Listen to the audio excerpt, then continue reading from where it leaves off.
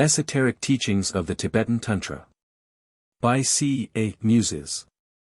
Part 1, 7 Initiation Rituals of the Tibetan Tantra. How do you find this book? Any thoughts about the book or the author? Any suggestion for improvement? Please take a moment to share your thoughts in a comment. If you like it, share it with your friends who might enjoy it as well. Subscribe to keep in touch. Visit CompleteAudiobooks.com for more quality content. Chapter 1. The Initiation Ritual of the Fierce Guru. From the Treasury of Consciousness, one of the heavenly Dharma, and among the profound teachings of the Whisper Succession, this is the initiation of the Fierce Guru, the most secret of the secret. The 4 inner teachings condensed in one initiation ritual. All the practice of the initiation of the Fierce Guru, Padmasambhava, can be summarized into 3 performances. The preparations for the initiation by the Guru. Instantaneously one's self becomes the Fierce Guru. Red in color, with 1 face and 2 arms. In his right hand, he holds a Vajra. And in his left, he holds a scorpion too. At the 5 parts of his body 3 stand the 5 deities in armor. Upon the crown of his head there is a Garuda bird, the king of all creatures. His right arm embraces the great Red Mother. And he sits on the cushion of the sun lotus, which is covered with the corpse of a demon. From the 3 places 4 of the Father and Mother Buddha shine forth infinite rays of light. After they have shone on all sentient beings and blessed them, they invite the Wisdom Buddha to come down from above. And all merge with him. Thus the Guru attains the initiation. O Atsaiga Nitsi Namobhagawati 5hoh Pi. The front arising Buddha, so named because arising through the power of the ritual vase in front of the candidate, the Fierce Guru, red in color, has 1 face and 2 arms. In his right hand is the Vajra, in his left the scorpion. All the wrathful adornments are complete on him. At the 5 places are fixed 5 skull rosary holders of the Fierce Buddha 6. And in his heart center stand the 5 gods with armor bright. On the top of his head stands a Garuda bird, the king of all creatures. In his arms, he holds the Red Mother. He is the only director of the 4 inheritances 7, the wrathful one.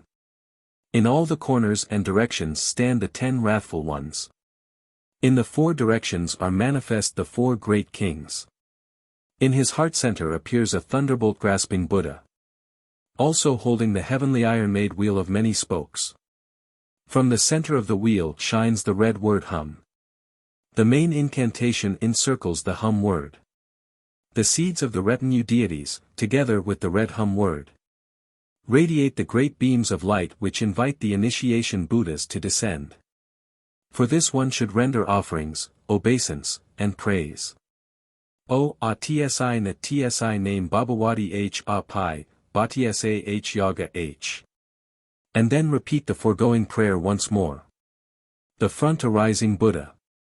A gap in the manuscript here. All the grace and blessing of the Buddhas are embodied in the front vase, which helps concentrate the power of the Torma as a Leyden jar type of receptacle. O H Atsi Guni Guna Emobhagawati H Pi. O H Pi. The Torma instantaneously becomes the Fierce Guru, with 3 faces and 6 arms. The right face is white, the left blue. Beneath is the curved knife, the skull and blood. The Vajra and the scorpion are in the 2 lower arms. In his hands, he also holds the sword and the stick. His body glows red as the burning flame. The 6 ornaments adorn him. He stretches 1 foot and bends the other. The 2 feet are spread wide apart. The 5 lotus-born deities remain at the 5 places. His left arm hugs the blue Mother Buddha. From her heart the seed word radiates beams of light, through which the Wisdom Buddha is invited to descend.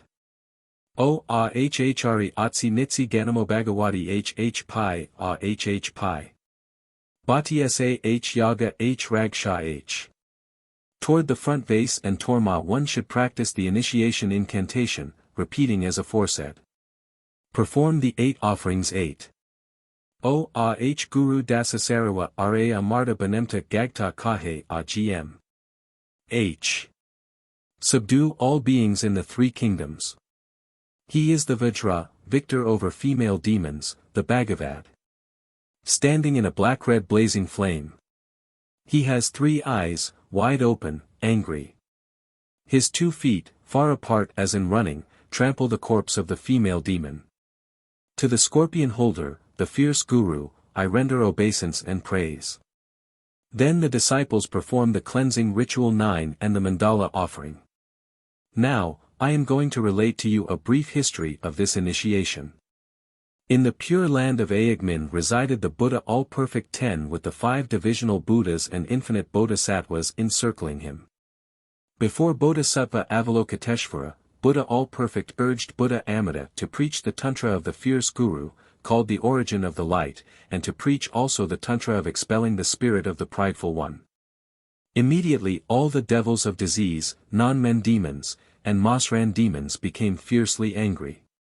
They raised the 8 divisional demonic forces as a sweeping storm. Thereupon Bodhisattva Avalokiteshvara went before the lotus-born Guru, Padmasambhava, and urged him, saying, "This is the time to subdue the 8 divisions of demons in this world. This is the time for you the fierce Guru to display your miracle powers." Thereupon the lotus-born transformed himself into the body of the fierce Guru. He cried, "Sri! This is the roaring voice of the great powerful one. I now conquer you, the 8 divisional demons. I.e. the demons of the 8 divisions of space." By his saying this all demons were conquered. After the subjugation, Samaya H. Pi. Thus the demons were commanded to observe the precepts. I am the combined body of all Buddhas, the wrathful one. Who else is more powerful than I? All the potentialities of the Tathagatas converge in me. I am the most powerful of the forceful ones. What I desire is the hearts of the 8 divisional demons. What I like to eat and drink is their flesh and blood. With fiery anger he wrenched out the hearts of all the 8 divisional demons, and crushed them on the plain. Afterward he revived them and said, "When hungry I am the being who eats the flesh of the male demons. When thirsty, I drink the blood of the she-demons. When active, I tear the double-sexed demons to pieces." After saying this, he ate all the hearts of the 8 divisional demons who had committed sinful deeds.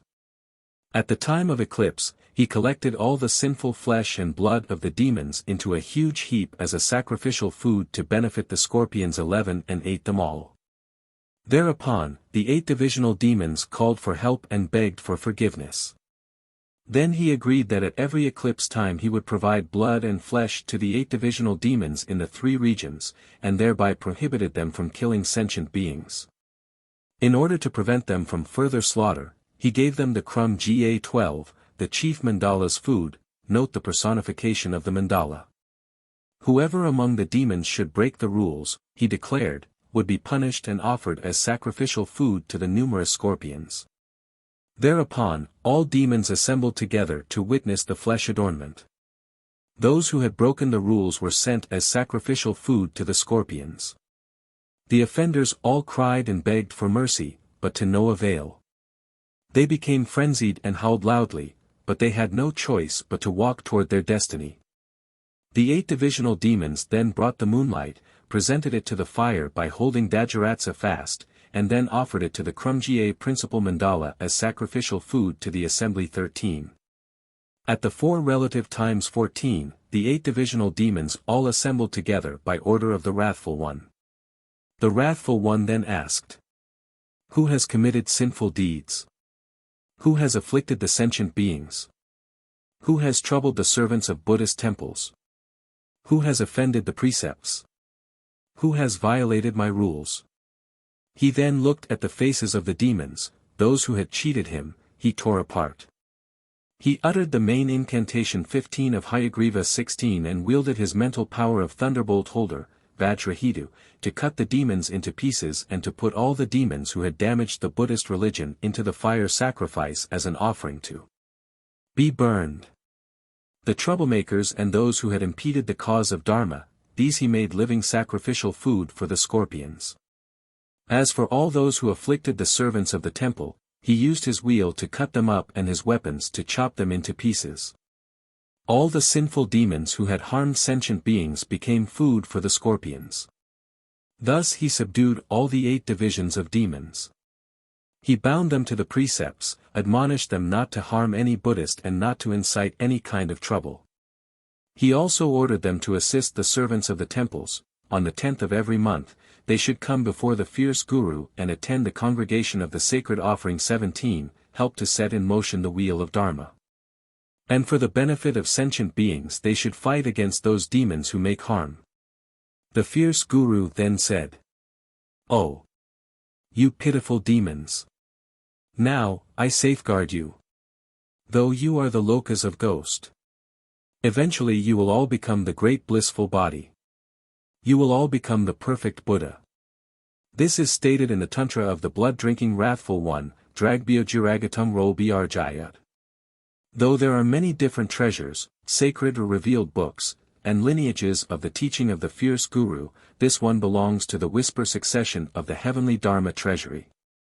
As said in the Sutra of the Fountain of the Noble Dharma, the bodhisattvas, the perfect bodhisattvas, are able to procure abundant hidden teachings from the walls, woods, caves, and from heaven's circles. Even at a time when Buddha is no longer in the world. The incarnation of Buddha, in the Tibetan youth, Mijayarardorje was a demon subduer. This was prophesied in many treasury dharmas. When he was 13 years old, in the black month of the foul year, he saw the fierce guru appear in the forest many times. The fierce guru himself conferred the Tantra instructions and practice, together with the various teachings necessary to the incarnation of Buddha. Therefore this teaching has the advantage of being a near succession 118 and of possessing an unusual benevolent power, grace. In comparison with other teachings, the teaching of the fierce guru is an easier and faster way to attain the siddhis, yogic accomplishments, and signs 19. As said in the Tantra of the Fierce Act, Dragbyo Pranglashir. This teaching is greater than others. The accomplishments and signs are also greater. If one practices this teaching for 7 days, no doubt he will attain both the common and superior accomplishments 20. If one recites 10,000 times the main incantation's inner narration, he will be immune from sickness. If one recites it only 100 times, he will subdue the ghost 21.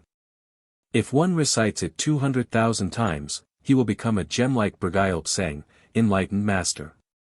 For those well-gifted ones, only 100 recitations will bring all the 8 kinds of demons to bow before them. They shall wear the war dress and subjugate all evils. They shall have faith and practice devotions continually. These various accomplishments are pledged as stated in the aforementioned Tantra. It is also stated in this same Tantra. One who practices this teaching shall attain both common and super accomplishments. He shall become a gem-like person as Padmasambhava.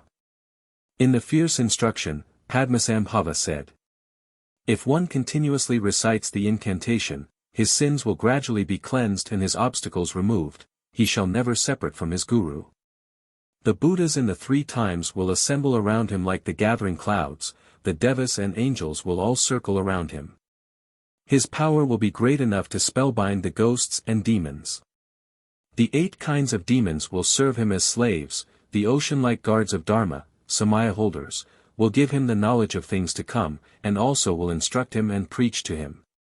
They will also tell him both the good and bad outcomes. All the ghosts and spirits will become his messengers. He can destroy his enemies and conquer hindrances if he wishes. With one thought he can subjugate heretics. His accomplishments are beyond measure and words. In the future life he will be born in the pure land of Urjiwenji, the pure land of Padmasambhava. The father and mother guru will protect him as their own son. The merits of this teaching are indeed inconceivable. As from all directions the clouds gather, the rain of accomplishments will fall upon him. Is there any teaching more profound than this? To subjugate the enemy, this is the sharpest. To annihilate obstacles, this is the quickest. It is the nearest way to accomplishments. The precepts are easier. The preparations for offering are simple, the power is great, and the merits are many. If one possesses this treasure, the devas and ghosts will offer him their lives and hearts. He will influence and charm people, his merits 22 will become great, prosperity and good omens always follow him, all his wishes will be granted, the signs of cities and performance 23 will come fast. His power will be as great as Heruga's 24, great enough to subdue the male and female spirits. The accomplishment is easier and the incantation more effective. There is no question about the profoundness of this teaching. Even those evil-possessed monks who practice this teaching will overcome themselves and attain the accomplishment of Mahamudra 25. Such a profound teaching one can hardly find anywhere else. If you do not believe what I say, you may look for yourself. Hard it is to find an easy yet powerful teaching like this. Hard it is to find an immaculate teaching like this. Hard it is to find a teaching without a defect. One which can bestow the transcendental accomplishments and bring forth the great powers. This teaching is the treasury of both the mundane and transcendental accomplishments. It is a teaching for those easygoing, leisure-pursuing seekers who are lovers of pleasure.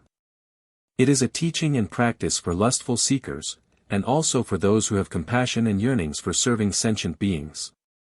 For those who want to practice Dharma as well as for those who want power. It is a helpful teaching for lustful and fame-desiring monks to practice, it is also a teaching for faithful and sincere disciples, for congregation attendants. For unrestrained and passionate yogis to practice, a helpful teaching for credulous and enemy-despising yogis to practice, and also for those people you should consider as brothers in Dharma, the protectors of the treasury. Yet you should spread this teaching with great caution. It should be kept secret from both sinful and damned 26 persons, from sophisticated and foul-mouthed persons. This teaching should not be given to skeptical and defamatory persons. It should not be bestowed upon heretical and insincere persons. It should not be given to the thief of Dharma or to those disciples who do not observe the precepts. Keeping this sacred teaching from such persons is a rule you should observe.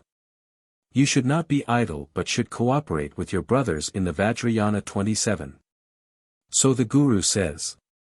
Now, to obtain this profound and solemn initiation, you disciples should follow me in reciting the following prayers 3 times. I concentrate my mind and sincerely pray to the 3 pillars 28 and all Buddhas. I pray to the fierce Guru with his retinues. I pray that you grant me the profound initiation. Now follow me in reciting the Taken Refuge prayer together with the vows of Bodhisattva in front of the fierce Guru and all Buddhas. I take refuge in the 3 precious ones. I confess all my sins and evil deeds. I offer my sympathetic joy for all virtues of sentient beings. I pray the Buddhas and Bodhisattvas to protect me and remember me. From now until the day of my attainment of Buddhahood. I submit myself completely to the care of the Buddhas and Bodhisattvas. For the sake of benefiting self and others. I now take the vow of Bodhisattva. As a servant I render my service to all sentient beings. For the good of all beings I hope the day of enlightenment will come soon. Recite this prayer 3 times and use the holy grass of the vase to bless the disciples. Now you should visualize the wisdom Buddha and follow my instruction. Instantaneously the disciples all become the fierce Guru. 3 faces, 6 arms, the right face is white, the left blue. The first 2 arms hold the curved knife and the human skull full of blood. Below them, the second pair of arms hold the Vajra and the scorpion. The last 2 arms hold the sword and the rod. His body is red in color, burning like fire. Adorned with all the fierce elements he stands. 1 foot stretching, the other curved. In the beyond measure palace on his head sits a white Padmasambhava with 1 face, and 2 hands holding the iron shackles. Also adorned with various silk ornaments. In the center of the golden circle in the throat sits a red Padmasambhava with 1 face, and 2 hands holding the iron chain. In the center of the weapon circle in the heart sits a purple-brown Padmasambhava with 1 face, and 2 hands holding a wheel, with adornments over his body.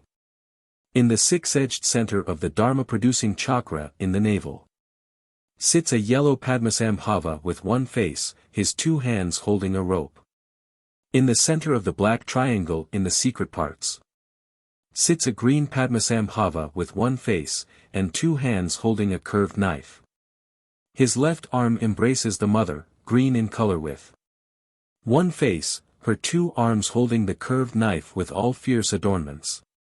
From her heart the seed word, Sri, radiates a great light.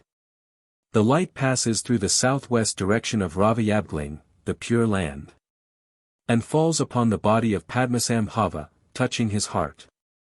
Instantaneously, from the heart of Padmasambhava springs a fierce guru, with myriads of outer, inner, secret, and most secret Buddhas 29 around him.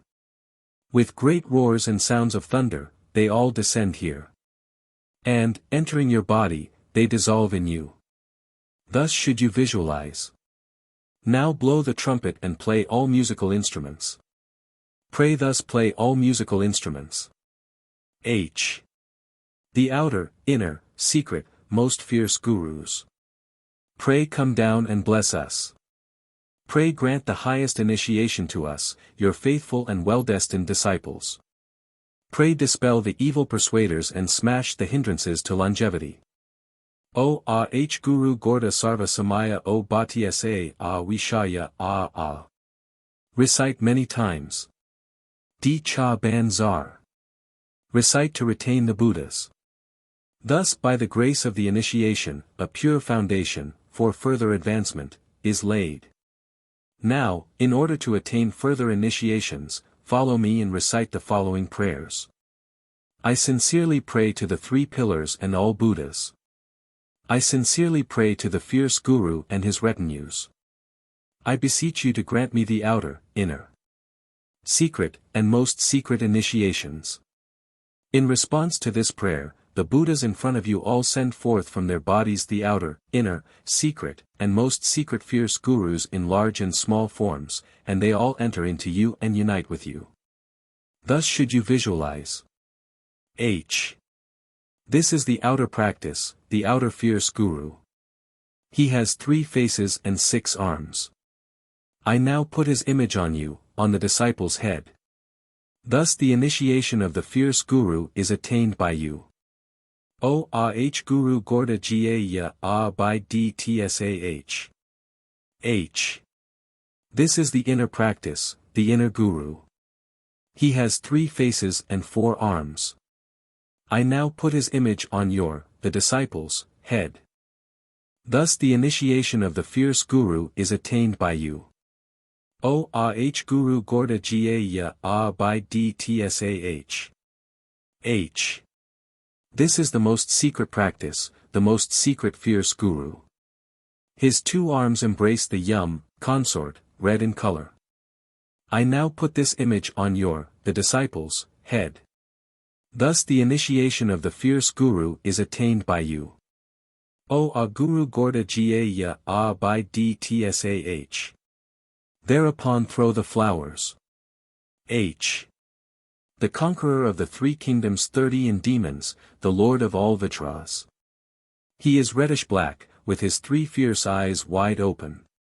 He tramples upon the body of a demon with his 2 feet. May the fierce Guru and all Buddhas grant us the blessing. After attaining the outer, inner, secret, and most secret initiations, the 4 lower tantric initiations, one should ask for the initiation of vase. The disciples are to recite the following prayers. I pray the 3 pillars and all deities. I pray the fierce Guru and his retinues. With sincerity and great yearning. I beg you to grant me the initiation of vase. The initiating Guru holds the vase in his hand. This vase, in its outer symbolic aspect, is made of invaluable gems. In its inner aspect it symbolizes the beyond measure palace made of Nam Hokags 31, it is infinitely spacious. In this beyond measure palace sit numerous outer, inner, secret, and most secret fierce Buddhas. From their bodies flow out the streams of nectar which enter your body through the divine gate of the head. The Great Bliss Wheel, chakra, of the head, the Dharma Wheel of the heart, the Transformation Wheel of the navel, related respectively to the Sambhogakaya, Dharmakaya, and Nirmanakaya, higher bodies of the Buddha state. And all parts of the body from the crown of the head down to the soles of the feet are full of the blessing nectar. You should regard it thus, as the initiating guru holding the ritual vase speaks. H. This is the Namakags made in the beyond measure palace, where the fierce guru abides. I now enact this for you, and place them, these streams of nectar, on your head. The initiation of the fierce guru is thus given to you. O a Guru Gorda Cuba Abi Ditsa H. O. By the force of this initiation, your 4 hindrances 32 are cleared and 4 initiations obtained. You also have attained the capability of practicing the 4 paths, the capacity of realizing the 4 bodies 33. The nectar continues to flow and enter your body, until the nectar is so overflowing that it gushes out of your head and becomes an image of Buddha Amida, which remains on the top of your head as an adornment. Sprinkle the holy water over the disciples, and throw the flowers. H. The Lord who conquers the 3 kingdoms. He is reddish-black. He tramps upon the body of a demon. May the fierce Guru and all Buddhas grant us the blessing. Recite the prayer of benediction as before. Now follow me in reciting the prayers for the initiation of symbols. The Guru holds the thunderbolt in his hand. This is the 9-spoked thunderbolt of the fierce Guru, made of Namakags, and with the Buddhas on its prongs. H. Gu Rum Gu Phi. This thunderbolt has 9 perfections, the fire of wisdom burns within it. By obtaining the initiation of this Vajra, the 84,000 klesas will all be destroyed. No one will be able to harm you if you attain this initiation. You will achieve the stability of meditation. You shall therefore contemplate the Vajra principle, the transcendental wisdom of the voidness. H. This is the symbol of the hand of the fierce Guru. The Namakags made thunderbolt. I now place it on your head. Thus, you are given the initiation of the fierce Guru. O A H Guru Gorda Bhati Sa A by Ditsa H. Thereupon the Guru holds the sword. Now, I shall grant you the initiation of the symbol of the wisdom, sword 34 of the fierce Guru. This wisdom sword can cut the inner clinging of ego and also cut off the gates of samsara. You should therefore be granted the initiation of the wisdom sword. H. This is the hand symbol of the fierce Guru, the blazing sword of wisdom. I now place it on your head. Thus, to you is given the initiation of the fierce Guru. O a Guru Gorda Dani Abi Ditsa H. Thereupon, the Guru holds the curved knife. Now another hand symbol of the fierce Guru, the Namakags made curved knife. This, the wild thunderbolt, symbolizes the 5 wisdoms 35 of Buddha. It has a 5-ribbed thunderbolt handle. Because the nature of being is away from playwords 36, the center part of the knife is broad, to elucidate the soul oneness, of the absolute truth, it has 1 sharp blade. By merely attaining the initiation of this symbol, one is able to realize the nature of being which is away from playwords, thus he attains the 5 wisdoms of Buddha and is able to annihilate the 84,000 klesas. Thus should you think. H. This is the hand symbol of the fierce Guru. The thunderbolt curved knife. I now place it on your head. Thus, to you is given the initiation of the fierce Guru. O Guru Gorda Gita Abi Ditsa H. Thereupon the Guru holds the scorpion, usually only a picture, in his hand. Now, another hand symbol of the fierce Guru, the transformed Namakags made scorpion. It has 9 heads, 9 mouths, 9 eyes, 9 stings. The right sting touches the top of the universe, the left one touches the bottom of the earth. The body flames with the fire of hell. By merely touching the scorpion to your head, all the sins, obstacles, mishaps, and demon enemies of your body, mouth, and mind are all hungrily swallowed by this scorpion. From now on, all the demons and enemies who attempt to afflict you will only re-afflict themselves. They will all be subdued by you. Thus should you think. H. This is the hand symbol of the fierce guru. The heaven-made scorpion with 9 heads. I now place it on your head. Thus to you is given the initiation of the fierce guru. O Guru Gorda Racha A by Ditsa H. Thereupon the guru holds the human skull in his hand. This is another symbol of the fierce guru, the wisdom Jabla, human skull, with the adorned metal cover, adornment, on it. This skull is filled with the cardinal heart blood of the just slaughtered 4 demons. By attaining this initiation of skull, you will be able to realize the truth of the wisdom of non-existence. The 5 poisons 37 will naturally be dissolved into the universal essence, Dharmadhatu, the blood ocean of Sasara will thus be dried up. You should now think of these merits. H. This is the hand symbol of the fierce guru. The heaven-made human skull. I now pray to the fierce guru and his retinues and all deities. With my deepest sincerity and concentration I pray thee, grant me now the inner initiation. Moved by your sincere prayers, the father and mother fierce guru bring forth a sound of agreement, by which all the Buddhas and the 3 pillars are invited to descend here. They all enter into your mouth and become the nectar-like Bodhi heart 38, absorbed in you. By embracing this Jabla, skull, and touching it with your head you cause the nectar to flow out from it. The stream of nectar enters into your body from the divine head, opening 39 until the nectar fills every part of your body. By the power of this nectar, a burning like blissful feeling and warmth is generated within you. Thus the initiation of wisdom 40 is attained by you. You should meditate on this teaching. Thus you will attain also the precious initiation of longevity. Thereupon, the guru holds the nectar, in the skull, in his hand. H. This is the non-outflow 41 nectar. I now place it on your head. Thus the initiation of the fierce guru is given to you. Hoping that with little effort you will attain the 3 bodies of Buddha. O A Guru Gorda Amar Dagaya Waga Tsi Sarva Abhi Ditsa H. Throw the flowers. H. The Lord who conquers the 3 kingdoms. He is reddish-black. He tramps upon the body of a demon. May the fierce guru and all Buddhas grant us the blessing. Recite the prayer of benediction as before. Now, although the main section of the initiation is completed, a Torma initiation still is to be given. Because it is said that if the initiation of the Torma is not received, there will be delay and difficulties in attaining the mundane, or lesser, cities. Though you have attained the main initiation, however, if you do not have the initiation of the Torma, the mundane accomplishment will be delayed, therefore we should perform the initiation of the Torma. This Torma is identical with the fierce guru and all outer, inner, and secret Buddhas. They all assemble here like the gathering storms, with great power and roaring sounds. By dint of my sincere prayer they all vaporize, melt into light, and enter into the body through the divine head opening. The fierce guru's body, mouth, and mind become one with yours. In this mood, you should repose your mind in a non-active and relaxed state. This is the essence of the teaching of Mahamudra.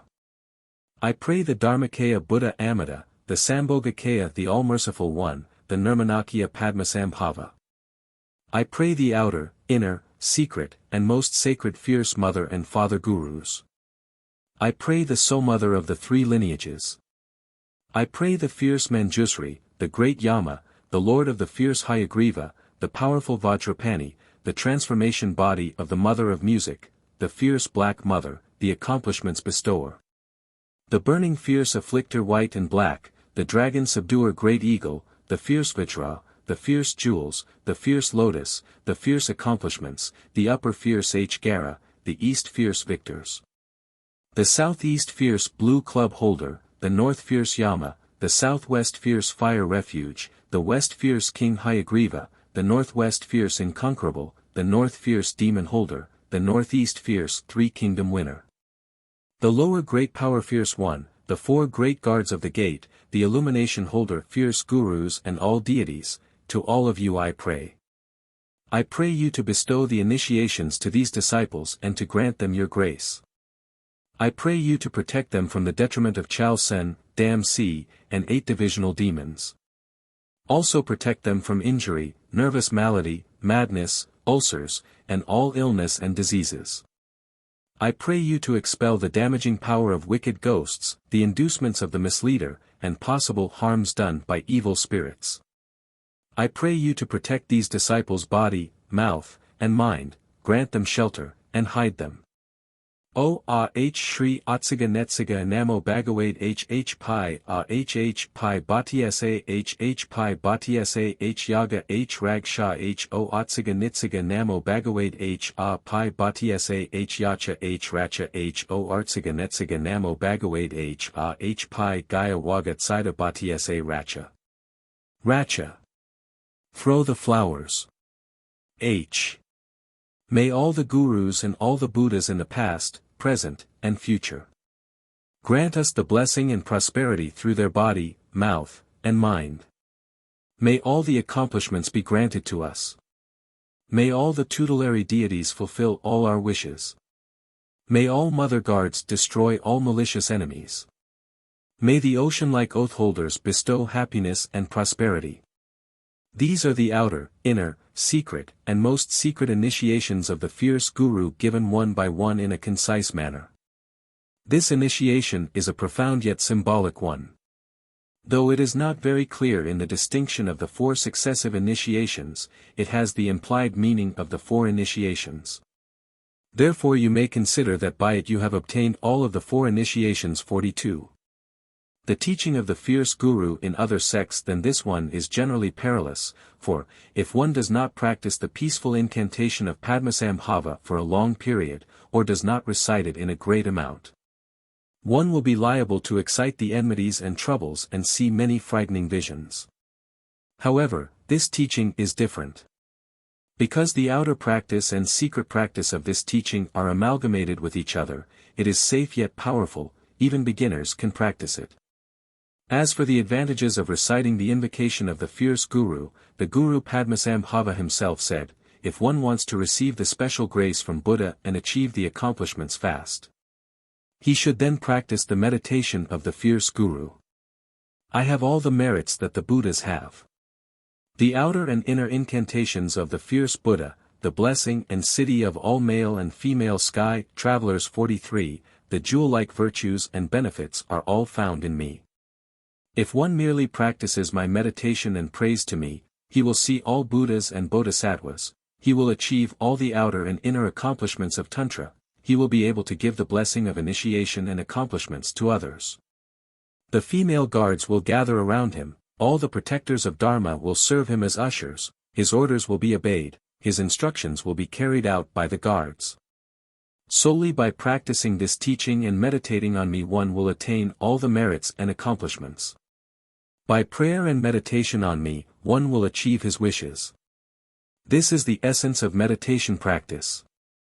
This is the teaching of the fierce guru. It is blessed by all the Buddhas. And blessed by all outer and inner deities of mandalas. It is the concentration of the powers of all Buddhas. If one recites the incantation 100 times, he will be cleared of the evil sins and hindrances. If one recites the incantation 1,000 times, he will be delivered from the outer and inner obstacles. If one recites the incantation 10,000 times, he will dominate the 8 divisional demons. If one recites the incantation 100,000 times, he will attain the transcendental accomplishment. By merely hearing the name of the fierce guru and thinking of it, he will be protected from the evil spirits. You should recite the incantation and practice this meditation. Now follow me in reciting the following prayer. Whatever the admonishments our Master has given to us, we will follow and obey and practice. From this moment on, please, always remember us. I offer you my whole being and all my possessions. Pray have pity on me and consider me as your disciple. Pray be my shelter and refuge at all times. At the ending of this initiation ceremony, the disciples should offer the mandala, and say, Samaya cha cha cha chawa gadaya. The foregoing initiation practice was given by the Incarnation Lama, Mirjaya Ardor-Je, the immutable Vajra. When he was 13 years old, on the 10th day of the black month of the foul year, he actually appeared, before the eyes of the people, as the fierce Guru Padmasambhava himself, with all adornments and dressings. The outer, inner, secret, and most secret initiations are usually to be given separately and practiced separately. However, it is said, in some special occasion the Guru may put all 4 initiations into a condensed one. This teaching is revealed from the Treasury after a well-prepared sacrificial ceremony.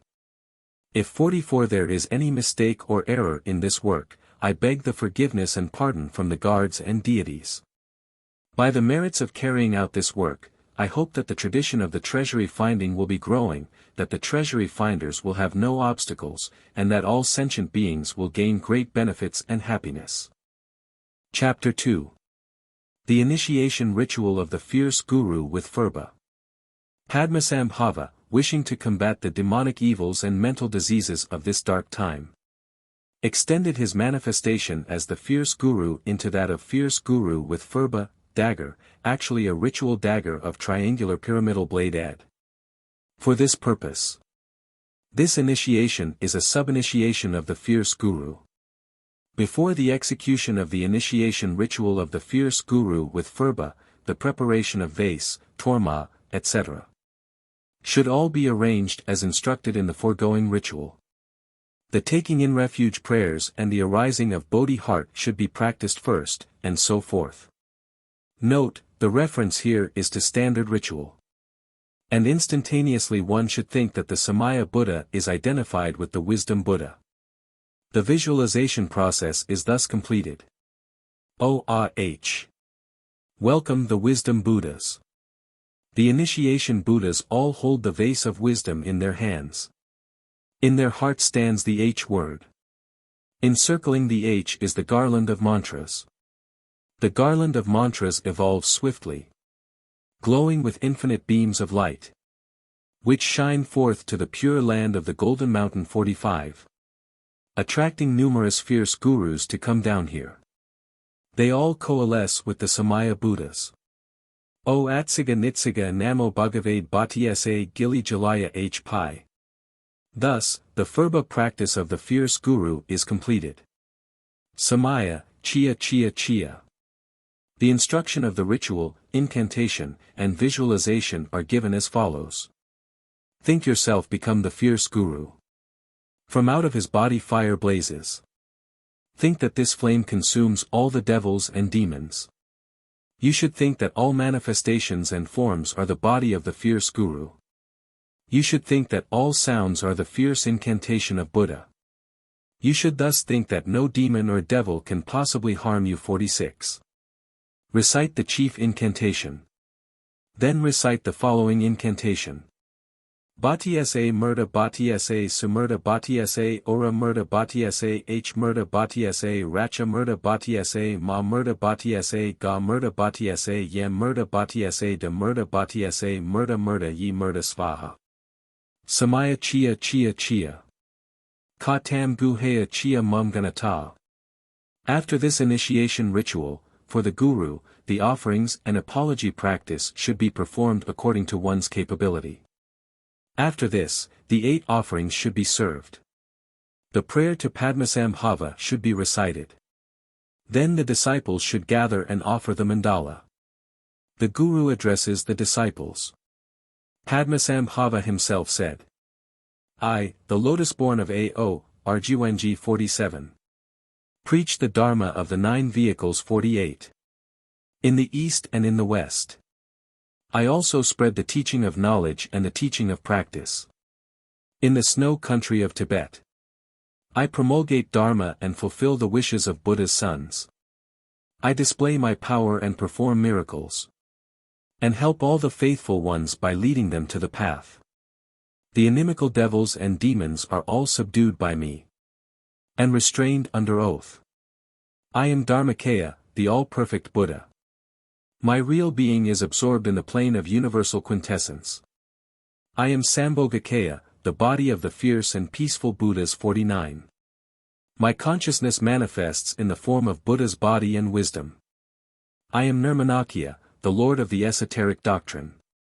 I am the treasury of tantras and instructions. Guru Garuda Rje and Manjusri. Nagarjuna and the H practicer Subhava. Bemala Medra and Dharna, the Rambu Guha Shandava. The secret Buddha Goamati.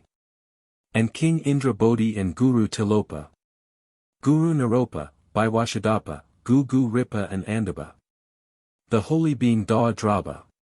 Madi Tsidar Dava Zun and Gub Dha. All these gurus are not different beings. They are actually one being. I, Padmasambhava, am also identical with them. I am the one who has all perfections. I am omnipresent and absorbed in all. One may visualize me either as the peaceful Buddha or the fierce Buddha. Whatsoever the forms, ornaments, and holdings of the Yidam 50, it makes no difference. One may visualize me whatever the form he choose and attain enlightenment like mine. Do not be confused that sometimes I manifest many faces and arms. And sometimes I manifest few.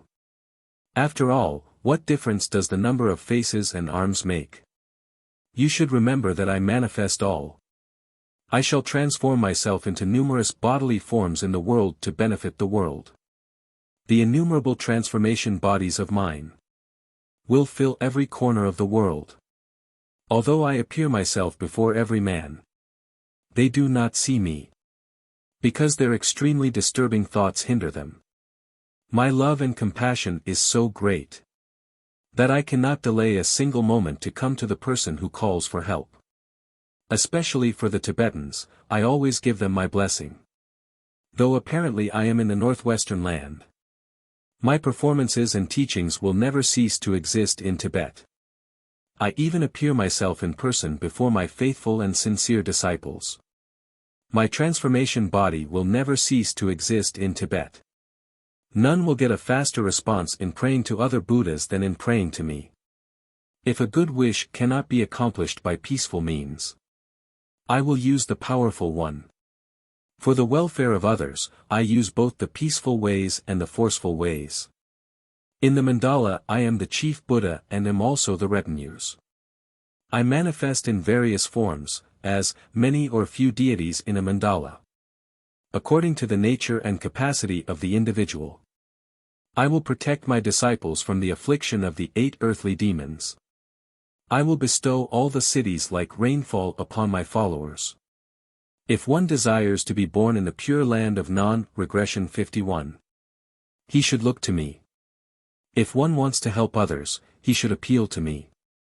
If one wants longevity and prosperity, he should pray to me. For the afflicted ones, I also destroy demons, hindrances, sins, and illness. If one wants power, I grant that to him. If one wills to conquer the proud enemy, I will fulfill his wishes. I give the cities of the 4 performances. The desirable lotus of wish granting also comes from me. I am the one who fulfills all wishes without delay. With my body, speech, mind, merits, and performances, I send forth numerous transformation bodies and sub-transformation bodies. I am the shelter, the refuge, the protector, and wish-granter of all beings. I am the one who cures all illness, klesas, and sufferings. In the dangerous state of Bardo, when one beholds the frightful scenes, and hears the terrible voices, I shall be his savior and protect him from fear. I am the one who creates the essence of Buddha's pure land. I am the Lord of the Lotus, the Yidam of all devas. I elucidate the pith meaning of the radiant Dharmakaya.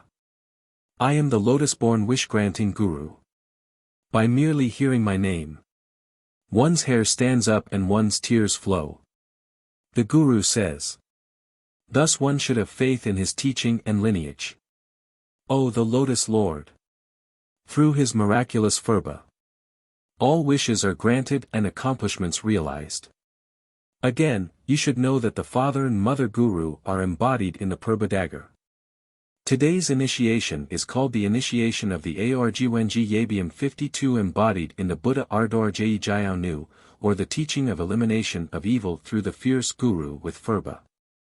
Says Padmasambhava's prophecy.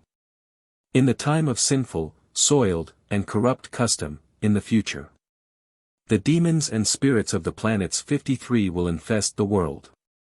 At that time, the demon king Pihar will be very powerful and dominant, his teachings will spread afar. Thus he said.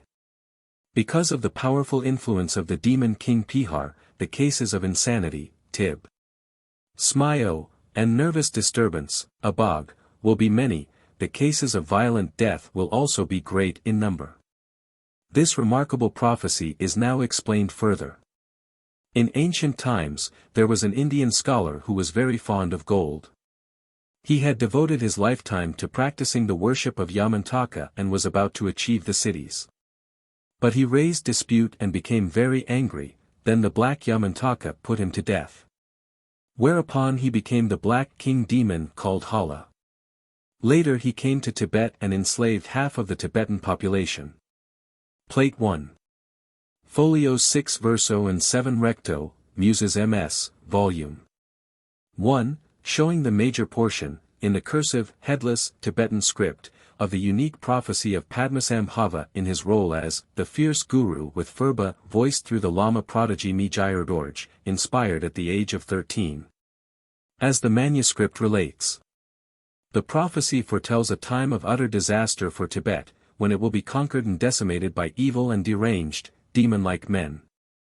Maji Labdran 54, the greatest woman philosopher of Tibet, in her previous life was the Indian scholar Rinchen who subdued and converted many heretic philosophers of India. Among them there was a scholar who became very angry and revengeful after his defeat in debating with Rinchen. He then made a malignant vow and immediately flew away to a cave and died by committing suicide. By the power of his malignant vow and hate, joined to all other evil, he became a plague-spreading gnome, the one who appeared in the form of Lifan Vow Destroyer. He appeared both in the east and in the west. He spread all kinds of disease and made people insane and mentally disturbed. Furthermore, the king demon Pihar then gathered all the breath of the oath breakers 55 and made them his retinues, filling many countries like husk scattered by the wind pervading a whole valley. This was prophesied, also by Padmasambhava. At that time half of the populations, of all nations, will become insane, most of the people will cut short their own lives by themselves, suicide, and at that time China will become a dark land. Powerful men and wealth will follow the steps of the evil spirits and their three cousins 56, all Tibet will be broken into small pieces. At that time, here in the snow country, the life and breath of the lamas, the officials, the teachers, the kings, the high officers, and those who follow the Buddhist teachings will be taken away, and persecuted. All the good teachers and virtuous persons will be cut in the middle by the evil demons. People will suffer excessively. 57. Thinking of benefiting the world, later on, at this miserable time, on the evening of the 5th lunar day, a significant date, in the year of Rooster, the fierce guru with Phurba himself, red and with one face, appeared before the living Buddha. Mijayardorje, when he was 13 years old, and imparted to him this initiation and teaching. Therefore this teaching is a very near one, to the original source, and has great power and blessing. If one attains this initiation and practices it many times, he may certainly cure the illness of life, prana 58 and the pain of fainting. To attain this initiation, you disciples should now follow me in reciting the following prayers. I pray the three pillars and all deities. I pray the fierce guru and his retinues. Considering my sincere prayer and earnest request, please grant me the initiation of the vase. I take refuge in the three precious ones. I confess all the sins and evil doings that I have committed. I shall view all the good deeds and merits of sentient beings with sympathetic joy. I pray that all the Buddhas and Bodhisattvas ceaselessly remember me in their minds. From now until the time of attaining the perfect Buddhahood, I take refuge in the Buddha, the Dharma, and the Sangha. For the benefit of self and others, I raise the incomparable heart for Bodhi. When this prime vow of the heart for Bodhi is made, I shall render my services to all sentient beings. I hope the day I attain Buddhahood will come soon. Recite this prayer not less than 3 times. Then the guru holds the human skull, filled with nectar, and addresses the disciple. You are born in a well-gifted lineage. I now impart to you the Vajra of wisdom and grant you the cities. Dayata Jaha H. Naya. The disciple drinks the nectar from the human skull, and thinks that he has drunk the nectar that can cure all poisonous disease and bring all prosperity and auspiciousness. The Guru says, "This is the water of hell for you. If you break your oath or violate the precepts, it will become a great fire and burn you to ashes. If you observe the precepts and keep your oath, it will bring you all cities and accomplishments." Samaya Gahi Hasa H. Now, follow me in reciting this prayer. O Guru, you are the embodiment of all Buddhas. In you, I take refuge. In you I find shelter. In the endless and miserable Samsara ocean, I look forward to you, to ferry me to the safe shore. Ha ha ha ha ha ha ha. HHHH. Now, you disciples should think that nothing anymore exists. There is only a vast void. Suddenly from this great voidness you become the fierce guru with Phurba, 4 faces all looking in one direction, for this is the manner of conquering and subduing all devils and demons. His first hand holds the thunderbolt with knife, the other hand holds the scorpion. The lower hand holds the symbolic staff, Kadramga, and at the lower part of his body stands the powerful Phurba with grooves, the weapon that kills the evils, agonizing and tormenting them. O-Ah-H. From the 3 places, the 3 words radiate beams of light to the golden pure land in the northwestern direction, and enter the heart of Guru Padmasambhava, who sits on the summit of the hill in the pure land. Instantaneously, with great vibration and thundering sound, the fierce Guru with Phurba descends here. He enters into your body and mind and unites with you. Play all musical instruments. H. O fierce Guru with Phurba, and thy holy retinues. I pray you to come here and bless me. I pray you to protect me from the dangers and obstacles of my life. In addition to the basic incantation add, Bhati Sa A Wei Shaya A A. Recite it several times. The Guru then puts the Ardor Je on the head of the disciple and says, Di Char Bhati Sa. Thus the initiation of vases is given. H. This is the heaven made 59 Phurba. The powerful and inconceivable one. This is the illumination of the fierce Guru. I now place it on your head. Bhati Sa A Bhayitsa H. The Guru then holds the sword in his hand and says, H. This is the blazing sword of the fierce Guru. I now place it on your head. And wish you to obtain the superb initiation of the fierce Guru. Then recite the main incantation, not given here ed, up to, the words, Daikabi. The Guru then holds the scorpion, usually a picture or image, and says, This is the 9-headed scorpion of the fierce Guru. I now place it on your head. And wish you to obtain the superb initiation of the fierce Guru.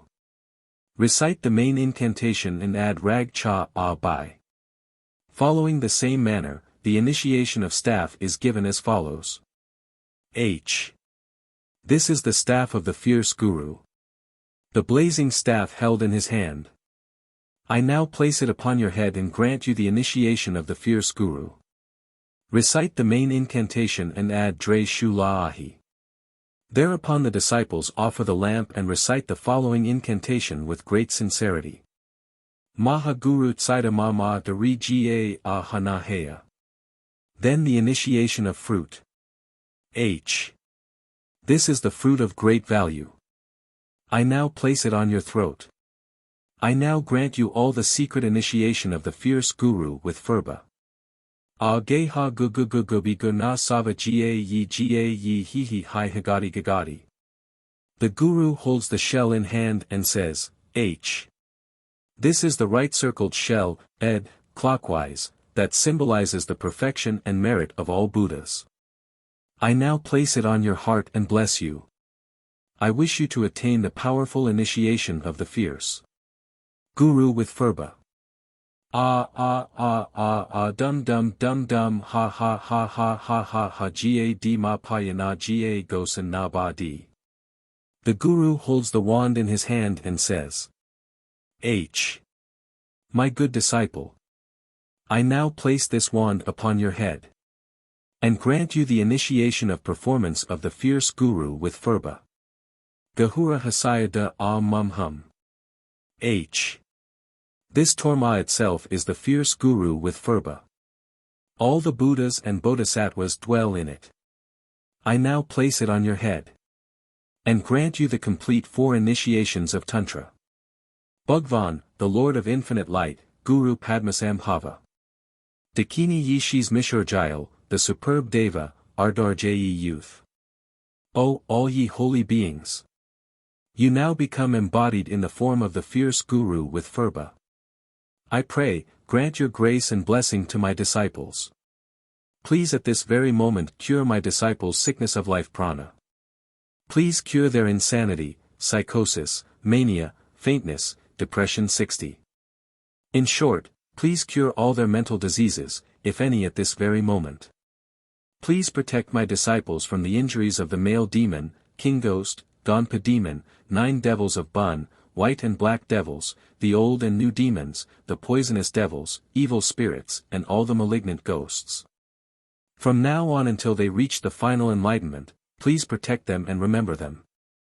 Manayandaya Ga Dimhu, Hasili Sayaselaj lay Saya Diataya H Haya, O H Otsi Netriga Namo Bhagavade Bhatiyasa Gi Li Gi Laya H Pi, Bhatiyasa Sa Nan, Bhatiyasa Ragcha Nan, Hamlan Nan, Baladana Nan, Guhaya Dila Nan, Bhatiyasa Da Di Nan. Dila Nan, Bhatiyasa Ha Jun Rag Cha, Cdu Su Nan, Ratsa A Mu Ga, Tsi Da B, Mam Sa B, Ra Da B, Gni Ra D B, Go Ri Tsa Na B, Ba Su Da B, Sida Jun, Sida Duab, Adi Labi Died Sava. Now you have obtained the initiation of the fierce Guru with Phurba. From now on you should always identify yourself with the fierce Guru, and think that you yourself are the fierce Guru inflamed with fire. No evil spirits can harm you. All the manifestations you should behold as the play of the fierce Guru. All the sounds you should hear as the fierce Guru's mantras. You should think that no evil spirits can harm you. In such a manner should you practice. Now follow me in reciting this incantation. Gadaga Samaya Ahrda Aai Hala Hala Saga Samaya Adi Wa Samaya Na Ra Ga Cha Sava. Then offer the mandala. This is a very strict, powerful, and dangerous initiation.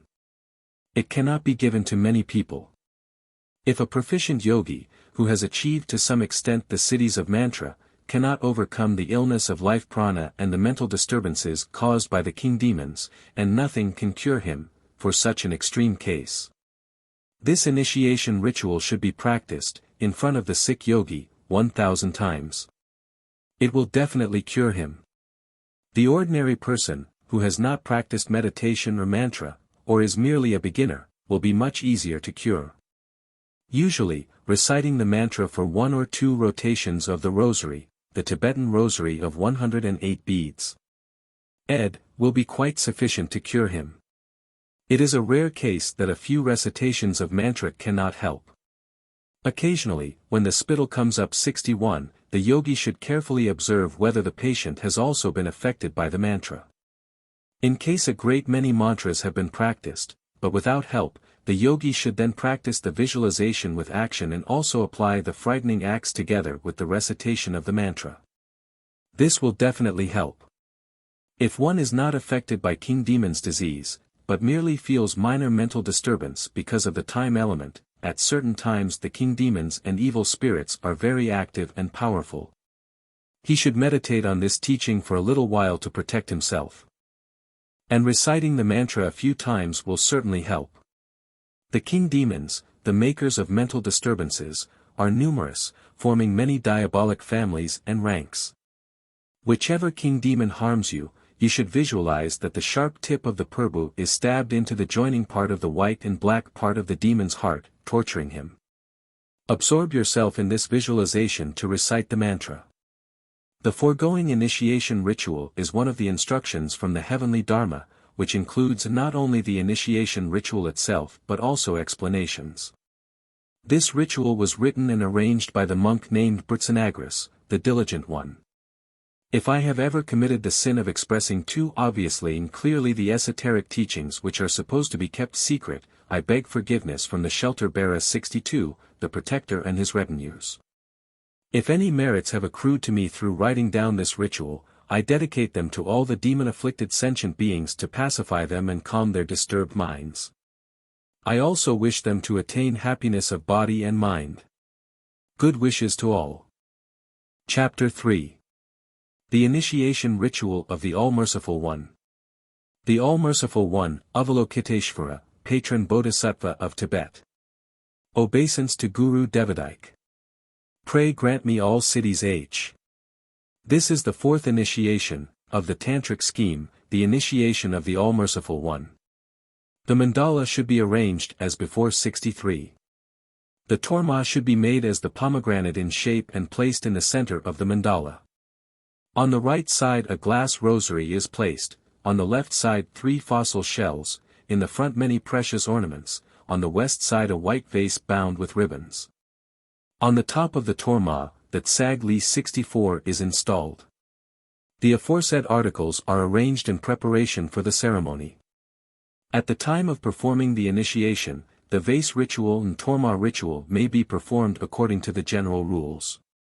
In the preparation practice for the initiation, the guru should meditate on the preceding once, visualize the self, front, and vase as all instantaneously united with the Wisdom 165, and recite the incantation not less than 100 times. If one wants to practice a more comprehensive and elaborate ceremony, he should perform the 3 purifications 66. One should visualize as follows. In front of me is the vase, Buddha 67, the All-Merciful One. He is white in color with 4 arms and 1 face. He folds his 2 palms together with his central arms. The 2 outer arms hold separately the lotus and the rosary. His 2 feet join together in the diamond sitting posture 68. All the precious ornaments adorn his body. Robed in magnificent clothes of silk. He sits solemnly on the cushion of the lotus moon. O Ma Ni Be Me H, the All-Merciful One is here. Sa Maya, Jia Jia Jia. Recite and visualize as follows. In the heart center of the vase Buddha before me, there is a white word, Sri standing straight on the moon disk and encircling the Sri clockwise are the 6 words. From these words emanate rays of light shining into the 10 directions. Among all the bodhisattvas, the rays of light choose the All-Merciful One and entreat him, with all Buddhas and bodhisattvas, to descend here. Because the All-Merciful One, Avalokiteshvara, is extremely compassionate. He is the special tutelary Buddha of Tibet. Practicing his meditation makes it easier to attain the grace of bliss. He is nearer to us than other Buddhas. Padmasambhava said, in the time of defilements, Avalokiteshvara is the most compassionate one. Especially to us, the Kampa 69, the 6 words of incantation are most beneficial and appropriate.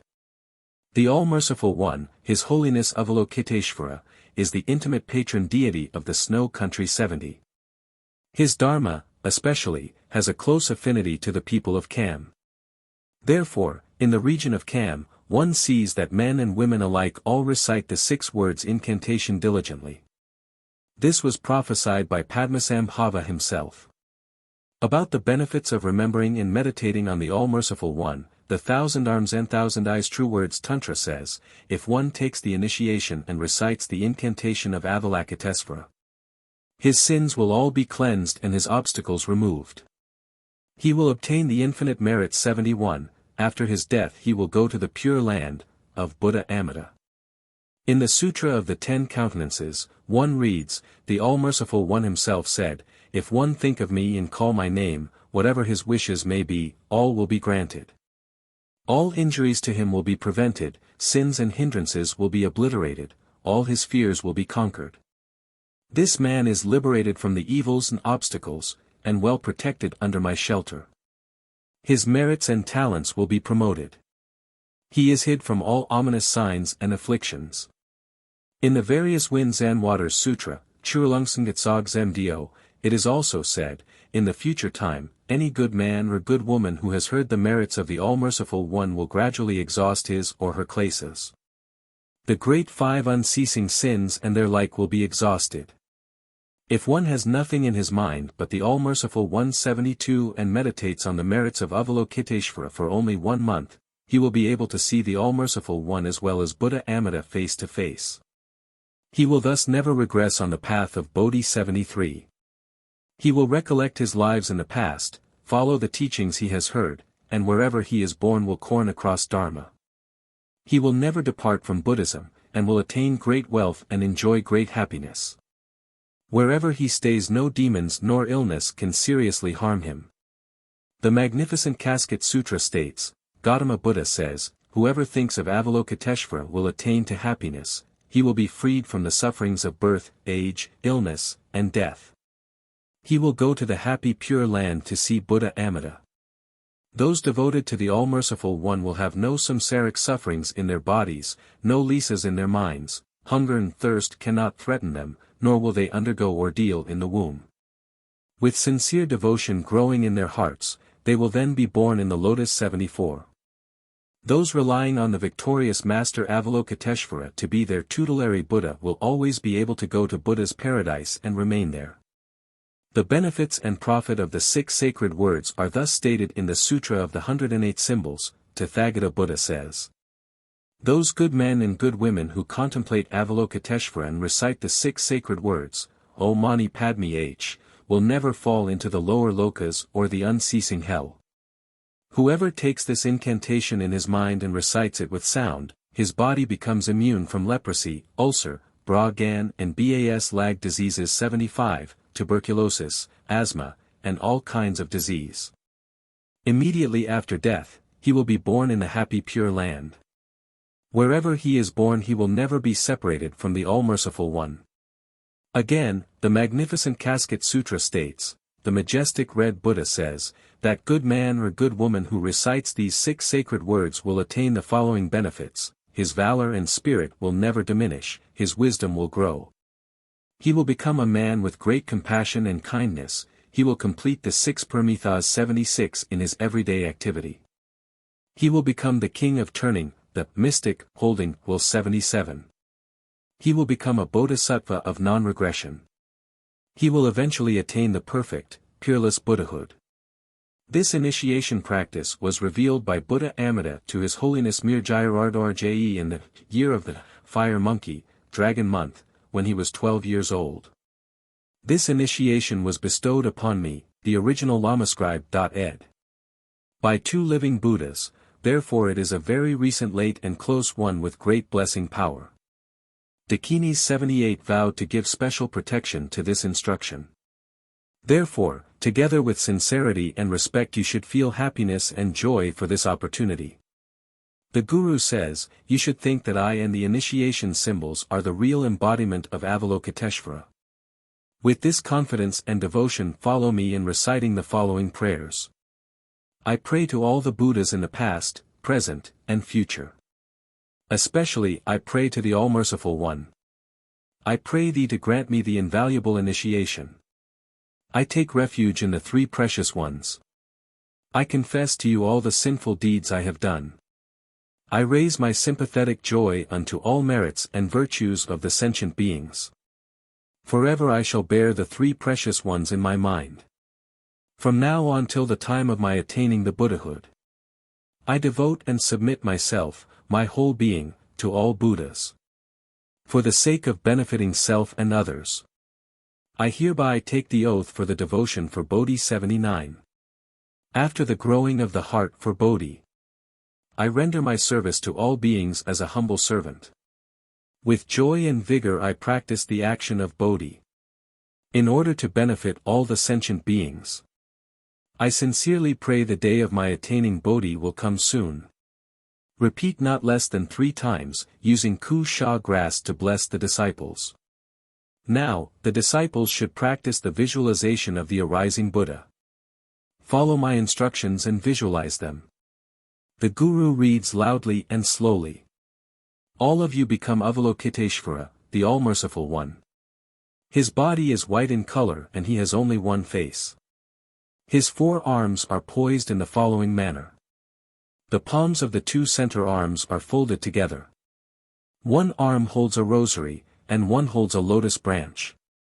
The 2 feet entwine in the diamond sitting posture. The rare ornaments adorn his body. Arrayed in silks, he sits solemnly on the cushion of the sun-moon lotus. In such manner you visualized the arising Buddha. Now you should meditate on the 3 places from which to draw the wave of grace and blessing. Visualize in your forehead a white O word standing straight. A red A word stands in the forepart of the throat. A blue H word stands in your heart. In the very center of your heart is a moon disk. Upon the white moon disk stands a white Sri word. The 6 sacred words circle the Sri word. Because of inviting the wisdom Buddha to come here. From the Sri word emanate infinite rays of light. These rays of light shine forth to the pure land of happiness. Also shining forth south toward the holy Patala 80. Thereby numerous forms of Avalokiteshvara, big as mountains, small as mustard seeds. With the 6 sacred words, and the white Sri word in their bodies. As snow falling, they all descend here. They enter your body like the rainfall and penetrate deep in you. Play all musical instruments. All chant in rhythm. H. I think of the All-Merciful One. Listen. The All-Merciful One and Buddhas rise up. From the great place of the south the Buddhas arise. With retinues and assemblies they descend here. Well dressed is the crown of the head. The precious ornaments are as glossy as sun rays. Accompanied with music and dance, you come here. Your grace and blessing are beyond human apprehension. Without any close-fistedness, you grant us the cities. From the great place full of wonder. With an unlimited compassion you come down here. I pray thee with my utmost sincerity and yearning. Grant me your grace and blessing. Pray thee, embrace me in your care under your boundless compassion. Pray look after me and bestow on me the cities. Come here, thou gracious one. Safeguard me, you compassionate one. Oh, Father Guru himself is the All-Merciful One. To whom I pray with one single thought, concentrated attention. May all the wishes of ours be granted. O H Sri Svaha. O Mani Padme H.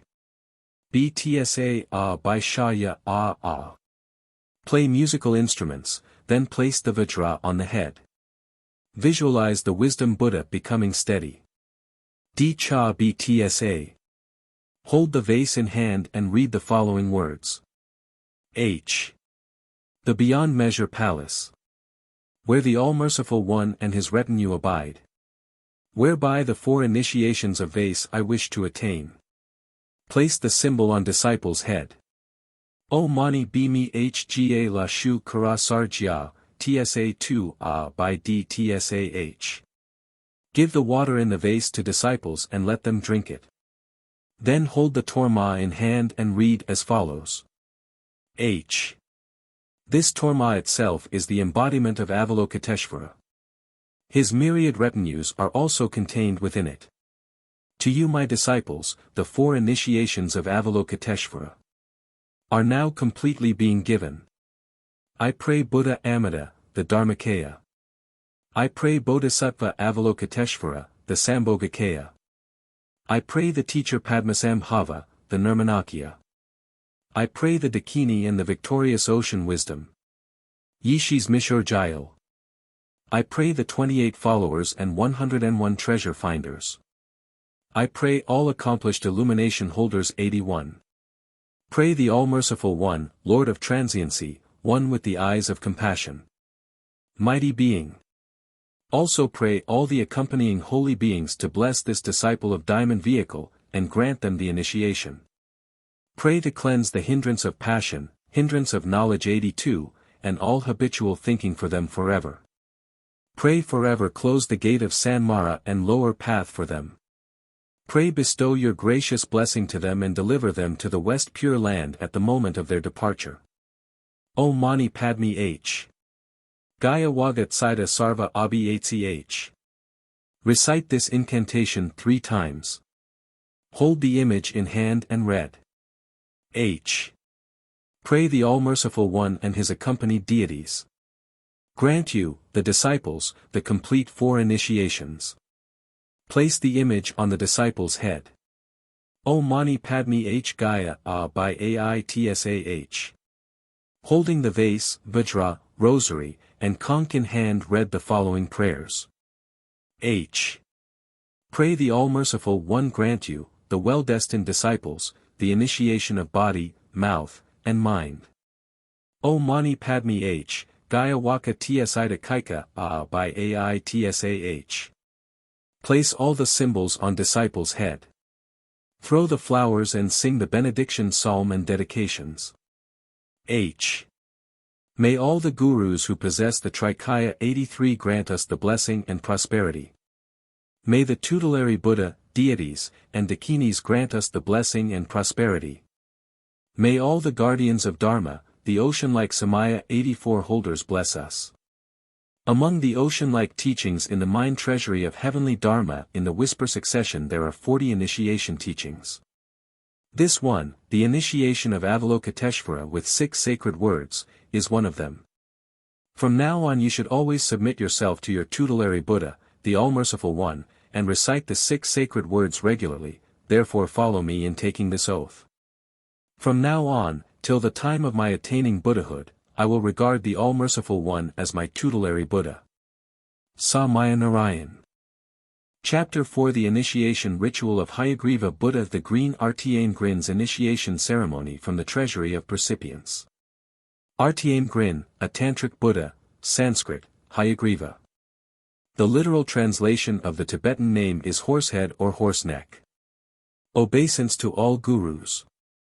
In obedience to the order of the guardians of Dharma, I relate these instructions of the initiation ritual of the Green Hayagriva from the Treasury of Percipience 85. On the top of the food vase 86 one should make a horse head of butter, and adorn it with a colored scarf and the proper jewel ornaments. If one wishes to make a separate symbol 87, he should prepare a separate figure of the horse head mounted upon the complete jewel-like body of Hayagriva. This figure should be placed on the torma of initiation. Besides this, the various offerings should be made and traditional prayers recited as customary in the usual rituals. As to the process of the perfecting device 88, one should practice the yoga of the bound and wisdom Buddhas 89, also meditate on the arising Buddha 90. Then practice the inner and outer prayers such as the 3 refuges. The Buddha, in the vase, the Buddha on the offerings torma, and we 3 become instantaneously Vajra, the horsehead, green in color, with 2 arms and all the adornments of the wrathful deity. One hand holds a human skull. Above the crowned head 91 of Hayagriva a horsehead appears. From the 3 places shine the 3 words, and the green Sri word standing on the sun disk with the rosary of invocation arranged from left to right, clockwise, encircling the main seed word, Sri. From all these words glorious rays of light shine forth in the 10 directions. Immediately an innumerable host of green Hayagrivas descend, like rainfall, from the pure land of all the Buddhas to this place, of ritual, entering my body and merging with me fully. They also enter into and merge with the symbolic Hayagriva in the front vase. By this the wisdom Buddha is assimilated with, the symbolic, Buddha, the preparation of the Guru for the initiation is completed. From the perfect Buddha's body flows forth a stream of nectar, filling the whole vase. O Hayagriva Hulu H Pi. This invocation would be recited not less than 100 times. Rajayam.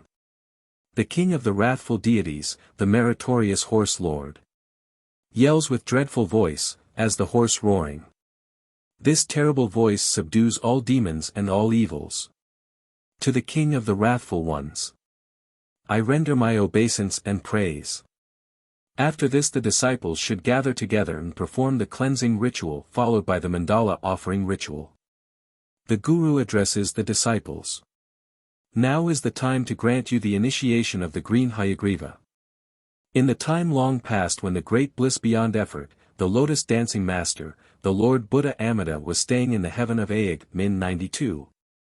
A vicious demon named Dregs Bayad Shog Sprul, prideful actor multitude conjurer, roamed the worlds of the cosmos, committing various evils and doing grievous harm to all sentient beings. Therefore the Lord conjured the mandala of the Green Hayagriva, and by this subjugated the demon. Whereupon the great mandala of Hayagriva was elaborated, the Tantra of Hayagriva preached. This caused the king of all demons great distress. In a furious mood, he raised his 5 burning poisons 93 and deranged the 3 kingdoms 94. He brought contagious diseases, famine, and war to the world. He destroyed the crops and showered various weapons of destruction upon the earth. At his instigation all the demons displayed dreadful forms, plagues raged, fields were scorched, and great floods covered the corners of the earth. Evil burned continually like furious fire. Both the path of virtue 95 and the paths of liberation 96 were cut, the minds of the people were oppressed, and all the sentient beings throughout the 6 lokas were thrown into immeasurable misery. Thereupon, the Bhagwan, Amida, from his heart center, sent forth the mandala of the wrathful Hayagriva, whereby the demon king was subjugated and bound to observe the precepts. By the end of the Kasyapa Buddha's 97 time in this Khopa, the demon king Matram Rutras afflicted all the sentient beings, killing them and eating their corpses. Whereupon the Bhagwan again sent forth the mandala of Hayagriva, transformed in blue, and plunged it into the chest of the demon, cutting him to pieces. After the extinction of the demon, his demon body became the abode of Hayagriva. Then he was bound by the precepts and became known as Mahagala, the guardian of Dharma. At that time, the Tantra of the manifestation of the superb horse was preached. Later on, the Nirmanakya Buddha, Gautama, preached the 700 stanzas of the enlightenment of Hayagriva. Because of the numerous lineages of gurus beginning with Hayagriva, preached in these sources, the well-known saying arose, the lineages of Hayagriva are as many as the horsehead's conjuration. For all the sects of the Red Cap school, a green Hayagriva in a form with 4 faces and 8 arms was introduced also, as stated in the Tantra of Sambuddha. This, now, is the history of Hayagriva quoted from the Treasury of Percipience. When the living Buddha 98 Mir Jayarardar-Je, immutable Vajra, was 11 years old. He captured entirely by intuition 13 volumes of the Treasury of Dharma from heavenly sources within 3 years. Afterward he also received this 1 volume of the Treasury of Percipience. Although there was an indication that he might have captured another 100 volumes from the Treasury of Earth, he did not receive any due to unfavorable influences. His external life was ill-omened. By the age of 17, he had completed his work on the Treasury of Percipience. In one of his books of initiation, this volume was found. As said in the Sutra of the Emerging of Pure Dharma, Chasyendag Parspjan Pahyamdo. There will come a few bodhisattvas of pure mind and heart who, merely through the observation of their own consciousness, will obtain the inner teachings and the principles of Dharma, the law or nature of reality. From them these inner teachings of Dharma will thence be imparted to the people. This is evidence that the tradition of the Dharma from Treasury finds support in the sutras. Furthermore, the Dharma from Treasury is deeper and more profound than the Dharma from Mouth 99, preaching. The Treasury from heaven is more profound than the Treasury from earth. Again, the Treasury of Percipience is more profound than the Treasury from heaven. The benefits to the devotee who practices the Yoga of Hayagriva were stated in the manifestation of the superb victorious wrathful great horse Tantra. To the superb initiation of the fierce Hayagriva.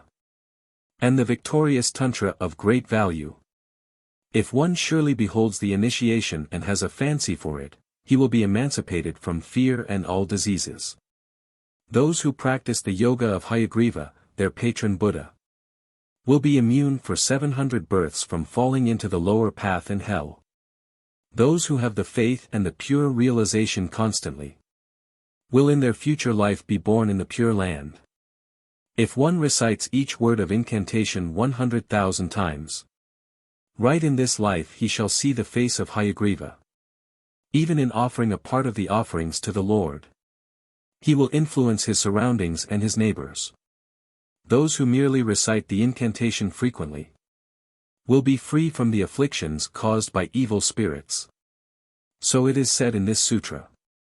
The Tantra of Proud Master Hayagriva states, those who practice the Yoga of Hayagriva will attain the common and the 8 superb accomplishments.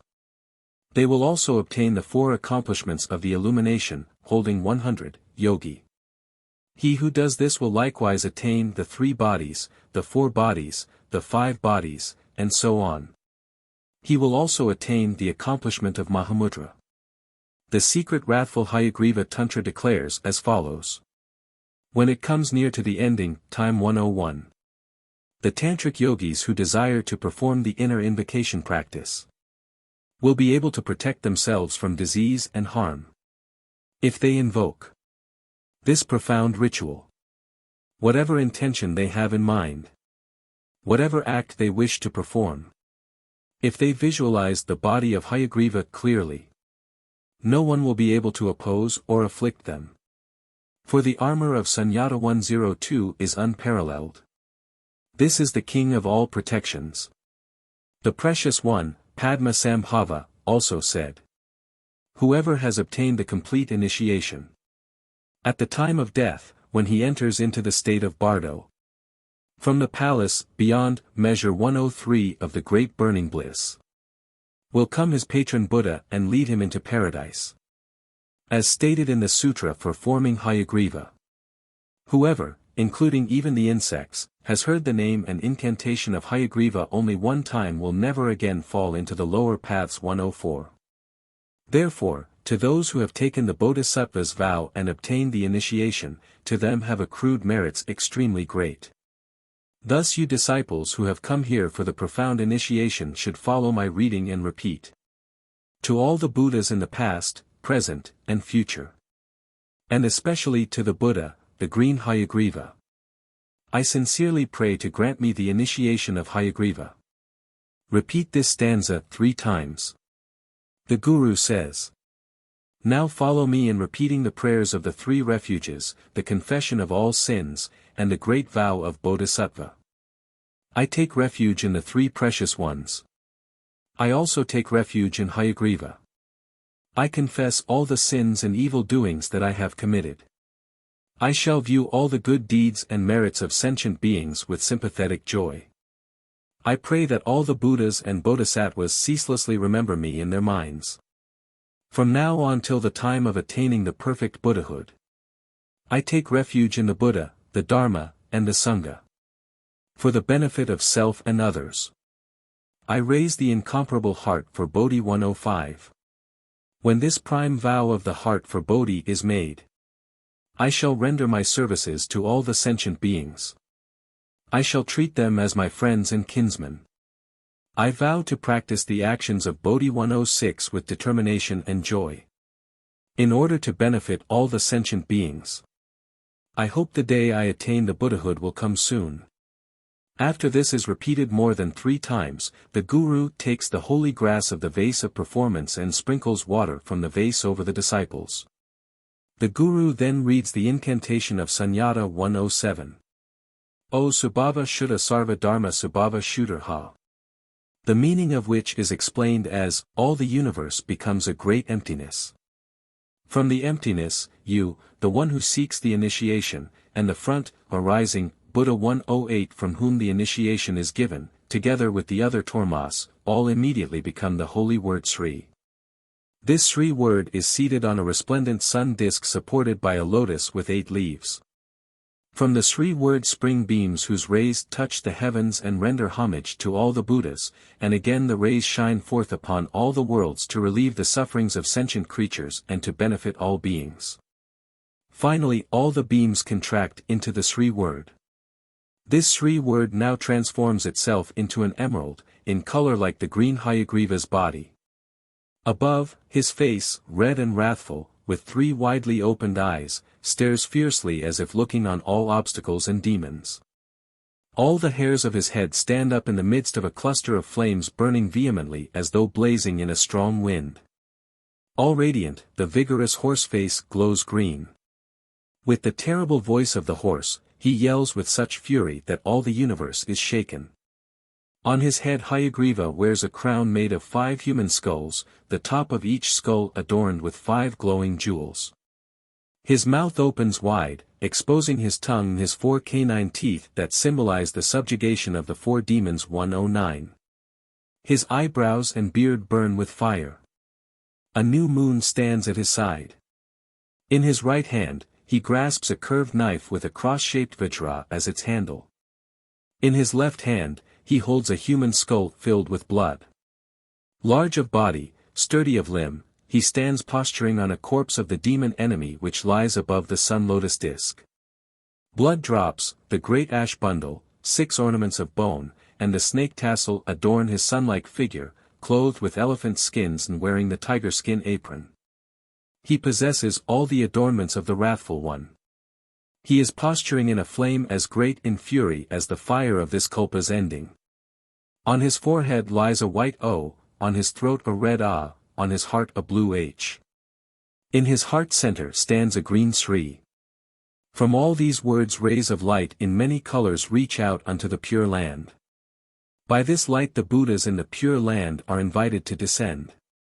From the palace beyond measure of the great bliss master wrathful one, the green Hayagrivas descend in numbers countless as snowflakes falling, some large as Mount Sumer 110, others tiny as seeds of mustard. All of them enter into your body and dissolve in you. You should attentively visualize like this. The trumpet is blown and musical instruments played. The Guru reads as follows.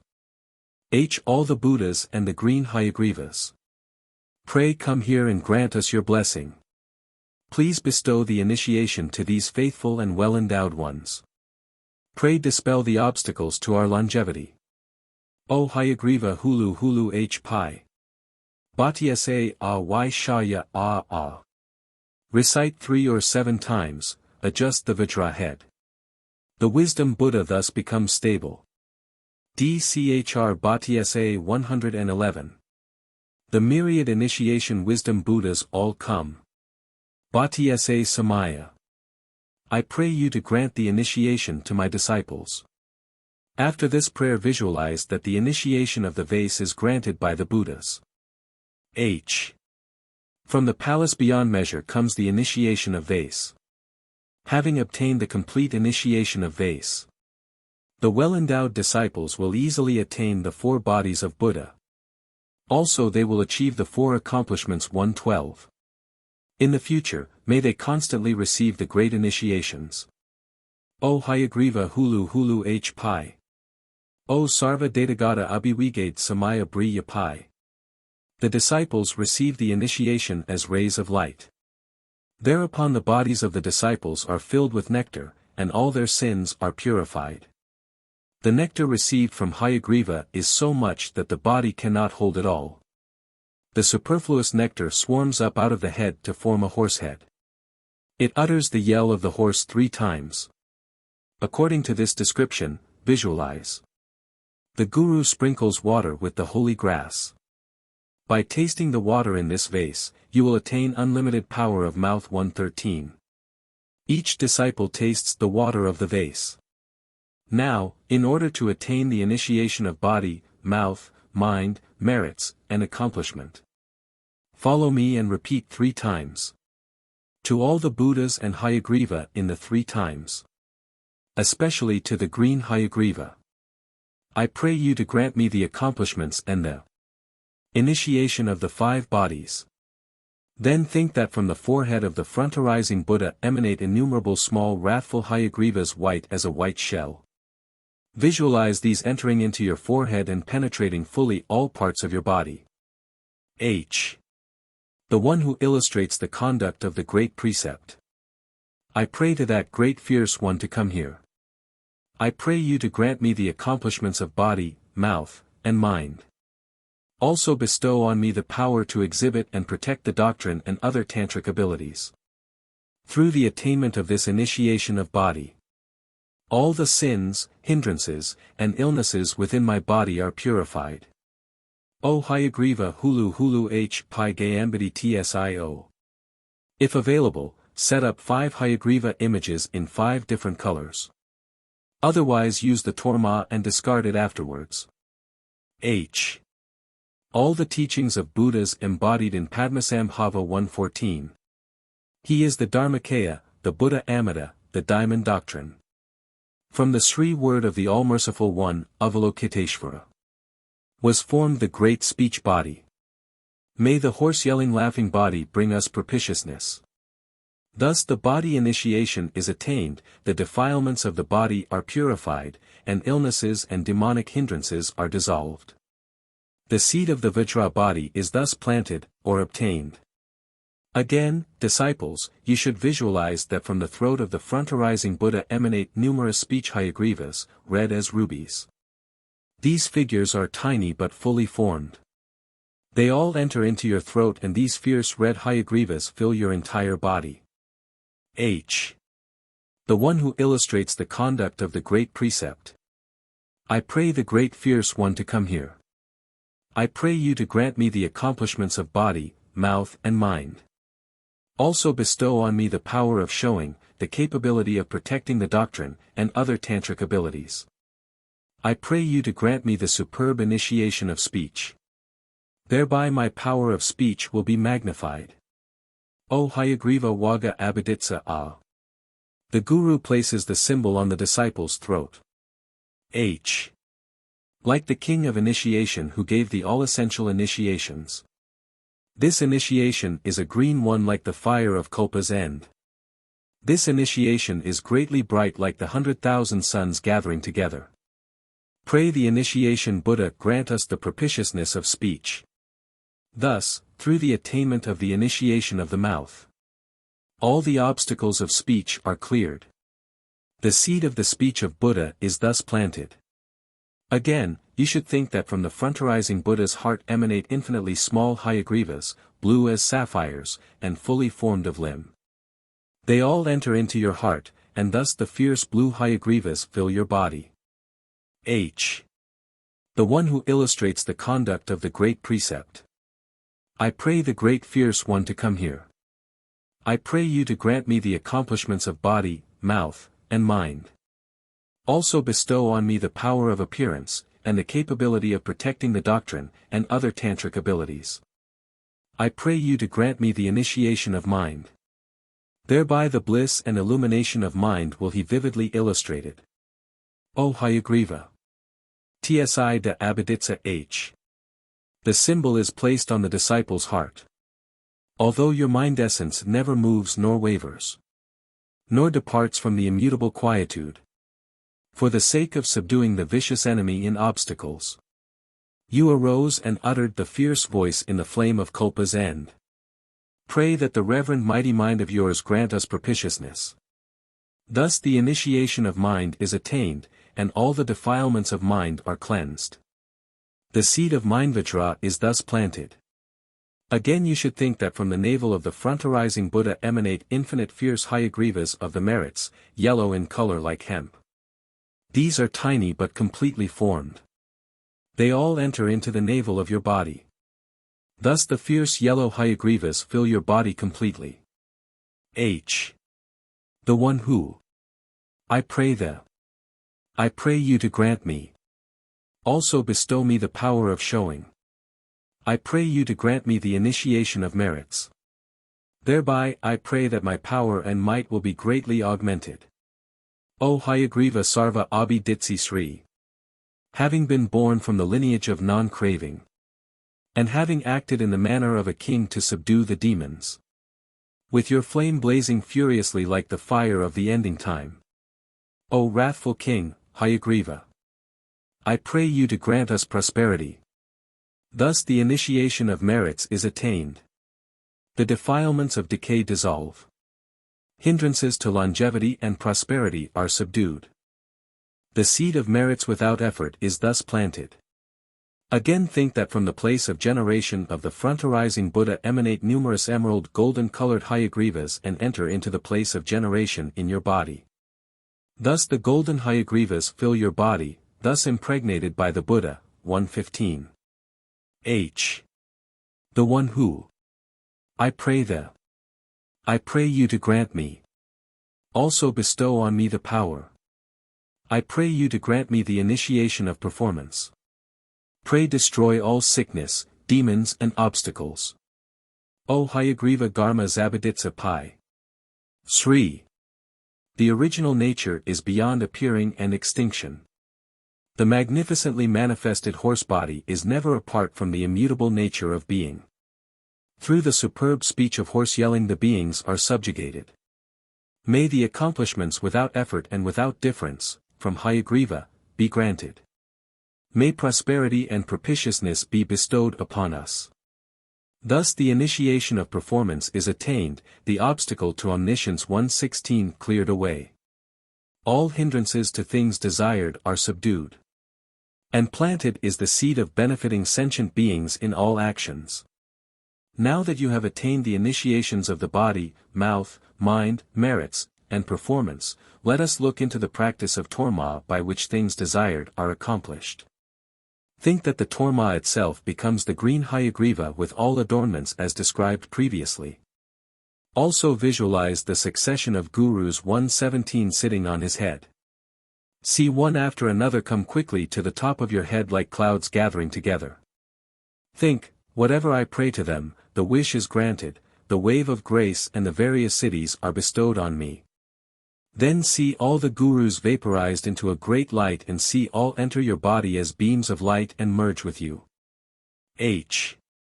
I pray you to grant me. Also grant me the power of showing. I pray you to grant me the initiation of Torma. Thus I shall become identical with Hayagriva. The body, mouth, mind, merits, and performance of Hayagriva encompass and contain the quintessence of all goodness. I pray you, Hayagriva, grant me all accomplishments in this very moment. I pray the Dharmakaya, Buddha of infinite light. I pray the Sambhogakaya, the All-Merciful One. I pray the Nirmanakaya, the Guru Padma Sambhava. Also I pray the Dakini Ishar Tsojar, the great teacher Barutsana. The powerful one Barji Sange, the immutable Vajra who conquers demons. To those keepers of the Tantra, the succession gurus, I pray. I pray the Hayagriva of the performance lineage. The Haruka, Vajra, of superb horse who conjures numerous retinues and subretinues. I pray that you all grant me the wave of grace, I pray you to grant me the initiations. Pray protect me from the harm of male and female demons. Also protect me from the dragon demons and the 8 divisions of heavenly demons. Pray protect me from injuries, ulcers, pains, illnesses, all 404 kinds of sickness, together with all afflictions. May all these misfortunes be conquered.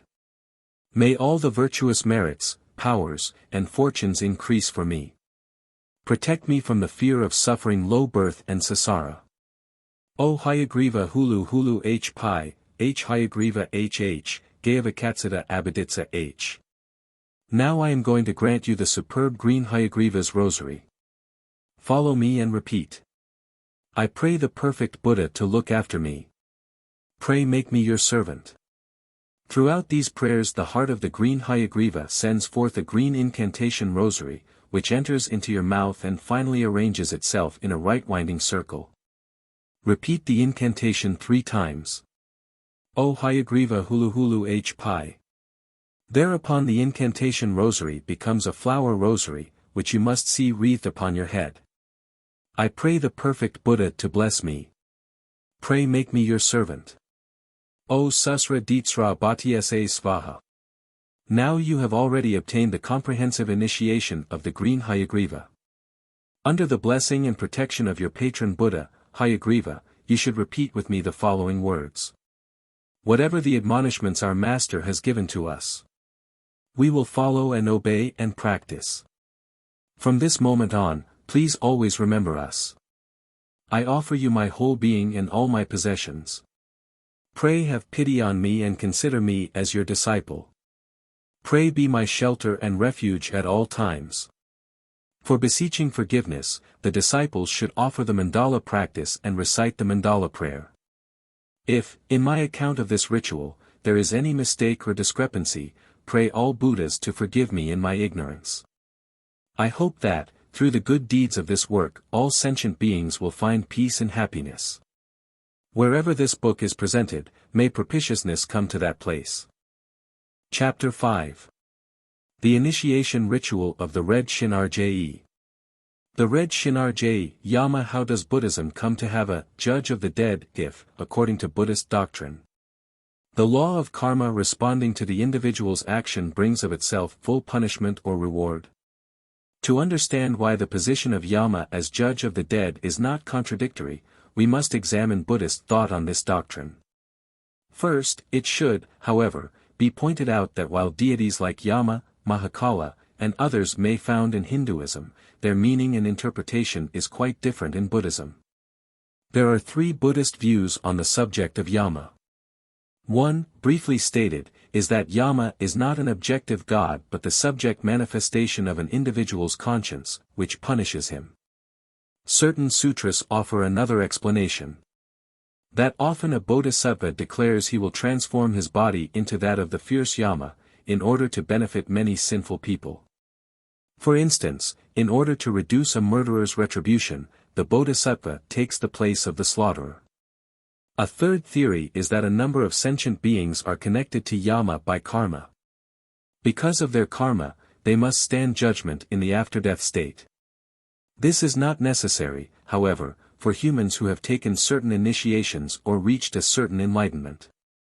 The doctrine concerning Yama will be understood best, perhaps, if the reader remembers that Buddhism is very fluid in its teachings which best fit the different levels of human development. Namo Guru Diwa Darjini Shidi H. Note Tibetan transliterations of Sanskrit words like Deva and Kin. Ed. If one wants to practice the three pillars 118 Red Gshin-Rje, he should arrange the mandala as in that of the foregoing rituals. He should prepare a hill-shaped torma. At the back of the torma, a vase with red decorations on its brim should be placed. Both the preparation for the initiation by the guru and the actual initiation ritual, by the deity, require only the general torma and offerings. Before the initiation ceremony takes place, the teacher should perform and meditate at least once on the following prayers, which include the self-frontarizing yoga, confession, and other prayers. If one wants to perform a very comprehensive ritual, he may elaborate by reciting the prayers of the three pillars as well as the bodhisattva's vow and the like. After these practices the guru should follow the instructions given below. I, myself, become the Red Gshin-Rje. 3 faces, 6 arms, and 4 legs, stretched apart. The right face is blue, the left, black, and the center, red. The 3 arms on the right side hold the club, vajra, and knife. The 3 arms on the left side hold the blood skull, bell, and stick. Also adorning him are the complete ornaments of a fierce Buddha. He, I, sits on the cushion of the sun-moon lotus wheel.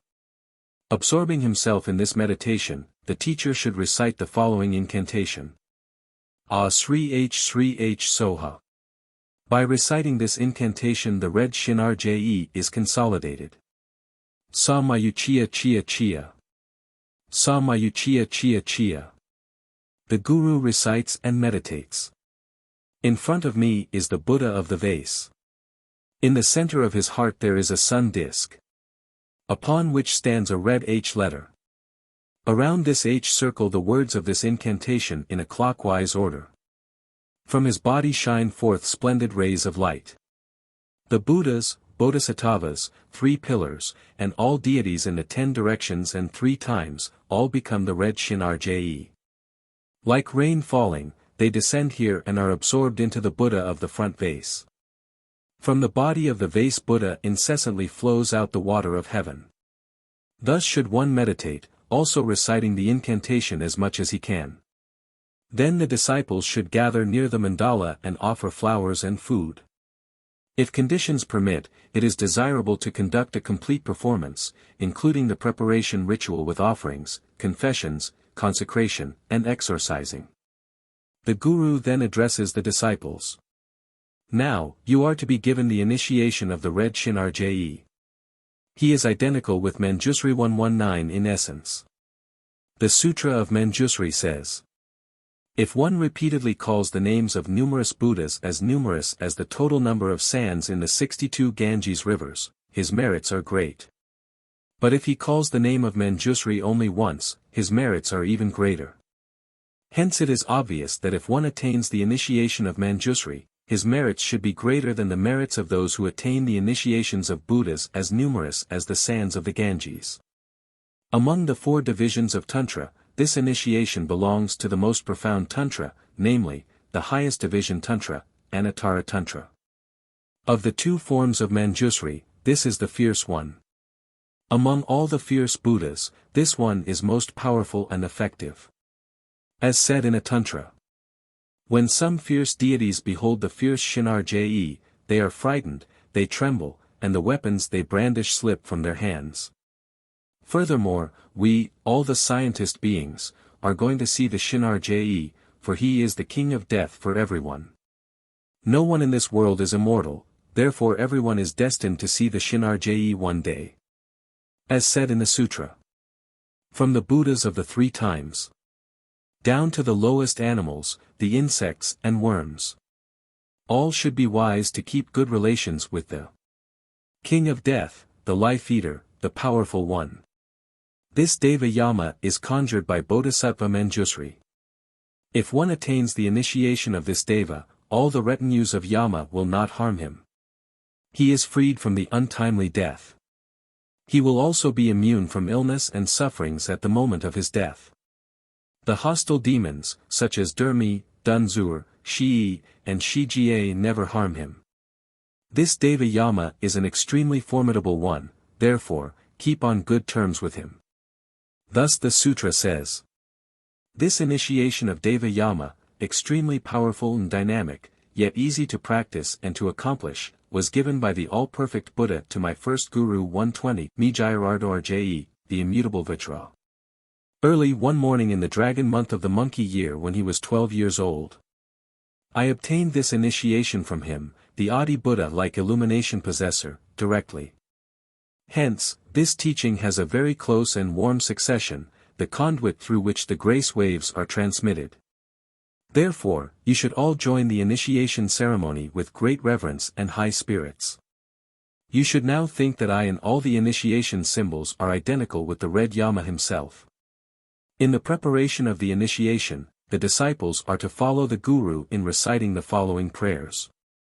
I pray to all the Buddhas in the 3 times. I especially pray to the Red Yama. I pray thee to grant me the initiation. Repeat 3 times. Then the disciples should recite the prayer of taking the 3 refuges and the confession, and so on. I take refuge in the 3 precious ones. I take refuge in the Red Yama. I confess all the sins that I have committed. I raise the sympathetic joy toward all good deeds. To the Buddhas and Bodhi, I aspire. From now on till the time of my attaining the Bodhi, I shall take refuge in the 3 precious ones. For the sake of benefiting others and self, I now raise the all-virtuous Bodhi heart. I will serve all sentient beings as their servant. I will practice the all-virtuous action of Bodhi 121. For the benefit of sentient beings, I offer my heart in the pursuit of Bodhi fruit. Recite 3 times, bless the disciples with the holy grass. Now, disciples, you should visualize the Red Yama as follows. You all, each of you instantaneously, become the Red Yama. 3 faces, 6 arms, and 4 feet extending apart. The right face, blue, the left, black, and the center, red. The 3 right arms hold club, vajra, and knife. The 3 left arms hold blood skull, bell, and long club. You become completely adorned with all the fierce ornaments. And sit on the lotus cushion of the sun-moon disk. In this manner you should visualize yourself as the Red Yama. See a white O placed at your forehead, a red A at your throat, a blue H at your heart. From them emanate infinite rays of light reaching to the Buddha's pure land and also the land of self, Nature 122 inviting all the Buddhas and the Red Yama together with infinite incantation, tantric symbols and seeds 123 to come here. And they all enter and are absorbed in you as the rain falls into the ocean and merges with it. Play all musical instruments. H. The Red Yama and all deities. I pray you to come down here and to bless these faithful and gifted disciples. I pray you to grant them the highest initiation. Thus they may eschew temptations and not go astray. Thus they may be freed from all the causes of accidental and untimely death. 124. O Sri H Sava Betsa Ah Baishaya Ah Ah. Recite this incantation as much as possible and play the musical instruments. Next, the Guru places the diamond flower on the heads of the disciples. 125. Now the disciples should think that the wisdom Buddha is consolidated. Di Cha Ben Tsa. Thereupon the Guru holds the vase in his hand and says, "This is the vase in which the Red Yama resides. I now place it on your head. I now grant you the 4 initiations of the Red Yama. O Sri H Sava Ga Nasha Gu Hap Tsa Dur by Ai Tsah. He places the vase on the heads of the disciples and baptizes them. Then the Guru holds the torma in hand and says, H. This is the body of the Red Yama. This is the complete body of the Red Yama. By him, the 4 initiations are given to you. Pray that you will attain all the accomplishments of the 4 initiations. I pray the Dharmakaya, the all-perfect Buddha, I pray the Sambhogakaya, the Buddha Amida, I pray the Nirmanakaya, the Guru Padmasambhava, I pray Dakini Yeshasmishorjaya. The 25 disciples, the 108 treasury finders, and all the ocean-like illumination holders. I pray the peaceful and wrathful tutelary deities. I pray the Red Yama and the ocean-like Dakinis, guardians. Pray all of you to bless my disciples. I pray you to grant your grace wave to them, and to bestow the initiations upon them. I pray you to protect them from the afflictions of the self-demon, others demon. The demon of Dunzur, drug drum, shed bees, the demon of illness, death, the demon afflictor of Mdungbsu, Red in short, all the 360 different demons. I pray you to protect them from the 18 different kinds of untimely death. I pray you to grant them the 100 cities, the 4 performances 126, the mundane and transcendental accomplishments. I pray you to give them these accomplishments without delay. O Sri H Sava Gayawaga Tsida Sarva Ah by Ditsa H. Recite this incantation 3 times. Thereupon, the Guru holds in his hand the consecrated white shell whose curve is clockwise and says, H. The body, mouth, and mind of all Buddhas in the 3 times are embodied in this right direction circled shell. I now place it on the 4 centers of your body. Pray that you will attain the 4 initiations of the Red Yama. O Sri H Sava Gayawaga Tsida Guna Garma Ah by Ditsa H. At the same time, the Guru places the shell on the 4 centers, chakras, of the disciples. Thereupon, all should throw flowers and recite the auspicious wishes and prayers. Among the ocean-like teachings in the whisper succession, this is the initiation of the Red Yama of the Heavenly Dharma Treasury of Heart, in which one may find 40 different initiations at the concluding section. This initiation of Yama which has just been given to you is one of them. From now on, you will be protected and be taken care of by the Red Yama. Therefore, let us all recite this prayer. Whatever you have admonished us, we shall all obey and practice. From now on you are my master. Pray consider and remember me as your disciple. Pray bless me and grant me the superlative cities. Thereupon the disciples should render their gifts and perform the mandala offering. This initiation belongs to the teachings of the Heaven Dharma. It is based on the sayings of Buddha in its ritual and arrangement. No alterations or modifications were made. If, however, I have made any mistake in recording it, I pray that the Buddhas and all the guardians of Dharma will forgive me and allow me to make apology. Good wishes to all sentient beings. Chapter 6. The Superb Initiation Ritual of Ahm Gtsug Vajrapani. Ahm Gtsug, this word is obviously a mistake made by the copyist. The translator presumes that this word should be spelled Ahm Gtsug, which means using the upper teeth to press the lower lip when one is in despair or anger. The editor disagrees here. The same, Gtsug, spelling is repeated in the ritual consistently. The editor believes this to be a technical tantric term designating one of the 13 forms of Vajrapani, and specifically the one with the braided hair. Ed. Obeisance to Vajrapani. For the performance of the initiation ritual of Vajrapani general preparations are required, and the vase and torma should be arranged.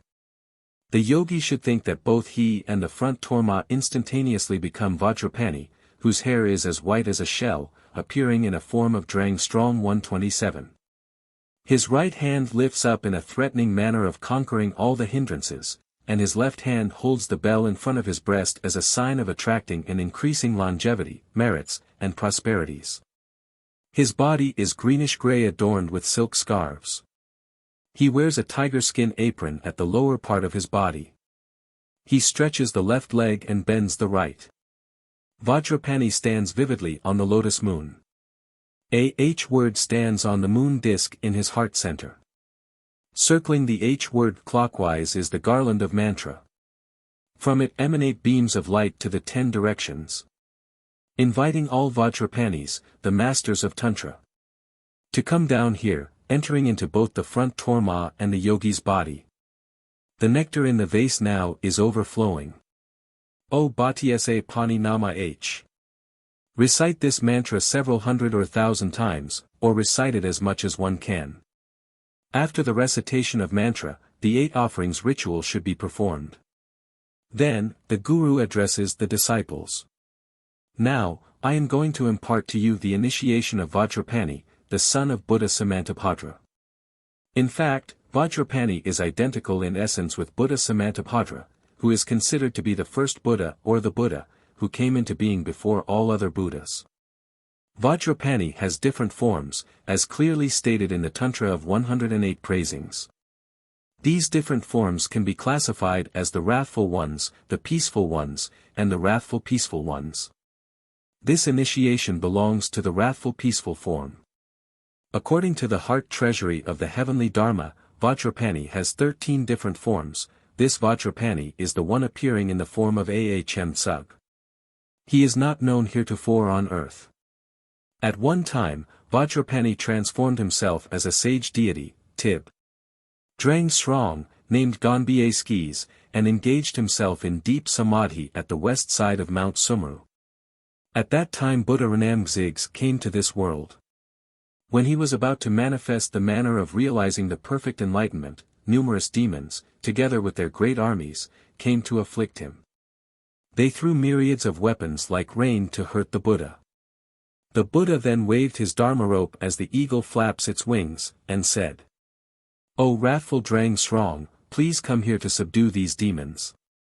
As soon as Buddha had spoken, from the west side of Mount Sumru the deity Gonbye Skis, holding a 9-spoked thunderbolt in his hand, with his whole body enveloped in great flames, descended from the sky and conquered all demons.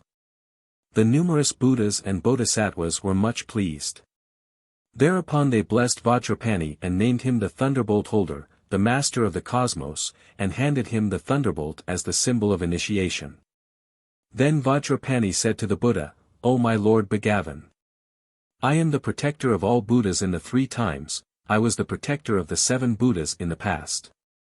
I am the protector of the present Buddha and will be the protector of the 9-100 and 90-2128 Buddhas in the future. I shall be their protectors until all of the 1,000 Buddhas in this Kalpa have completed their missions. I shall protect them from all hindrances.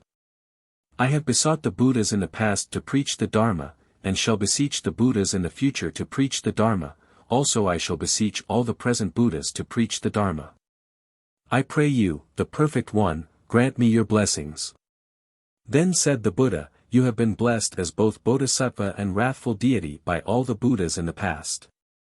The Buddhas to come will also bless you in both of these two forms. Now, I shall also bless you. You will become the master of all the great devas. You should emancipate all sentient beings from sasra and from miseries. So this is the story of the origination of Vajrapāni of Drang's strong form.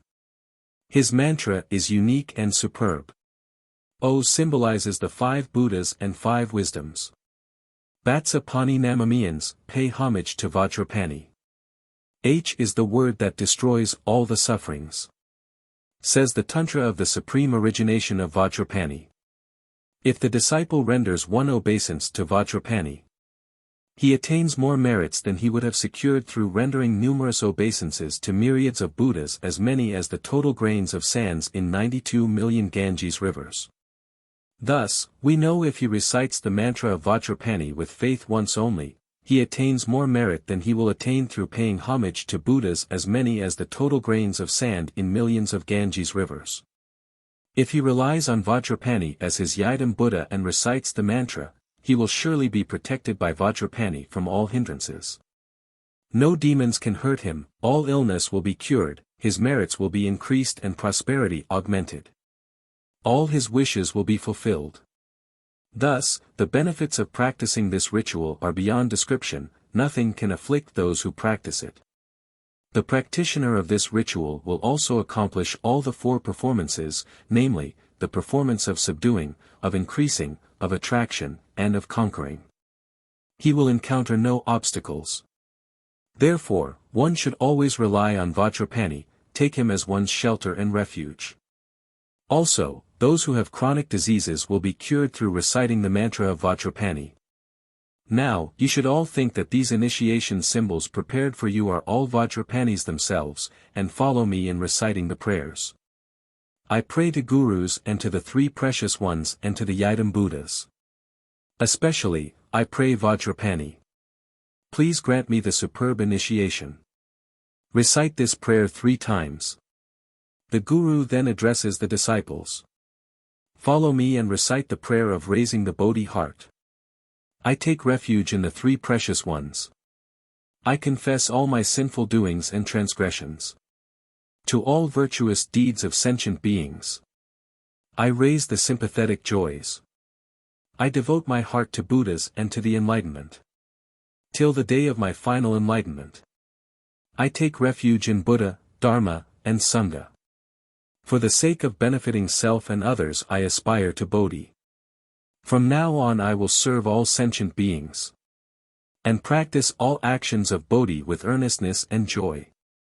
For the sake of benefiting all beings, may I come to the realization of perfect enlightenment. All you disciples should think that you have now become the Ahm Gtsug Vajrapani, appearing in a form of Drang strong, holding in his hand the skull. His braided hair is as white as the seashell. His right hand holds the thunderbolt upflung toward the sky. That is the symbol of subduing all hindrances. The left one holds the bell in front of his breast. That is the symbol of increasing longevity, merits, and prosperity. His body is greenish-gray, adorned with silk scarves. On the lower part of his body, he wears an apron made of tiger skin. He stretches his left leg and bends his right leg. Vividly and distinctly he stands on the lotus moon disk. On the moon disk at his heart center there is a H word. Clockwise encircling the H word is the garland of mantra. From this garland of mantra emanate infinite beams of light, inviting the numerous Vajrapanis from the pure lands in 10 directions. Thus, the beyond number Vajrapanis all come down here. They all enter into you and unite with you. The Guru says, H. All the Vajrapanis in Ahm Gtsug form, pray come down here and bless us. Pray vouchsafe my disciples your supreme initiation. Pray protect them from all evils and hindrances of life. Recite the main incantation. O Bhatyasa Awe Shaya A. Recite this incantation many times, and play the musical instrument. The guru then puts the thunderbolt on the head of disciples and says the following mantra. Di cha bati sa. Now in order to attain the main initiation the disciples should follow the guru in reciting this prayer. I pray to gurus, the three precious ones. The Yidam Buddha and all deities. Especially I pray to the Ahm Gtsug Vajrapani. I pray you grant me the initiation of body, of speech, of mind, of merit, and of performance. The guru then holds the vase in his hand and says. This is the vase of initiation, adorning its surface are the precious stones. Its body is light, its neck long, it is full of the sacred water. It is decorated with the heavenly clothes, a blue silk scarf is also fastened on its neck. In the inner part of the vase stands the Buddha Vajrapani in his beyond measure palace. From the body of Buddha Vajrapani gush out streams of nectar flowing into your body through the gate of heaven in your head. Thus the defilements of your body are purified, and all the four hindrances of mouth are cleansed. Therefore, you should understand that you have now received the four initiations and also attained the capability of realizing the Buddha's body, in future time. This vase itself is the beyond measure palace. In it the great Ahm Gtsug Vajrapani resides. Now, I put it upon your head. And impart you the initiation of Vajrapani. O Betsapani Nama H Grum Bha Abi Ahi Tsah. Also recite, O, the braided hair Vajrapani, till. Text obscure and broken here. Through the power of the body of Lord Vajrapani. May I attain the blessing and prosperity. You have now attained the body initiation of Vajrapani. All the hindrances of sickness and demonic afflictions of your body are thus purified. From now on you will be able to meditate on the body of Vajrapani, and you will have the capability of attaining the supreme body of Vajrapani with its perfection of the 32 signs and 80 beatifications. Then the guru holds the white shell in his hand and says. From the throat of the front Buddha in the shell emanate infinite beams of light. Shining upon the pure lands of all Buddhas in all directions.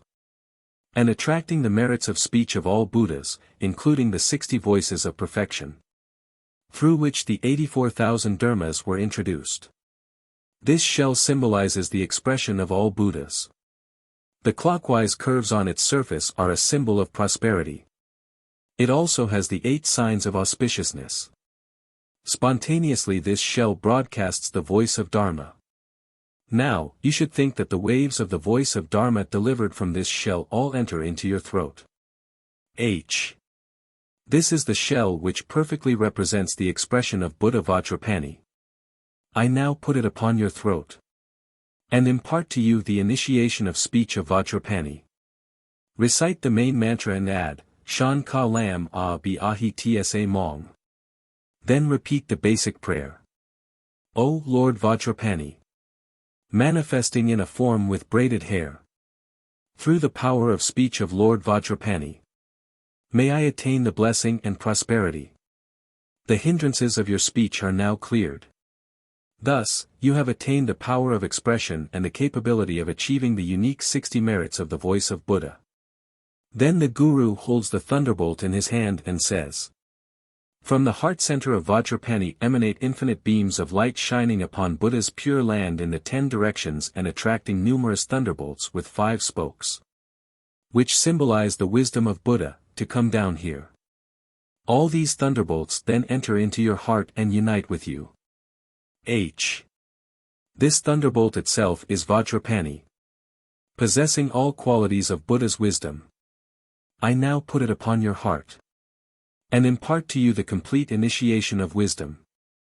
Recite the main incantation and add, Bati Sa by Ahi Tsa Mong. Also recite the basic prayer, O Lord Vajrapani. Through the power of wisdom of Lord Vajrapani. May I attain the blessing and prosperity. Now you have attained the initiation of wisdom, thus, the hindrances that block your mind are cleared. From now on hundreds and thousands of samadhis will grow within you. Then the guru holds the picture of Vajrapani in his hand and says. This picture clearly represents Buddha Vajrapani himself. From it emanate infinite beams of light shining upon the pure lands in the 10 directions, and attracting numerous Vajrapanis from the eternal heaven Ayagmin and also from the pure land of the north to come down here. These Vajrapanis are in different sizes and numerous forms. The large ones are as big as Mount Sumeru, and the small ones are as tiny as mustard seeds. Now you should think that all these Vajrapanis enter into you and merge with you. This picture is Vajrapani himself. I now put it upon your head. And impart to you the initiation of merits of Vajrapani. Recite the main incantation and add, Gaya Abi Ahi Tsa Mam. Also recite the main prayer. O, Lord Vajrapani. Through the power of the merits of Vajrapani, may I attain the blessing and prosperity. Now you have received the initiation of merits. Thus the hindrances that cause the degeneration of merits are cleared. From now on you will be able to increase all your merits and wisdoms. Then the Guru holds the torma in his hand and says, this torma itself is Vajrapani. From it emanate infinite beams of light in white, yellow, red, and green, shining upon you and merged with you. Thus, from now on you will be able to perform the 4 acts without any difficulties or hindrances. This torma itself is Vajrapani. I now put it in your hands. And impart to you the initiation of performances. Plate 2. Folio 10, 2, Recto, Muses MS, Volume 2, the second of 2 folios bearing the same number. The holy thunderbolt, Vajra, or Ardorj, symbolic of the power of wisdom, especially in its most potent or esoteric form, and hence symbolic of the entire Tibetan Tantra, Argyad, or Vajrayana. Recite the main mantra and add, Shandan Sudam Sashang Maraya Benda Abi Ahi Tsa Mang, also recite the main prayer. O, Lord Vajrapani. Through the power of the performance of Vajrapani, may I attain the blessing and prosperity. This torma itself is identical with Buddha Vajrapani, the master of the esoteric teachings. From it emanate infinite beams of light shining upon Buddha's pure lands in the 10 directions, attracting hundreds of thousands of Buddha Vajrapanis, large and small, from the Ayagmin heaven and also from the north side of Mount Sumeru. Together with infinite garlands of mantra and 5-spoked thunderbolts to come down here. They all enter into your heart, and eventually they are transformed into lights and merge with you. O, the Dharmakaya Samantabhadra. The 6th Buddha, the great Ardorje Chang.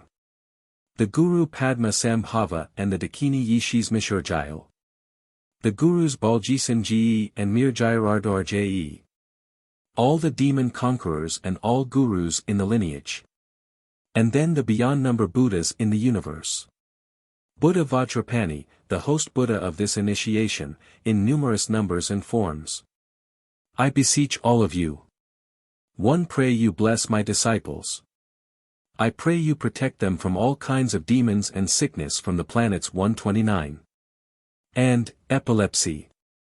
I pray you increase their merits and advance their meditation experiences. I pray you safeguard them from the miseries of samsara and all fears. O Bhatsa Pani Nama H Belinda Gaya Wagat Sida Otterdana Samaya Tsa H Bam Ho. Now you have well received the initiation. Hence you should rely on Vajrapani as your patron Buddha. At the end of this initiation the disciples all say to the Guru, we shall obey all your instructions and follow all your admonishments. Chapter 7. A compendium of the initiation rituals of performance or all-accomplishing wisdom presided over by Amoghasiddhi. The manuscript of these initiations presents a series of colored images of God forms. With explanatory text on the verso sides and on supplementary folios containing the most profound ideas, most explicitly expressed, of any of the 7 initiation texts here given. Ed. Folio 1. Picture, Buddha Amoghasiddhi, Tibetan Danyad Grubpa, meaning Buddha of Performance. This Buddha abides in the north of the mandala. He is the 5th Buddha of the 5 Buddhas of Tantricism and usually belongs to the last of the initiation series 130. Text. H. This is the Bhagwan, Buddha of Performance. I now give to you, the well-destined disciples, his initiation. Have faith and devotion toward him. Through the power of his speech and wisdom, your envious nature naturally dissolves and becomes his holy body. May you attain the complete initiation of Amoghasiddhi. Dharma abhiditsa a.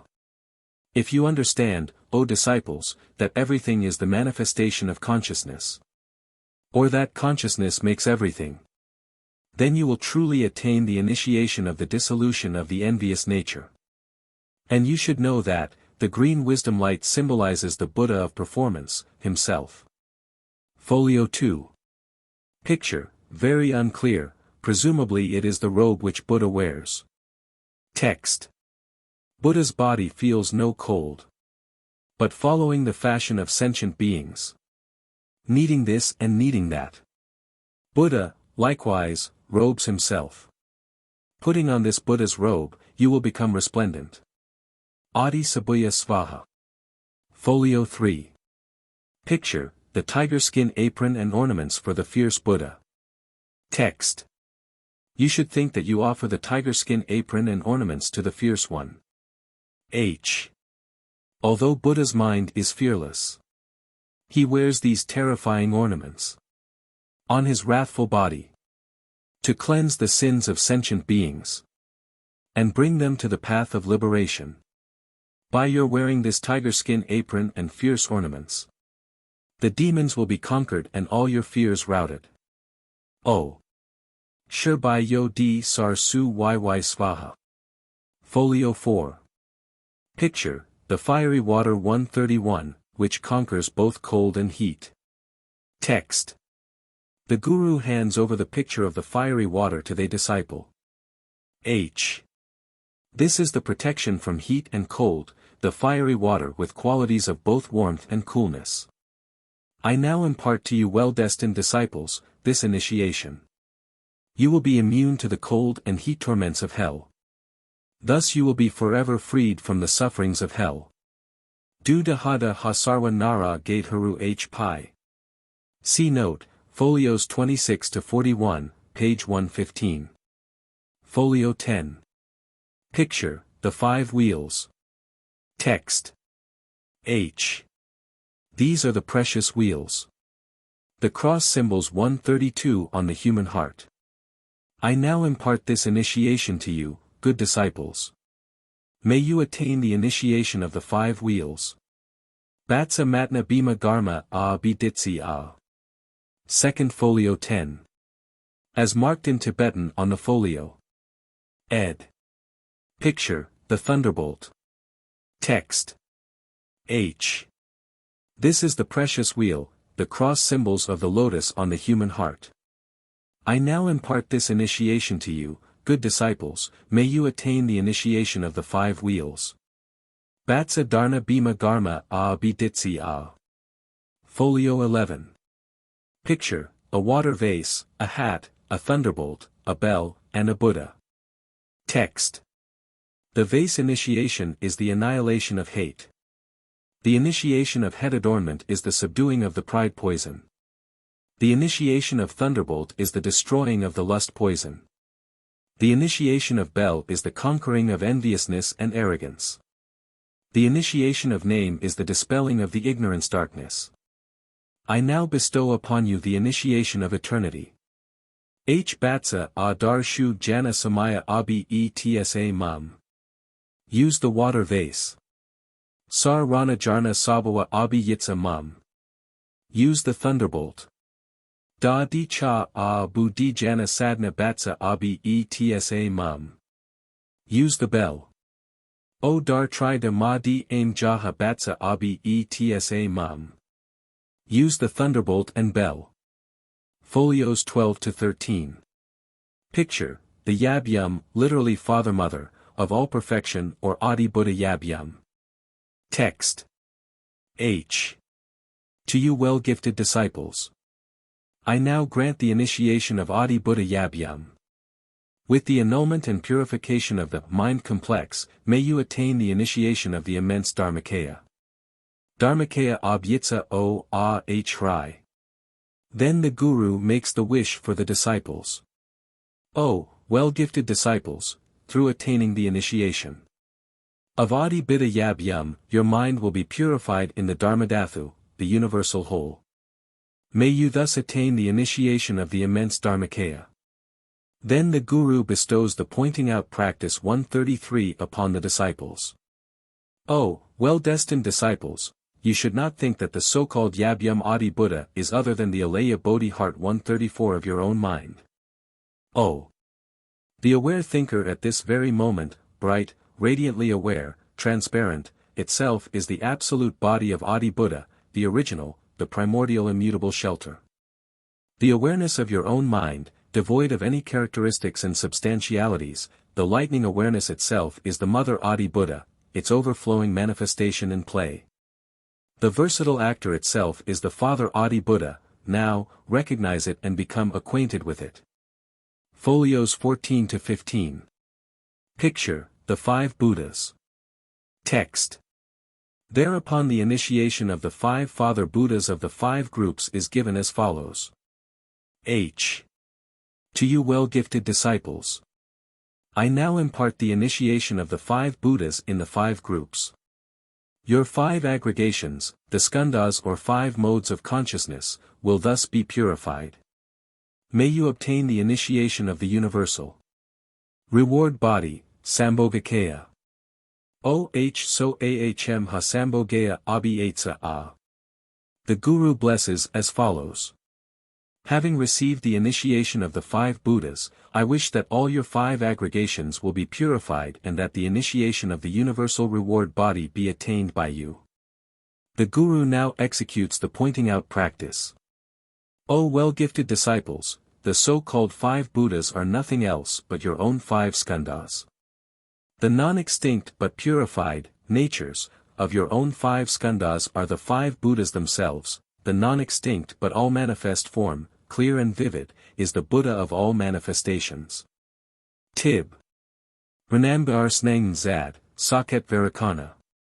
The non-extinct but all-manifest feeling, Tib. Rinchen Dyan Nas, Saket Ratnasam Hava, clear and vivid, is the Buddha of Treasury.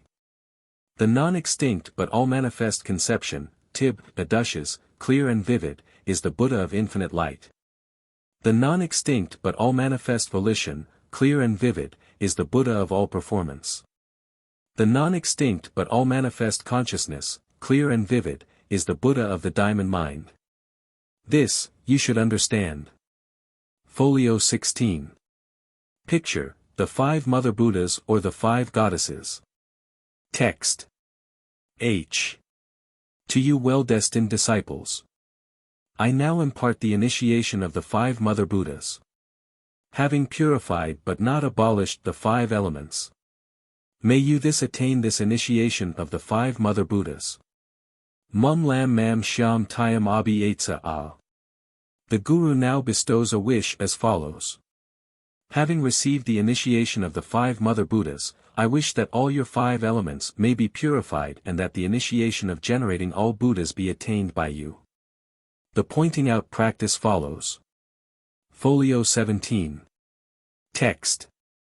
O well-gifted disciples, the so-called 5 Mother Buddhas are nothing else but your own 5 inner and outer elements. The non-extinct but purified 5 elements are the 5 Mother Buddhas themselves.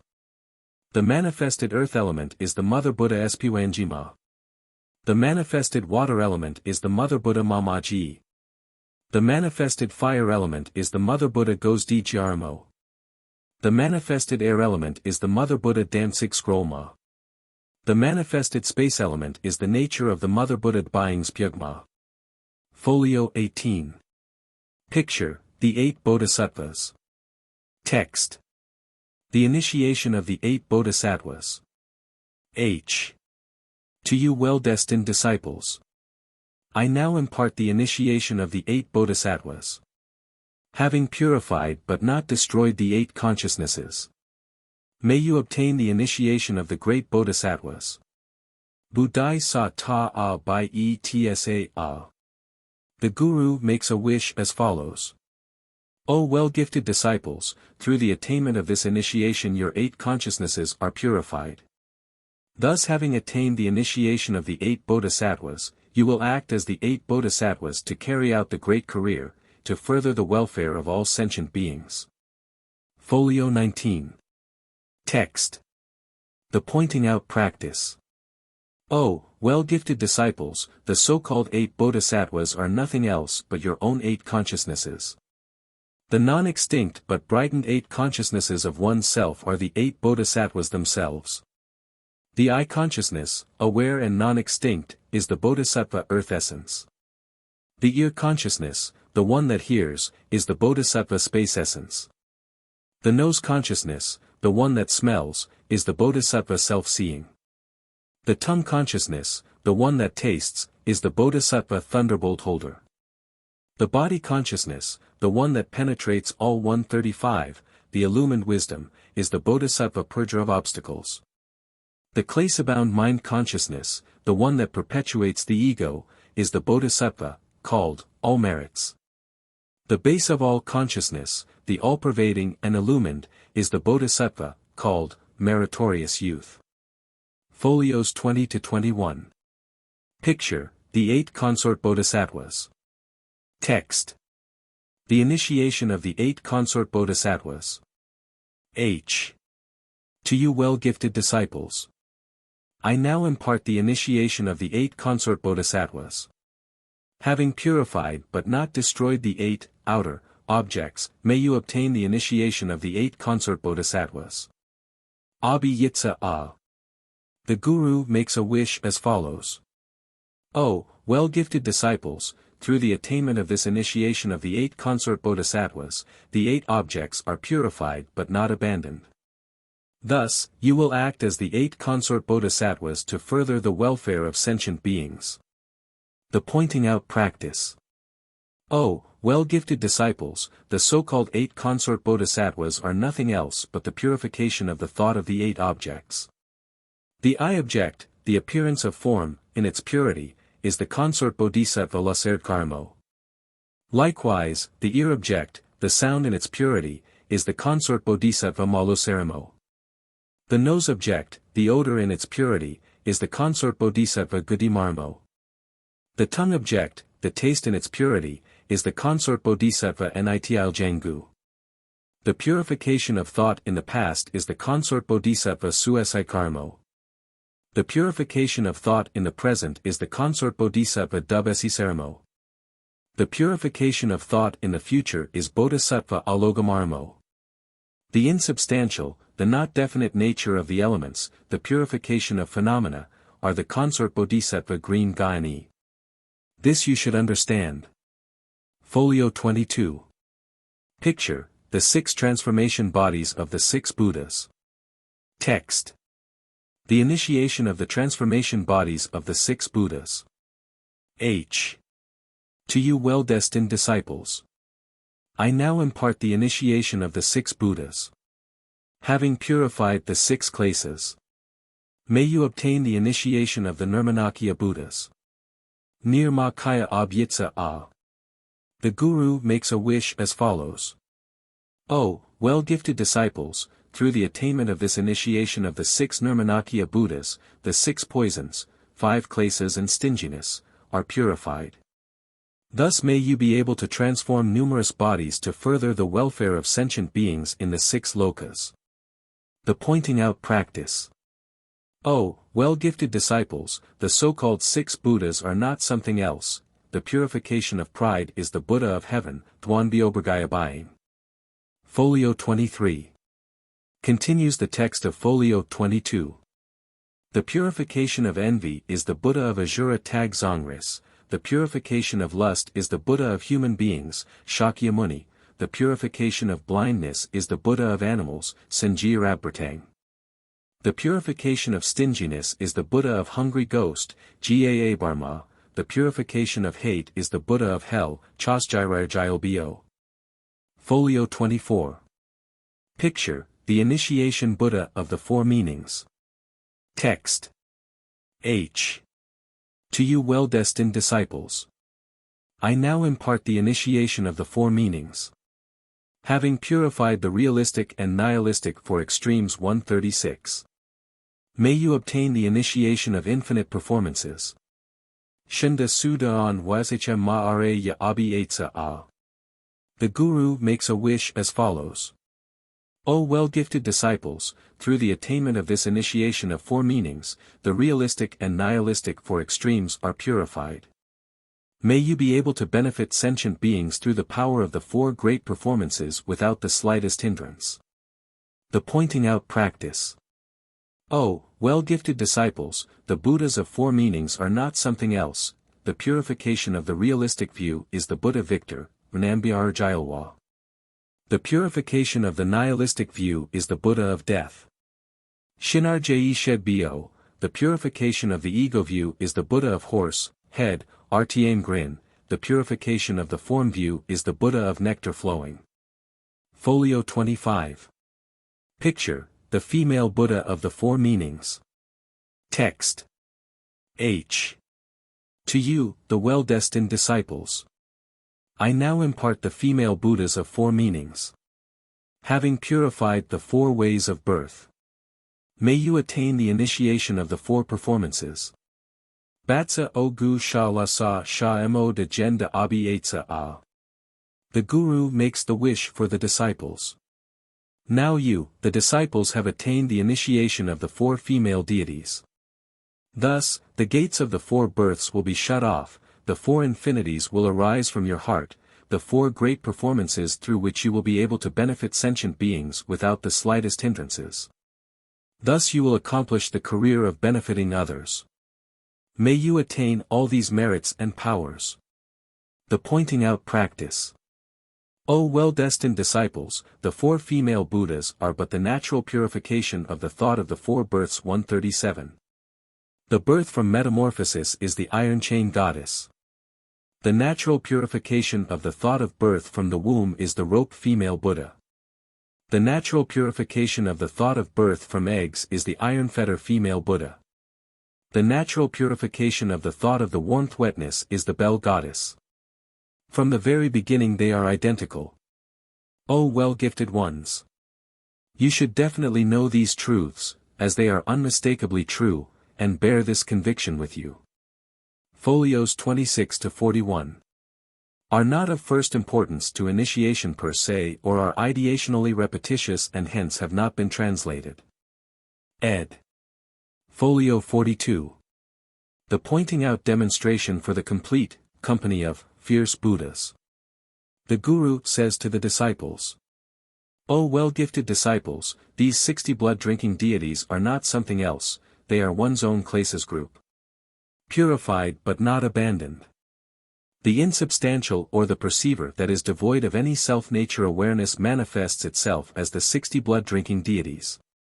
As illustrated, in the palace beyond measure in one's skull brain, a group of blood-drinking deities now actually and vividly dwell. 138. The 42 peaceful deities with their illuminate bodies, all now dwell in the Dharma chakra in the heart center. Furthermore, all the hairs over your body are identical with the nature of Dbyewa, brave deities.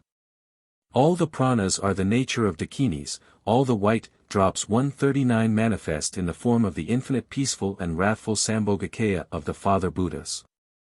All the red drops 140, Ragda, manifest in the form of the infinite peaceful and wrathful Sambhogakaya of the Mother Buddhas. The numerous nadis 141 of the body are the dakinis. Therefore, your very body itself is the nature of the mandala of the peaceful and wrathful Buddhas. Hence, you should never despise, abuse, or injure your body, nor should you overstrain your body, practice asceticism or commit suicide. When you eat or drink you should think that this is the tantric sacrament and duly make the offering. If you remain without attachment, you may always wear fine and lovely clothes and adorn yourself as a manner of. Folio 43. Continuing the text of Folio 42. Practicing Tantric Offerings. At the time of death, the peaceful and wrathful Buddhas will come out of your body, extending over all space, thereupon the Bardo visions will begin. Remember. At that time do not be frightened or terrified by the thundering voices and the three lights. You should remember that all these Buddhas are your tutelary Buddhas whose initiations I am right now giving to you. You should remember and recognize them. As soon as you recognize them, you will be instantaneously emancipated. Thus the pointing out demonstration is extensively given to the disciples. Plate 3. The number 5, entering Mahayana Buddhism via Hindu Tantric forms of the Skaya doctrine, pervades Tibetan Buddhism. This detail, depicting the 5 Dhyani Buddhas, is from a tanka of the Sambhogakaya aspect of the Buddha Amitabha. Reproduced here by courtesy of the Newark Museum, Newark, New Jersey. The foregoing initiation ritual is given to the disciples to make them understand the teachings of initiation. As said in the Prime King Initiation Tantra of Vajrasattva. The mandala offering practice is to be done, now. For the unwise disciples. The Vajrasattva gives the skull initiation. To elucidate the symbolic teachings. The disciple should try to understand the wisdom initiation. The secret initiation will elucidate the self-experience. While the word initiation elucidates the non-existence of self. Folio 43b. The text written on the reverse side of Folio 43.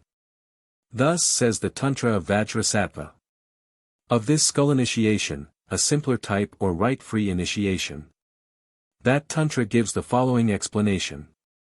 The initiation tells the disciples whether the outer objects in the material world and inner essence 142 within oneself are existent or non-existent, and in what sense they do or do not exist. By giving many symbols and explanations, such as the Sumera mountain, the 4 continents and the Vase Buddhas.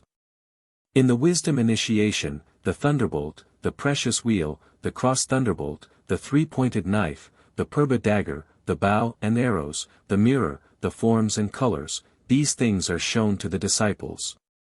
To give them a sagacious view, by the Guru in the initiation ritual. Thus states the Tantra. The Tantra explains the extreme right-free initiation in the terms of the secret initiations. Its objective is to elucidate self-illumination. If one knows himself, he has attained the secret initiation. The Tantra also says, if one knows one thing he knows all. Oh, marvelous is the nature of equality, 143. If existent, equality from the beginning. If non-existent, equality from the beginning. If abstract, equality from the beginning. If concrete, still equality from the beginning. If one realizes the nature of equality, he has attained the secret initiation. Oh, marvelous is the nature of equality. Now, the ultimate right-free initiation. As said in the Tantra, through the word's initiation the non-ego truth is elucidated to the disciples. Wherever there is ego, there are always confusions, Sasra. The word of no words is the highest initiation. Without I, without ego, none sinks into Sasra. Now, the great vase initiation with right, the right-free initiation, the extreme right-free initiation, and the ultimate right-free initiation are all given to you. Thus the sins, hindrances, and habitual thoughts of your body, mouth, and mind are all cleansed and actually become the 4 bodies of Buddha. Hereafter, you will benefit sentient beings in a natural way, without any strenuous effort. To obtain pardon and give thanks, the mandala should be offered, the assemblage should be entertained and exalted with dancing and singing. What remains after the festival should be given away as charity. Those who want to have a comprehensive sacramental festival and celebration should consult the annotations of the 4 initiation rituals. Samaya Chia Chia Chia. May the message of the argument-free Adi Doctrine 144 reach all the corners of the world at all times. May this teaching be spread and magnified on the earth and last for ages. This is the teaching from the treasury of Garma Linpa, the accomplished yogi. Blessings to all. Part 2. The 6 Yogas of Naropa. Prologue. In Tsong-Kha-Pa's Commentary, 145. Entering the profound path through the successive teaching of the 6 Yogas of Naropa, which is named the Book of the 3 Faiths 146. Prologue. With great respect I bow down to the lotus feet of the revered gurus who are identical with the great Vajrathara 147. I prostrate myself in front of his supreme body, mouth and mind. I bow down to my Guru and his omnipresent miraculous powers. He who grants all wishes, of ours. He who possesses all the merits and virtues. He who is the mighty master, the embodiment of Vajradhara. To him, the mighty Lord of 8 merits, I render my obeisance. Gathering all the quintessence of the profound tantras. The accomplished masters Naropa and Naropa, through their lineage, handed down this teaching. It is known as the 6 Yogas of Naropa. It is the teaching heard in all directions. Following its path, the hardworking and well-gifted disciples are led to the plane of the saviors. Through a careful and continuous study of the teachings by the successive gurus in the lineage, I now elucidate for you the way to liberation. Chapter 1. Introduction. It is the intention of the author to relate the secret, yet famous teachings of the profound 6 Yogas of Naropa in 2 steps. First, the preparatory practice. Second, the main practice of the teaching itself. The first step includes 2 groups of teachings, the ordinary preparatory works of Mahayana Buddhism, and the extraordinary preparations for the Supreme Vehicle 148. About the first group 2 questions must be answered. 1. Why is it necessary to make an effort in the ordinary practice of Mahayana Buddhism? 2. How should one actually practice them? Let us discuss the first point. It is absolutely necessary to work step by step on the preparations both for the Permitha Vehicle 149 and the True Word Vehicle 150. As admonished by Lama Rinpoche Pa 151, the one who held the traditional way of preaching of Marpa, he quoted from the Tantra of 2 Forms 152. The disciple must first give and offer, till after that he is to be given. The teaching of the Middle Way 153. Both schools, exoteric and esoteric, of Mahayana Buddhism exhort the disciples to observe the basic practices and teachings of Buddha. There is no exception, even in Tantra. The Jetsun Milarepa also said that if one wants to know how to liberate oneself in Bardo, one should first practice the prayer of taking the 3 refuges, then bring forth the Bodhi heart of vow and the Bodhi heart of performance, see note 15. Even then it should be known the misfortune bringer always turns out to be one's close friend. The fallers in the abyss are the men who follow the cattle. Thus, if anyone does not observe the precepts strictly after having taken the oath of Tantra, both he and his guru will fall into danger. It is also said that by merely hearing the advantages of the esoteric teachings one may apply, the initiations, in an easygoing manner which is very dangerous and often leads to disasters. The Jetsun Mila was blessed by the goddess 154 for having preached the Bardo preparation in such a manner. Thus we know that the fundamental teachings of Buddha are essential and necessary to all schools. His Holiness Gampopa also urged in his commentary on the 4 Dharmas that all Buddhists should follow the 3 gradual paths of Lam, Rim 155 in the beginning stage of his way to Buddhahood. Some disciples may raise the question, why did not Jetsun Pagamo-Grugpa and other great masters mention any of these preparations in their books on the 6 Yogas? This is simply because the preparatory teachings had already been given, and the teachings of the 6 Yogas were to be given to those who had already completed the preparatory practice. In their admonishments to the monastic orders, the masters clearly emphasized the importance of the preparatory practices. If one follows these instructions one will be freed from partiality. This is the vital point of both esoteric and exoteric Buddhism, the reader should especially note it. Now the second question. How should one actually practice the preparatory teaching? According to the great Jetsun, Adisha, 156, the disciple should first find a qualified guru of Mahayana Buddhism, think of his teachings and practice them under his instructions wholeheartedly. After this, he should then follow the guru's instruction to contemplate the difficulties of attaining this present precious and meaningful human birth. Thus he fervently determines to make right use of this human body. He also learns that to make the most of it is to enter the path of Mahayana, in which the first step is to awaken the heart for Bodhi. If the heart for Bodhi is actually awakened in one's heart, he is then able to practice Mahayana Buddhism truly and naturally, otherwise his Malayana will merely be a word. Therefore, the wise Buddhist must strive step by step to put an end to the wrong thoughts adverse to the heart, for Bodhi 157. If he does not completely give up thoughts concerned with the worldly affairs of this life, he will encounter many difficulties in the practice of both Hinayana and Mahayana. Always he should remind himself that this life is short. Always he should think of his inevitable death and warn himself of the possibility of falling into a lower birth after his departure from this world.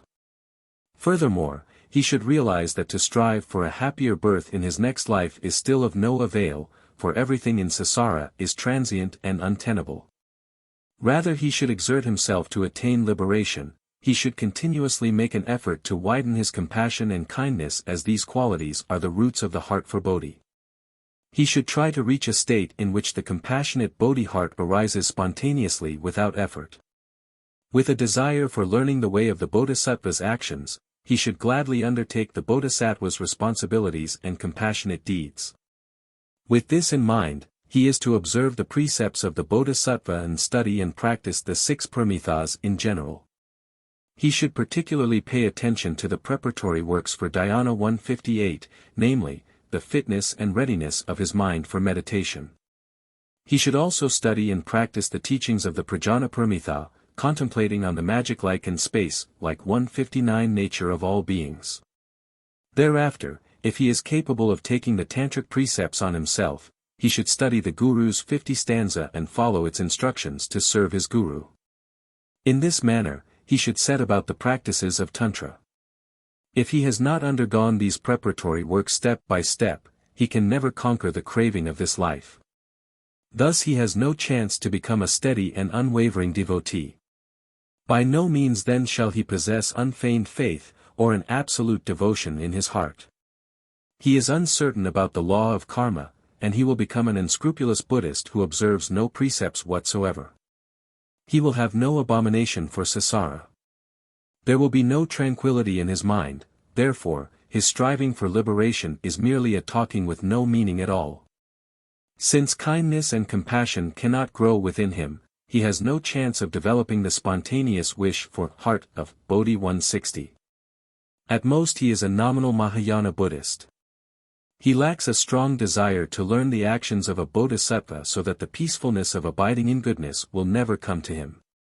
A steadfast understanding of meditation and wisdom will never come to him. He will always be confused at the delicate discriminations on samadhis. Nor is there a chance for him to attain an unwavering understanding of the non-ego truth. If one wants to avoid the aforementioned dangers, he should work hard on the preparatory practices for Mahayana. This is clearly advocated and elucidated by His Holiness Adisha, who received the teaching from the Maitreya Sangha lineage and also the teachings from the Manjusri Nagarjuna lineage. And put them together as if to combine the 3 rivers into one, to show that preparatory works are necessary both to the Paramitha path and to the Diamond path. Chapter 2. Special Preparations. The Jetsun Milarepa also said in his song, "Good and evil do never fail to bring about corresponding fruits. Hence, one should be extremely careful to avoid evil deeds. Even petty misbehaviors, one must forbid. For the law of retribution never fails. And the misery in the lower paths is hard to bear. If anyone realizes not the faults of desire and the consequences of pleasure, he can never resign ardent longings. Then, from the samsaric prison he has no way to escape. One should therefore remind oneself. All these desires are delusions. Bearing this understanding in mind, one may work on the cure of the klesas. If one remembers not the gratitude one owes to the father and mother-like sentient beings in the 6 paths, one is liable to fall down to the small vehicle, Hinayana. Therefore one should foster great compassion and learn to nourish the Bodhi heart. Milarepa said in another song, "I am so much afraid of the 8 non-freedoms 161. That I continuously think of the faults of samsara and the transiency of beings. I submit myself completely to the care of the 3 precious ones. I strictly discipline myself in all karmic doings. By repeatedly practicing the heart for Bodhi, I dispel the enduring shadow of habitual thinking. 162. Realizing that all the manifestations are delusory magic. Of the three miserable paths, I have no fear nor alarm. In view of these admonishments, by the celebrated masters, one ought to work hard in the preparatory practices until one's mind is consolidated. One should bear in mind that to complete a perfect journey, a clear knowledge is needed of the route and what is required for the journey. This is not a light matter. In fact, the most important and crucial of all the teachings is the preparation work, or the common foundation of all practice. In the second group of teachings, the extraordinary preparations for the supreme vehicle, there are also two types of preparations, the general and the special. The general preparation for the supreme vehicle means to attain a complete initiation, and to observe the precepts of Tantra. I want to expound the attainment of initiation first. According to the tradition of the Marpa lineage, as demonstrated by Mistan and No, Stan 163, whoever aspires to the practice of the arising yoga and of the secret doctrine perfect yoga 164 must first obtain the complete four initiations. When Milarepa first saw Gambopa, he asked Gambopa whether he had obtained the complete initiations before importing to him the teachings of the 6 yogas. Gambopa said, "Like a fine copper utensil ready for filling with butter, I am quite ready." Thereupon, Milarepa bestowed upon him the teachings and pith instructions 165. Milarepa also urged Gambopa to encourage the Bari translator to come for initiations. Many instances like this have been told. The great master Pagamo Grubpa also considered the attainment of the four initiations was necessary for the disciples. In accordance with the teachings of these great masters of the Marpa lineage in the past, a disciple must have the complete four initiations before the bestowal of Tantric teachings. Plate 4. Folio 46 Recto, Muses MS, Volume 2, Buddha Guardians of the Law, Past, Present and Future. This point is emphasized in many tantras. For instance, the second Tili of the Mahamudra Tantra says, when the disciple starts to learn the teaching, he should first try to obtain an initiation. After the attainment of initiation, he will then become a candidate, capable of receiving the grand esoteric teachings. Without initiations there will be no accomplishment. If he grinds sand, no butter will ever come out of it. If he has obtained no initiation, and unscrupulously relates the teaching of Tantra, both he and his disciples will go to hell immediately after their deaths, even if they are accomplished beings. Therefore, all diligent persons should look for a guru for initiation. The second Tantra of Ridabred says, the most important matter is initiation. All the accomplishments depend on it. I now tell you this essential truth. To it, you should pay first attention.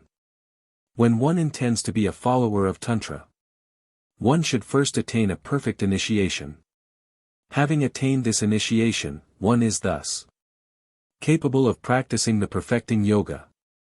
If a disciple has all knowledge about Tantra, but never attained the initiation, both he and his followers will fall into the great hell. Both the acquisition of the pith instructions, and the transformation from common capacity to the competency in Tantra depend on initiation. Therefore, initiation is the root of all accomplishments. Without initiation, no matter how diligently one may strive, he will achieve no accomplishments whatsoever.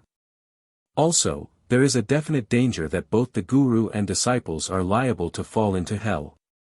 The Tantra of Bdeen Chog says, if a tantric yogi who desires to practice a certain yoga has never seen the mandala, all his efforts will be in vain. As a man trying to beat the sky with his fist, or a fool taking the mirage for water. According to these sayings, the disciples should first be sent into the mandala and given the complete water and crown initiations. This is necessary, for if one depends on the partial initiation, such as the consecration from one particular Buddha and the fragmentary performance of initiation, it can only be considered a preparatory work preceding the real complete initiation. Although there is no fault in depending on the partial or concise initiation, it is by no means sufficient. A great and complete initiation is necessary, as admonished in many tantras and by many learned and accomplished teachers. Having attained the initiation of Havajra 166, if one can also obtain the initiation of Bdmchog, it will be very useful to him, because these two teachings are very closely connected with each other. The explanation for the necessity of observing the Tantra precepts follows. During the ceremony when the Guru and all the Buddha's sons 167 imparted the initiation to the disciple had sworn to observe the precepts and to follow all the admonishments. Having been shown how the precepts should be observed in the initiation ceremony, he was made fully aware of his responsibilities. He should observe the precepts accordingly. As said in the basic Tantra of Bdmchog, the experts in dhyana, the advanced yogis, should always observe their precepts carefully. Whoever violates the tantric precepts will never accomplish anything in mandala.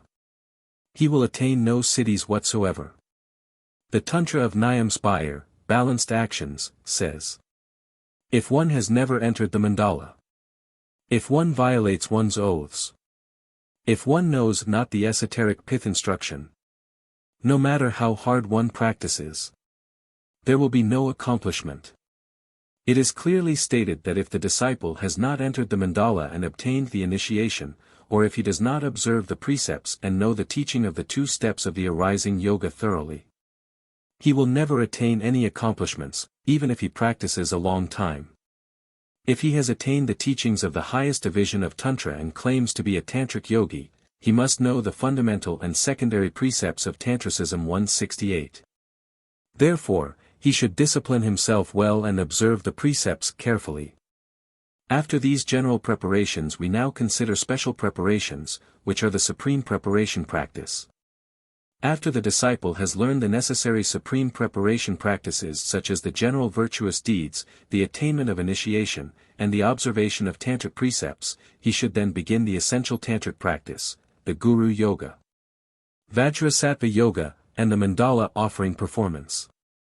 Based upon the traditional sayings of the Gurus in the past, the explanation of the Vajrasattva Yoga and the Guru Yoga follows.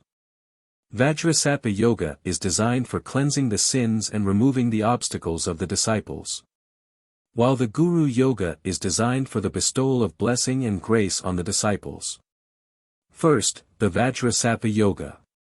He should earnestly devote himself to taking refuge in the 3 precious ones like a hunted prey. He should also think of his fellow men, the infinite sentient beings, who are drowned in the ocean of suffering with him. As a matter of fact, they were all once his own mother's 169. Hence he should remind himself of the immense debt of gratitude that he owes them, think how much work has to be done by a mother to bring up a child, think how a mother protects her child from dangers, illness, hunger. By constantly bearing such thoughts in mind, a resolute will to benefit the mother-like sentient beings will arise in one's heart. Then he should think further that all the seeming pleasures they may enjoy in samsara will end in vanity and pain, and he should make a fervent oath, I will bring all happiness by all possible means to sentient beings. I will set them free from all sufferings and unhappiness. He realizes that to materialize this wish there is no other way but to look for attainment of Buddhahood, thus a genuine heart for Bodhi may arise within him. He fully understands that it is for the sake of sentient beings that he hopes for the supreme enlightenment and practices the yoga of this tutelary Buddha, Vajrasattva. The Tantra of the Essence of Adornment says, he, Vajrasattva, who is the body of all Buddhas, sits on the moon wheel upon the white lotus, holding the thunderbolt and bell with all ornaments. A devotee should visualize the Vajrasattva in this manner. He should also practice the incantation of the 100 words 170 for 20 times in one performance. By doing this, even the sinful ones will be blessed. Those accomplished masters also said, in between the meditation periods, one should recite the incantation. If one recites it 100,000 times, one's sins will be completely purified. This means if he practices the 100 words incantation of Vajrasattva 21 times in the interval of meditation periods, his transgressional sins in the yoga practice will not grow. If he recites the incantation 100,000 times, his sins will all be cleansed. Thus one should practice this yoga according to the following procedure. Visualize a white lotus on the top of your head. In the center of the lotus is an A word which is transformed into a moon wheel. Upon the moon wheel stands a H word, which transforms into a thunderbolt, and from this thunderbolt's lower part a H word radiates infinite beams of light, by which the 2 acts 171 are performed. It shines forth reaching to the Buddha's pure land and renders offerings and services. Then it returns and shines downwards into the lower lokas to relieve the sufferings of the sentient beings. Then the light retracts to the H word and instantaneously becomes the Buddha Vajrasattva. His body is white, his right hand holds a thunderbolt and his left hand holds a bell. He also holds the Mother Buddha, the White Mother of Elegance. She has all the ornaments adorning her body and holds the curved knife and human skull. Her beauty and elegance are beyond description. She sits in a lotus posture and her body bears the 32 glorified marks and 8 subsidiary signs of Buddha's body. In the mother's heart lies a moon, upon which the white H word radiates infinite light to the Buddha's land, inviting the wisdom Buddha to come down. When the wisdom Buddha descends, remember to perform the 5 offerings and say Tsa H Bo Hu, to consolidate the Buddha. And, from the mother's heart, the light again emanates to invite all the Buddhas in the universe to come down. You should earnestly pray them to grant you the initiation. Then think that from all the nectar-filled vases held in the hands of all the Mother Buddhas, there begins to flow out the nectar to fill your body. Thus the initiation is given to you. Meanwhile you should recite, Aum Sarvada Ta Ga Da A Bai Kugata Samaya Shri H. After the initiation, the overflowing nectar gathers over your head and crystallizes into an image of the immutable Buddha, Mi Gy Ba, to adorn your head. Thereupon, with the greatest sincerity of your body, mouth, and mind, you should pray as follows. O Bhagavat Vajrasattva. Pray cleanse all the sins and transgressional evils of mine and of other sentient beings. Moved by your sincere prayer, Buddha Vajrasattva radiates beams of light from his heart, which shine upon the bodies of all sentient beings in the cosmos, thereby, their sins and hindrances are cleared. The light again shines forth to the Buddha's pure land, rendering service and offerings, and finally collecting the merits of Buddha's body, mouth, mind, virtue, and performance before retracting to the word. Having been enforced by the merits of all the Buddhas, the Vajrasattva becomes more grandiose, powerful, and compassionate. Circling the H word in his heart center is the following sacred incantation. O Bhatisa Haruga Samaya Manubabaya Haruga Delabaditsa Dri Dor Mabua Sudokeo Mabua Subodeo Mabua Ahu Rado Mabua Sarwa Sithi Mebarayatsa Sarwa Garma Sut Sain Sedar. Shirya Guru H Ha Ha Ha Ha Ho Bhagvan Bensa Haruga Mamamutsa Haruga Bhava Mahasamaya Sada Pai. When reciting the incantation, you should visualize the incantation circle rotating on and on. As the speed of the rotation steadily increases, beams of light emanate from this incantation spin and shine upon the bodies of all sentient beings, cleansing their sins and removing obstacles. The light again travels to the myriads of Buddha's pure land, rendering offerings to the Buddhas and gathering the wave of grace 172 from Buddha's body, mouth, and mind before returning to the incantation letters. Through this inspiration, a stream of pure nectar begins to flow out from the body of Vajrasattva. It flows into your body through the pure gate on the top of the head, until the whole body is full of nectar. At the same time, this incoming stream of nectar washes away all filthy and putrid matters, which symbolizes the sins. One should think that through the pores over all the body the filthy matters, representing the sins and klesas, are squeezed out and washed away. The body is filled with nothing but the pure and clean nectar. Thereupon, with a confidence of benefiting others and self, you should recite the incantation. When the recitation is finished, the devotee should apply the principle of the 4 mighty ways 173 to confess all his sins and wrongdoings to Buddha. Then he should think that all his sins of the three wheels 174, the sin, sinner, and the act of sin, are cleansed thereby. At the end of this meditation, the yogi reads the following prayer.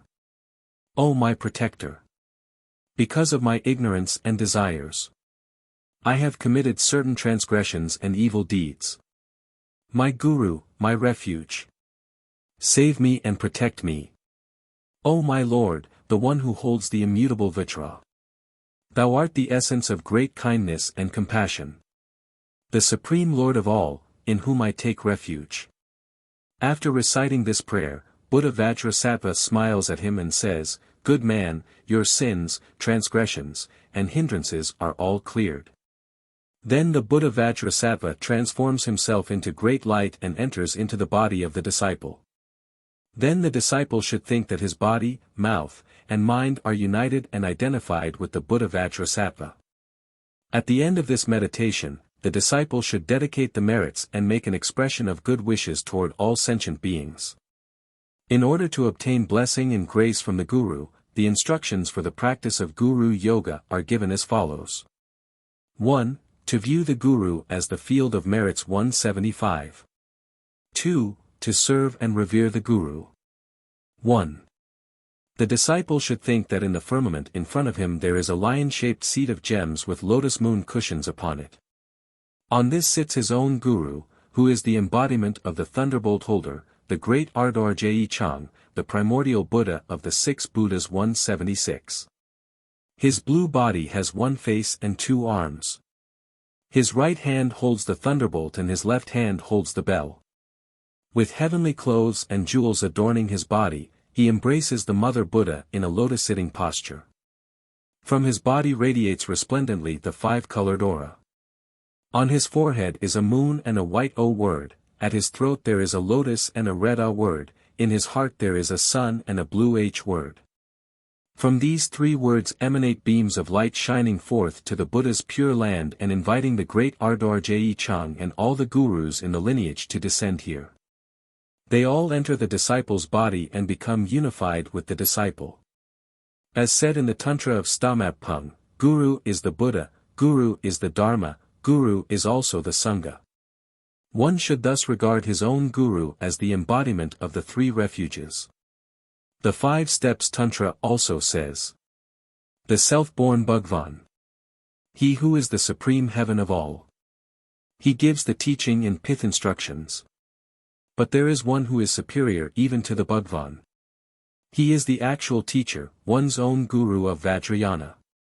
According to these sayings, one must regard one's own Guru as much more important even than the great Buddha, for only through him can one be benefited. As Buddha says, when the appropriate time comes, I shall embody myself in a proper person. Whoever serves him will be blessed, his sins and transgressions cleansed. This convinces us that whenever we serve the pith instruction giver, our Guru, all the Buddhas will embody themselves in him to accept the offerings and to purify the disciples' sins. In the ordinary practice, when one renders the offerings to Buddha, no doubt he attains the due merits of serving the Buddhas. However, he cannot be assured that the Buddha will actually come and accept his offerings 177. Therefore, we know that the very best merit field is one's own Guru. Thus, we should regard the Guru as the embodiment of all Tathagatas, possessing all the merits. In this manner, a pure faith toward one's Guru will grow.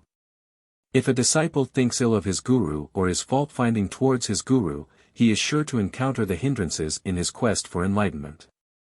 If a disciple esteems and pays homage to his Guru, he will soon attain the enlightenment. With this and other right manners and considerations, one should think much of the gratitude that he owes to his Guru and faithfully respect and venerate him. 2. To serve and revere the Guru, as said in the Tantra of 5 Steps. He should give up all other services and offerings, and concentrate on serving and offering to the Guru alone. If his Guru is pleased, the disciple will soon attain the all-knowing wisdom. If the disciple serves and offers to his Guru, as he offers and serves the real Buddha, what accomplishments and merits cannot he attain then? What easier way to enlightenment can he find? One should know that among all the offerings and services, these made to one's guru are the best. Hence, with great faith, one ought to make the best effort to serve one's guru. The practice of Mandala 178, a ritual of offering, is briefly expounded as follows. The mandal, of clay or gems, should be smeared with incense and the 5 nectars. The yogi then recite the invocation, O Bhatisa Byum Ah. By reciting this invocation the great iron wall is laid up. Within the enclosure of the great iron wall are spread clusters of gorgeous flowers, from which emanate the fragrance of perfume and the agreeable odor of the 5 nectars. In the center of the earth looms the great Sumera mountain. Encircling the Sumera mountain are the 4 continents, the east, south, west, and north, and between the continents are scattered small islands. East of the 4 continents is a sacred elephant, the precious one, in the south, a sacred family overseer, in the west, a sacred supreme horse, in the north, a sacred girl Rinpoche, in the northeast, a sacred warrior.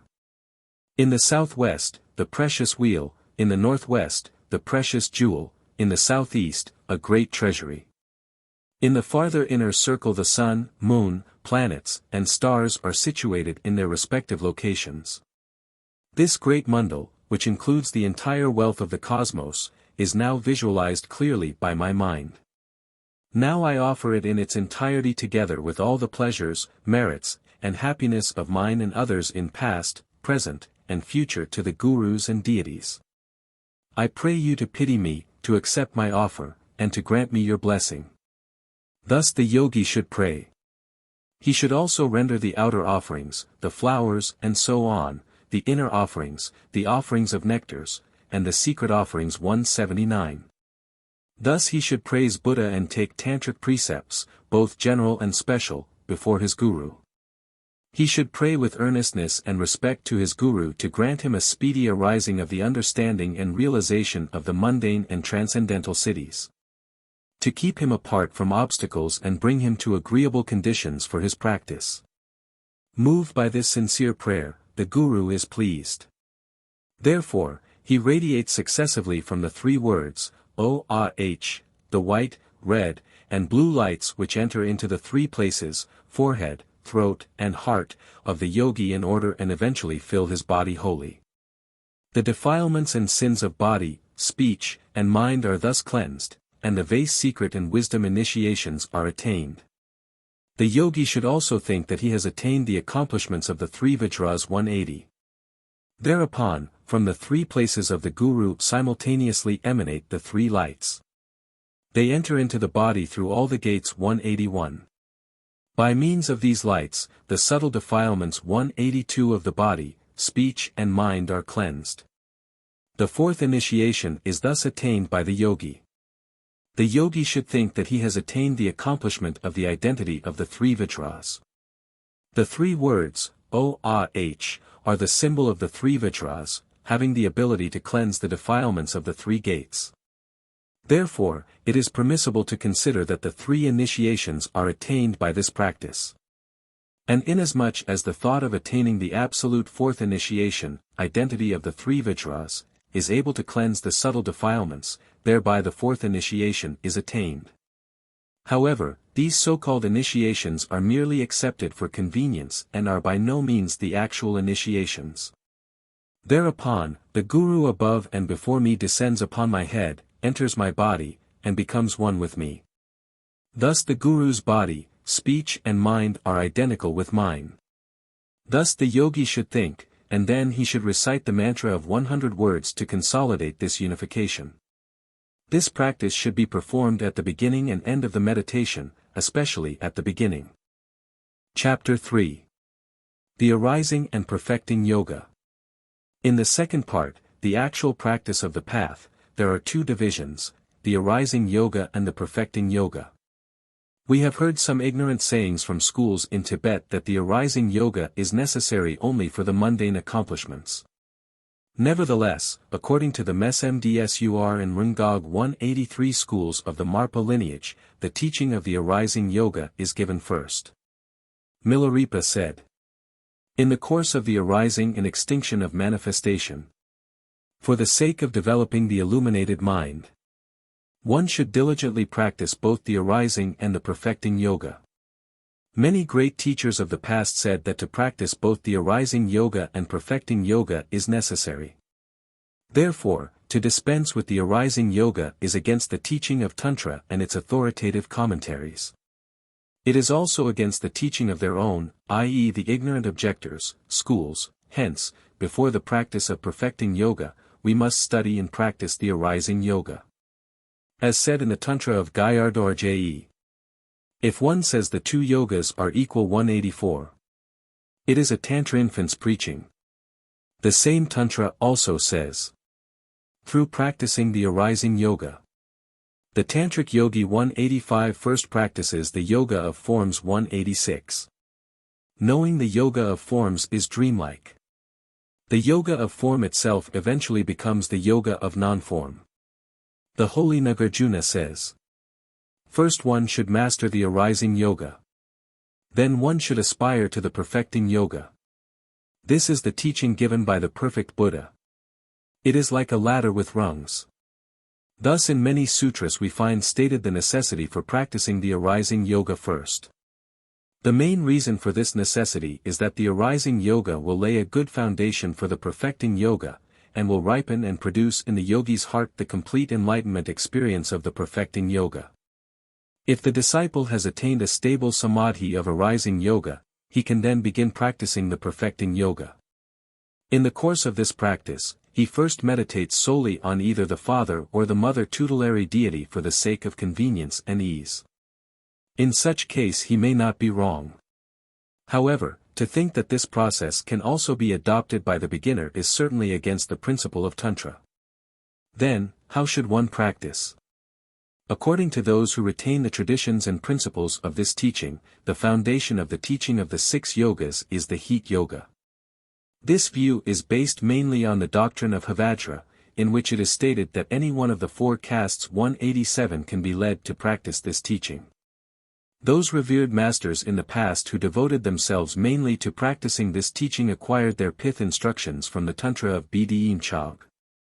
From Gambopa, through the transmission of Ladakh and Mar, the Bd-Mchog teaching of Ladakh was transmitted. In his youth, the glorious Pagamo Grubpa practiced the Bd-Mchog teaching from Mardu. Transmissions were derived from the Bd-Mchog mandala of 62 tutelaries of the Luaipa school. Although there are 2 such different transmissions, they both provide the methods of producing bliss and joy. Therefore the practice of either one will do. One should thus practice the yoga of 4 periods 188, which will lead to the unfoldment of the mandalas from the feet, the 5 Buddhas and bells, to the head. Now, these experiences will be encountered during the practice of arising yoga as the appropriate instructions are followed. At first, the yogi should visualize the tutelary deity through the gradual steps till the whole body of the tutelary is completed. If the tutelary deity visualized has many faces and arms, the yogi may disregard the others and concentrate on visualizing the 2 main arms and the main face. There are 2 ways of visualizing the tutelary one's body, the upward process from the feet to the head, and the downward process from the head to the feet. The tutelary body should be envisioned as a whole, clearly and vividly. At first, however, the yogi should visualize the body not in specific detail but the body at once complete, then softly and loosely hold on to the visualization without any distraction. If any disturbing or diversified thought arises liable to cause the meditator to follow it, the meditator should beware, and bring his mind back to the object of meditation. If the visualization, mind picture, becomes unclear, the yogi should freshen it by seeing it vividly until it becomes clear again. In the process of his meditation, the yogi will have the following experiences. That part of the tutelary body he intensifies will appear clearly and vividly, the part to which he pays no attention will never appear in his mind picture. Finally, the mind picture will become so clear that he will think that not even the actual eye could see it better. If the yogi wants to rest his mind stably on the clear picture, he must overcome drowsiness and distraction. Throughout the whole period of meditation he must possess the power of concentration. Having mastered the above-mentioned sketchy visualization 189, the yogi should then visualize the other faces, arms, adornments etc. until all the details are complete and perfect. Thereafter the mother tutelary deity should be visualized, then the other deities. Eventually the yogi is able to picture clearly and vividly all the deities, in the mandala, and the objects in the complete beyond measure palace, general and specific, all at once in perfect concentration. The yogi is required to reach this stage. Now the teaching of the tutelary pride 190. The yogi should raise the tutelary pride and think to himself, I am the Buddha so and so, and concentrate on this.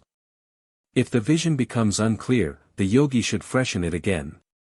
In the beginning, this meditation with effort and stress is needed. Later on, the yogi will be able to maintain a stable feeling of the tutelary pride after the meditation period in his daily activities. When he reaches this stage, his mental power of retaining the visualization will be strong enough to withstand the fluctuating circumstances, and he will maintain the tutelary pride in between meditation periods. The visualization practice and tutelary pride practice should be exercised alternately. Working on this superb meditation, consisting of both deities and their dwellings, will eventually prevent the arising of the samsaric visions. Only the superb visions 191 will appear in the yogi's mind. The spontaneous tutelary pride, capable of maintaining itself in all fluctuating circumstances, is the cure which purifies the vulgar, or samsaric, attachments in the yogi's mind. When the yogi arises from his meditation, whatever he sees, living beings or the material world, he should think of as Buddhas and Buddha's dwelling places. If he can stabilize this feeling, he can attain the steadfast samadhi. When he reaches this stage, he is admitted to have purified the common visions through the practice of the arising yoga. It is said in the Tantra of Gtum-Mo, the nature of the three kingdoms is the beyond measure palace. All the living beings are the deities of the mandala.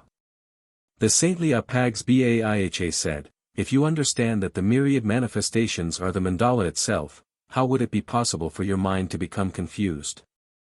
This understanding is applicable to both the arising and the perfecting yoga. According to the principle of Vajrayana, all manifestations are the mandala of heaven, all feelings and experiences are the great bliss, all thoughts are the untreated. To follow and to identify this principle is the main function of the arising yogi. In the arising yoga, the great bliss of perfecting yoga, produced by the entering of life prana into the central channel, is not found. Nevertheless, since the practicer has attained a very stable and clear visualization of Yabhyam Buddha, he is able to unify wisdom and skill, to stop wavering in fluctuating bodhi-heart, as symbolized in the pad word 192. And he will experience a variety of blisses in arising yoga. In short, the main objective and function of the arising yoga, the practice of visualizing the mandala, is to ripen the yogi, to bring his consciousness forth to the realization of the identity of Buddha and sentient beings. The instruction of the practice of perfecting yoga is given in three parts: the basic principles, the step-by-step path, and the realization of the fruit or accomplishment. In the first part there are two divisions. 1. The basic principle or real nature of the mind. 2. The basic principle or real nature of the body. For the sake of exposing the principles behind the complete practices, the first exposition is introduced. For the sake of explaining the points in the body with respect to which the visualization should be carried out, the second exposition is introduced. 1. The basic principle of the mind. The Tantra of Two Forms says, the mind, the perceiver, is formless in its essence. There is no sound and no hearer, no smell and no smeller. No taste and no taster, no touch and no feeler. Likewise there are no mind and mind functions 193. One should understand that the organs, the outer objects, and the consciousnesses of the organs, are all the goddesses. Thus, the 18 datas 194 are preached. From the very beginning, their essence is uncreated, never did they come into being. They are neither false nor real. Therefore, they are like the moon's reflection in the water. Thus should you understand the dakinis. The visual, form, sound, smell, taste, and touch stimuli are the 5 outer objects, from the seer to the feeler are the 5 senses, from the eye to the body are the 5 organs. In the terms of skandhas, they all belong to the aggregation of form. In the terms of Ayatana 195 they belong to the 10 ayatanas of form. The non-self nature of them is thus pointed out by the stanza. The so-called mind, sems, is the aggregation of consciousness, or the ayatana of consciousness. The so-called mind function is the aggregation of feelings, perceptions, and emotions. The above stanza explains the non-self nature of sense data or the ayatana of dharma. The form seer and the sound hearer mentioned in the stanza denote the egotistic conception of beings. In short, this stanza illustrates both the clinging of ego and the clinging of dharma. The stanza says that the non-existence of essence means the absence or the non-existence of self-nature in all dharmas and living beings. These sayings are the philosophy of the great master Mdsosgs as mentioned in his commentary. They imply the voidness or non-existence of the self-nature or the non-existence of the definable nature of being, the self-being as expressed in many other sources. This truth of the non-existence of self-nature, or the non-existence of essence, or the never-come-into-being self-nature, is by no means previously untrue but intentionally and subsequently verified through human reason and the holy edifications. This truth exists from the very beginning, as said in the stanza. To understand the truth as it is, this clearly demonstrates the aspect of the originally true. Guru Marpa said, on the bank of the Ganges River in the east, through the grace of the great Madripa 196, I fully realized the original reality of the never come into being. This enlightenment kindles the void nature of mind. Clearly I beheld the original essence, the truth devoid of play words. And clearly saw the 3 bodies, whereby all the conceptualistic ideas in my mind were forever cleared up. Thus Marpa's understanding of Mahamudra was procured mainly from the great master Madripa, who, in this connection, particularly referred to the thatness among the 10 soulnesses. As he said in a stanza, it is neither with form nor without form. By this he meant the soulness of the originally true, not the soulness with form nor the soulness without form. His disciple Lanjai Gsgs Bhairiterges gave the exposition to this stanza in his commentary. Without form means the doctrine of the Sutra school. These terms also imply the true form or illusory form of Yogacara, as favored by the school of Yogacara of true form and the school of Yogacara of illusory form. This is also applicable to the Madhyamaka Yogacara school. Its doctrine allows the mind-only philosophy, either with form or without form, of Yogacara in the field of mundane truth 197. The doctrine of 2 truths should be established in a manner such as the great Yogi Milarepa explains. The printing is not clear in the 2 first lines. Buddha says that all do exist. But, in the category of transcendental truth, there are no hindrances and even no Buddha. There is no meditator nor meditation. There is no practice nor experiences. Neither is there any Buddha body nor Buddha wisdom. Therefore there is no nirvana. All such terms are merely names and conceptions. According to the middle way doctrine of Nagarjuna, Aryadeva, Slawagragsba, the very nature of causation itself is soulness. So this stanza implies that only these sages' doctrine is acceptable 198. Nagarjuna and Aryadeva, the Savior and the Holy One, were both middle wayists after the Sutra period. Subsequent to the period of these 2 sages, there were many people who talked about middle way philosophy, but these people can only nominally be regarded as middle wayists. The superb being, Master Madripa, and the meritorious Dawadrapa were 2 outstanding sages who really held Nagarjuna's and Aryadeva's view in a correct manner. Furthermore, the treatise of the 10 soulness essays, without the adornment of pith instructions from one's guru, one can be considered only a mediocre follower of the middle way. Zlawajaba said that, if a teacher has no pith instruction as if an adornment for himself, he can be only a mediocre follower of the middle way. This right explanation of the ultimate truth by Zlawajaba should be rightly followed. Now, the explanations of neither true nor false. Says the Sutra of the 60 Rational Stanzas. The beings that depend on and are caused by other beings. Their nature is insubstantial like the moon's reflection in water. All the stable and unstable living beings in Samsara are originally unborn and non-existent. There is no fundamental truth nor innate wisdom. 199. There is neither karma nor the effects of karma. Therefore, the Samsara never existed, even its name is meaningless. Oh, the absolute truth is like this. Thus it is said that in the transcendental truth nothing whatsoever exists, Sasaric or Nirvanic, not an iota ever existed. But immediately the sutra continues. Alas, if there is no sentient being. From where have the Buddhas in the 3 times come? If there are no causes there will be no effects.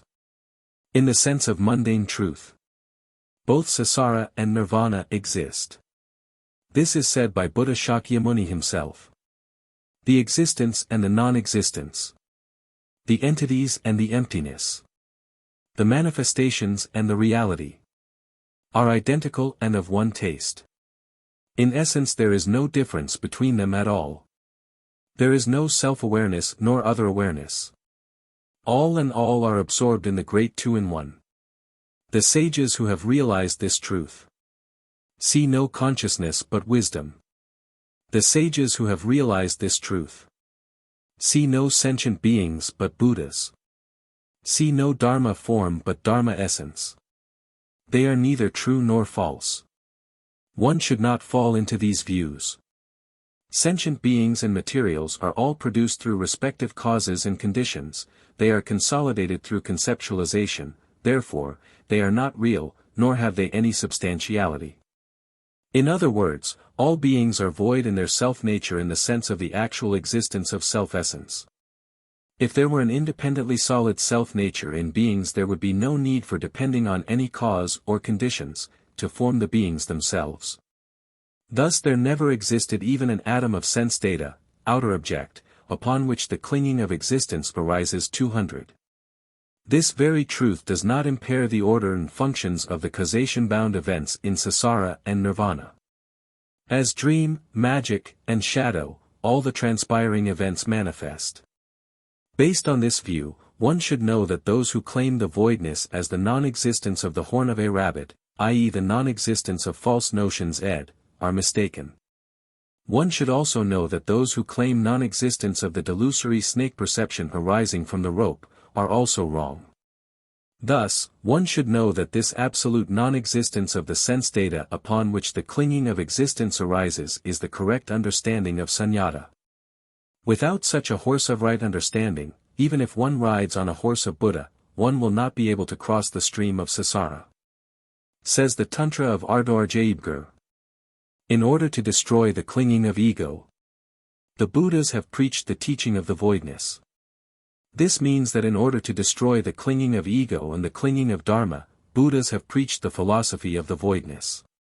Though the principle of the transcendental truth is as mentioned above, even in the category of mundane truth, if one decisively or unalterably identifies existent things with dreams, magic, and illusory visions, one will eventually come to the point of the nothingness 201 which is not allowed in my school. If one follows the wrong views of other schools one is liable to fall into endless dangers. Some hold that all manifestations are magic-like, and accept the existence of all happenings in Samsara and Nirvana, such as the attainment of Buddhahood. They also claim that all manifestations are merely names and words denominated and conceptualized by human beings, that the manifested beings in the causations are identical in essence with the voidness of non-self nature. That the existence and the non-existence have never separated from each other. They further claim that this is the special teaching given by the great masters in the past, and that it is not necessary to follow the two-truths system of the middle way doctrine. This kind of saying is not right. It is against the teachings of the Buddhas and the exposition of them by sages. Not only that, these sayings contradict their own doctrine, for on the one hand they deny the twofold truth and on the other hand they accept the principle of the identity of bliss and voidness. In short, one should definitely search for the understanding of voidness which is briefly explained above. 2. The basic principles or nature of the body. In the center of the transformation wheel, chakra, at the navel and the other main wheels in the body is pivoted the central channel. The upper end and the lower end of it, together with other points of the wheels, are the most important centers. These centers are viewed as vital points and are emphasized in the Skilling Yoga teachings of Tantra.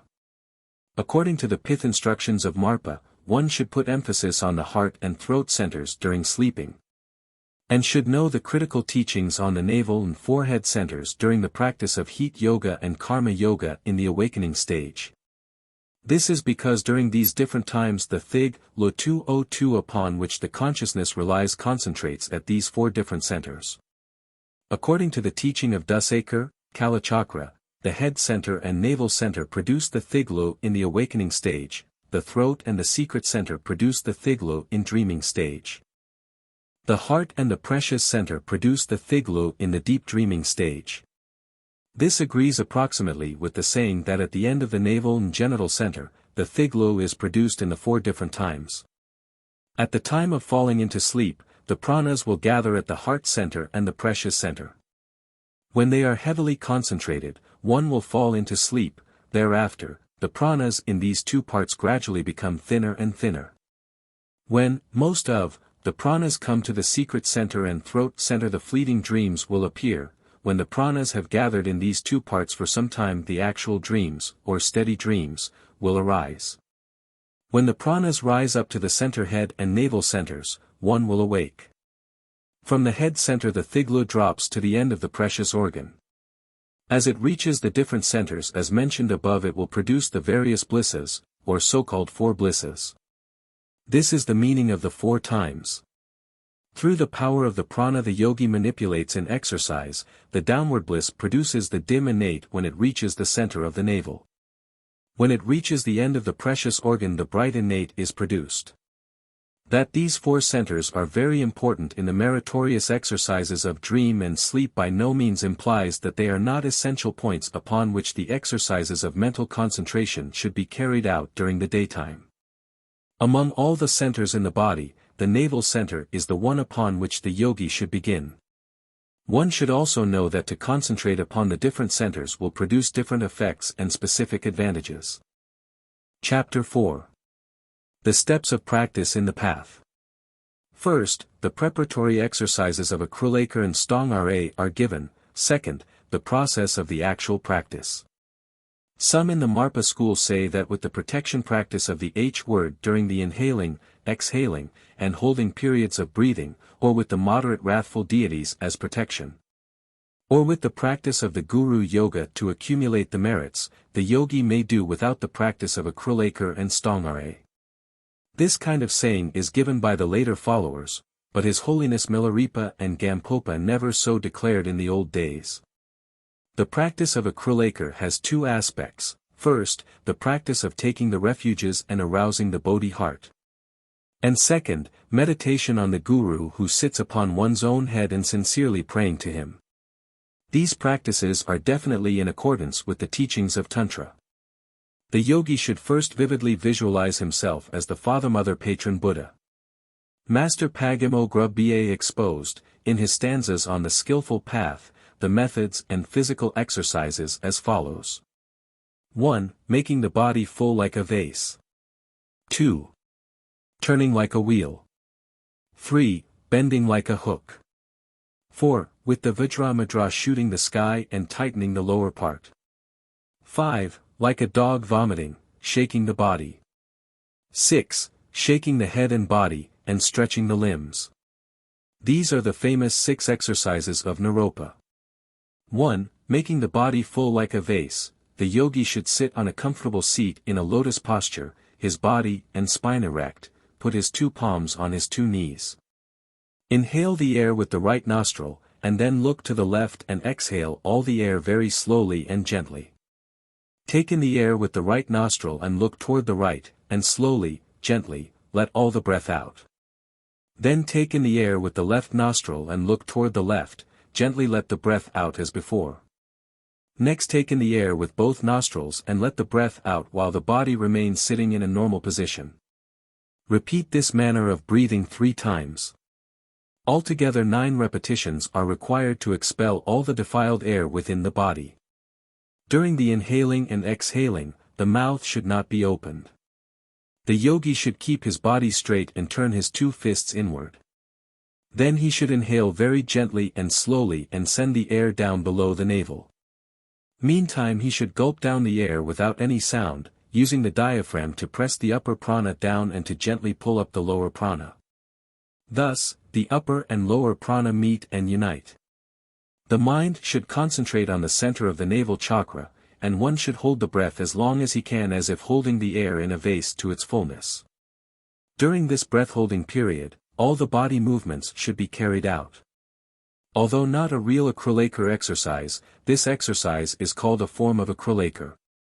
At the moment when the yogi cannot hold the breath longer, he should very gently let the air out through the nostrils, but never through the mouth. While doing this, the mind should not think of anything. 2. Turning like a wheel, sitting in the lotus posture, use the fingers of the right hand to hold the large toe of the right foot and those of the left hand to hold the large toe of the left foot. Hold the body erect, and turn the waist and stomach clockwise 3 times, turn them counterclockwise 3 times. Next bend the body from left to right and from right to left 3 times. Then bend the body forward and reverse it to the looking up position. Repeat the body bending 3 times. 3. Bending like a hook, put the 2 fists, in the Vajra fist manner, upon the heart center and stretch them forward with great force, then stretch both arms forward. Use the right fist to make a circle around the head from left to right. As the arm and fist come down, use the elbow to strike the side of the chest. Do the same movement with the left arm from the opposite direction. Then holding the Vajra fists and putting them on the heart center, again stretch them forward with force. Next, stretch both arms to the right, as before, and strike the side of the chest. 4. With the Vajra-Mudra shooting the sky and tightening the lower part, cross the 2 knees and hold the body erect. Join the fingers of both hands and massage the body from the lower part up to the head. Then use the fingers to support the whole body and lift it up. Then suddenly loosen the fingers, and let the body drop down vehemently. 5. Like a dog vomiting, shaking the body, cross the knees and keep the body straight. Put the 2 hands on the ground, and then successively lift up the body and the head. As the hands release the support and the body drops down, the whole body should be waved and shaken as though trembling. At the same time exhale the air and utter a prolonged ha sound, turning round at the waist. Repeat 3 times. 6. Shaking the head and body and stretching the limbs, put the right hand on the left knee and the left hand on the right knee. Use the fingers of both hands to pull up the knees, then shake the head and body. The yogi who practices these exercises must be acquainted with the art of holding the breath. He must be at ease and gentle. The best time to practice these exercises is before eating, or some time after the meal when the stomach is not too full. These exercises should be practiced until the body becomes very flexible and energetic. The practice of the visualization of the Tsong-Kha-Pa. The empty body. The yogi should visualize the image of the patron Buddha as before, but now he should especially visualize the interior of the body as clear and transparent, like crystal. From the top of the head to the soles of the feet. In this manner, the yogi should try to stabilize the visualization.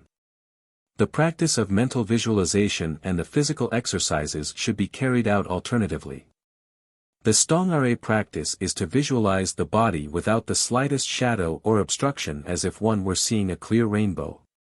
Although one's body cannot at this stage actually become a body of rainbow, the stabilization of this visualization will enable the yogi to overcome the hazards, the nerve pains and prana pains, which he may encounter during his practice. Because of this Tsong-Kha-Pa practice, the greater pains or hazards will not arise. Even if these pains do arise, they can be subdued by the practice of Tsong-Kha-Pa visualization. This is the special advantage of practicing Tsong-Kha-Pa as well as the physical exercises. Although there are a number of different statements and arrangements of the Tsong-Kha-Pa practice, the teaching of Amoghasiddhi says no more than the instruction given above. Therefore, one should know that to follow this instruction is quite sufficient. Though one may not find many accounts of the Tsong-Kha-Pa and physical exercises in the main tantras, these are the pith instructions taught by the masters. Furthermore, in the practice on Rtsa 203 and Prana it is sometimes difficult to attain samadhi through the gentle or soft practice, therefore, the radical or strong practice is needed. In that case it is believed that these preparatory practices will minimize hazards and obstacles. The actual successive practice of the path. This is expounded in two sections, the classifications of the path and the instruction of entering into the path. There are different ways to classify this teaching, some divided into two groups, some into 3, 4, 6, or 10. However, from the viewpoint of befitting the different dispositions or capacities of human beings, the teachings can be classified in three groups. First, the teaching that enables one to become the perfect Buddha in this very life. Second, the teaching that enables one to become Buddha in the Bardo state. Third, the teaching that enables one to become Buddha in future lives 204. From the viewpoint of the nature of the practice, the teaching can be divided into the ordinary perfecting yoga and the outstanding betterment practice of the perfecting yoga. The latter is not usually found in the teachings of the masters of this school, Karjupa, who mainly depend on the pith instructions alone. However, those masters in the Marpa school who held the tradition of preaching the Tantra do accept this type of teaching. Marpa said. From the great master Naropa, the Guard 205. I have heard the profound Tantra of Havajra. I also received the pith instruction of joining, transformation and unification 206. Sri, RPO, Nritsam Spire. Especially have I learned the teaching of heat yoga and karma yoga. Thus, for me, was the essence of the teachings of the whisper succession illustrated. Thus, Marpa said, was illustrated for him the joining and transformation practice of the whisper succession. In particular, he relied on the practice of the heat yoga of the Vajra, which produces the four blisses. Later on, through the practices of karma yoga, the four blisses were also raised within him. From this we know that, in the teaching of Havajra, he relied mainly on the heat yoga and karma yoga. Again Marpa said. In the city of Lagadar, in the west. I bowed down at the feet of the holy Yishi Snyenpa. From him I heard the teaching of Sunwa Dusba of the Father Tantra 207. And also received the pith instructions of the Illusory Body and Great Light. Thus have I learned the teaching of the Path of the Five Steps. According to Naropa there are four outstanding tantras from which the superb pith instructions are derived. One of them is the teaching of the Path of the Five Steps of Sunwa Dusba. Thus Marpa learned the teaching of the Illusory Body and Great Light of Sunwa Dusba from both Yishi Snyenpa and Naropa. As for the teaching of Transformation Yoga and Yoga of Entrance, he mainly derived them from the masterly Danbisi Tantra. According to the classification of the 6 Yogas of Naropa, the yogas are, Heat Yoga, Yoga of Illusory Body, Light Yoga, Transformation Yoga, Yoga of Entrance and Bardo Yoga. Both the Dream Yoga and Bardo Yoga are ramifications of the Yoga of Illusory Body. It is better to appropriate the light of Sleep 208 to the Yoga of Illusory Body. Also it is more convenient to classify the Transformation Yoga and the Yoga of Entrance as one. The pith instruction of Milarepa stated. This teaching contains the arising yoga, head yoga, karma yoga, the knowledge of reality, the symbolic light in the path, and the symbolic illusory body in dream in the path. These 6 teachings are the heart-like pith instruction of Marpa, the final teachings of the whisper succession. No other teachings of any path with form can be found superior in essence to these. There is no other temporary or final instruction that does not belong to this teaching. The teaching of the 6 yogas is itself the perfecting yoga. Those who follow and hold the traditional instructions of the Marpa school all hold this opinion. Those who declare that there are other teachings more profound than the 6 Yogas of Naropa, speak nonsense. Here it is proper to point out that, in general, the highest perfecting yoga must first provide the method of inducing the prana of the Roma and our Kyang 209 to enter the central channel. This teaching is indispensable, though there are a great many different methods given by accomplished yogis who relied on different tantras. In this teaching, of 6 yogas, the method of meditating on the Gtum-Mo, 210 or the short at the transformation center of the navel is used to gather the live dynamic prana into the central channel. Through the entrance of the air into the central channel, the 4 blisses are produced, and finally, the Mahamudra innate wisdom. In this profound teaching of skillfulness 211 is not relied on, but, instead, the practice of the samadhi of absolute no-thought, the yogi will reach the state of mind consolidation in which bliss, illumination, and non-thought are experienced. This state of mind consolidation, however, is a common stage. Hinayana, Mahayana, Paramitayana, and Vajrayana all have the K-now ledge and experiences of it. It is by no means special. Therefore, it is of great importance that one should not confuse the teaching of this mind consolidation state with the special tantric skillful path. This view can be verified by the instance of Gampopa's, Tsong-Kha-Pa, meeting with Milarepa. When Gampopa first met Milarepa, he told Milarepa that he was able to remain in samadhi with perfect concentration for many days in a single period. But Milarepa told him that no butter can be produced by squeezing the sand. Moreover, the samadhi he had engaged in was by no means enough. Milarepa then told him that he should practice the small awe of life energy of the heat yoga. One should well understand this important point. 212. We have always heard it said that the teaching of heat yoga of the Kargyapa is the very best. However, this should only be understood to the effect that the primordial and fundamental principle of the perfecting yoga is to make the life prana enter into the central channel to produce the innate great bliss. Consequently, as the prime goal is reached, there is no need to pursue any other teachings of the perfecting yoga. By the practice of the meditation on the Dhammo fire, the air enters into the central channel and goes through the progressive process of entering, remaining, and dissolving. By means of this power the Bodhi heart is brought under control. No more leakage of the Bodhi heart will occur, therefore the yogi is able to practice the Karma Yoga which provides favorable conditions for producing the 4 innate blisses. The teaching of heat yoga and Karma Yoga is mainly needed for the purpose of producing the innate bliss. Relying on this innate blissful emptiness while awake, the yoga of illusory body should be practiced in the daytime. At time of sleep in the night, exercise on the illusory body of the dream state should be stressed. To practice this, one should first exercise the light yoga, then one is able to enter into, and master, the dream. In order to be capable of holding the prana during the time of, the unfoldment of, the light of sleeping state, one must first have the ability to gather the pranas during the waking state. For both of these practices, the best preparation is heat yoga. The yogi must first completely master the dream state. After that he is able to recognize the Bardo state, for this the heat yoga is also the best preparation. Also because of the heat yoga these 3 practices converge into the yoga of illusory body.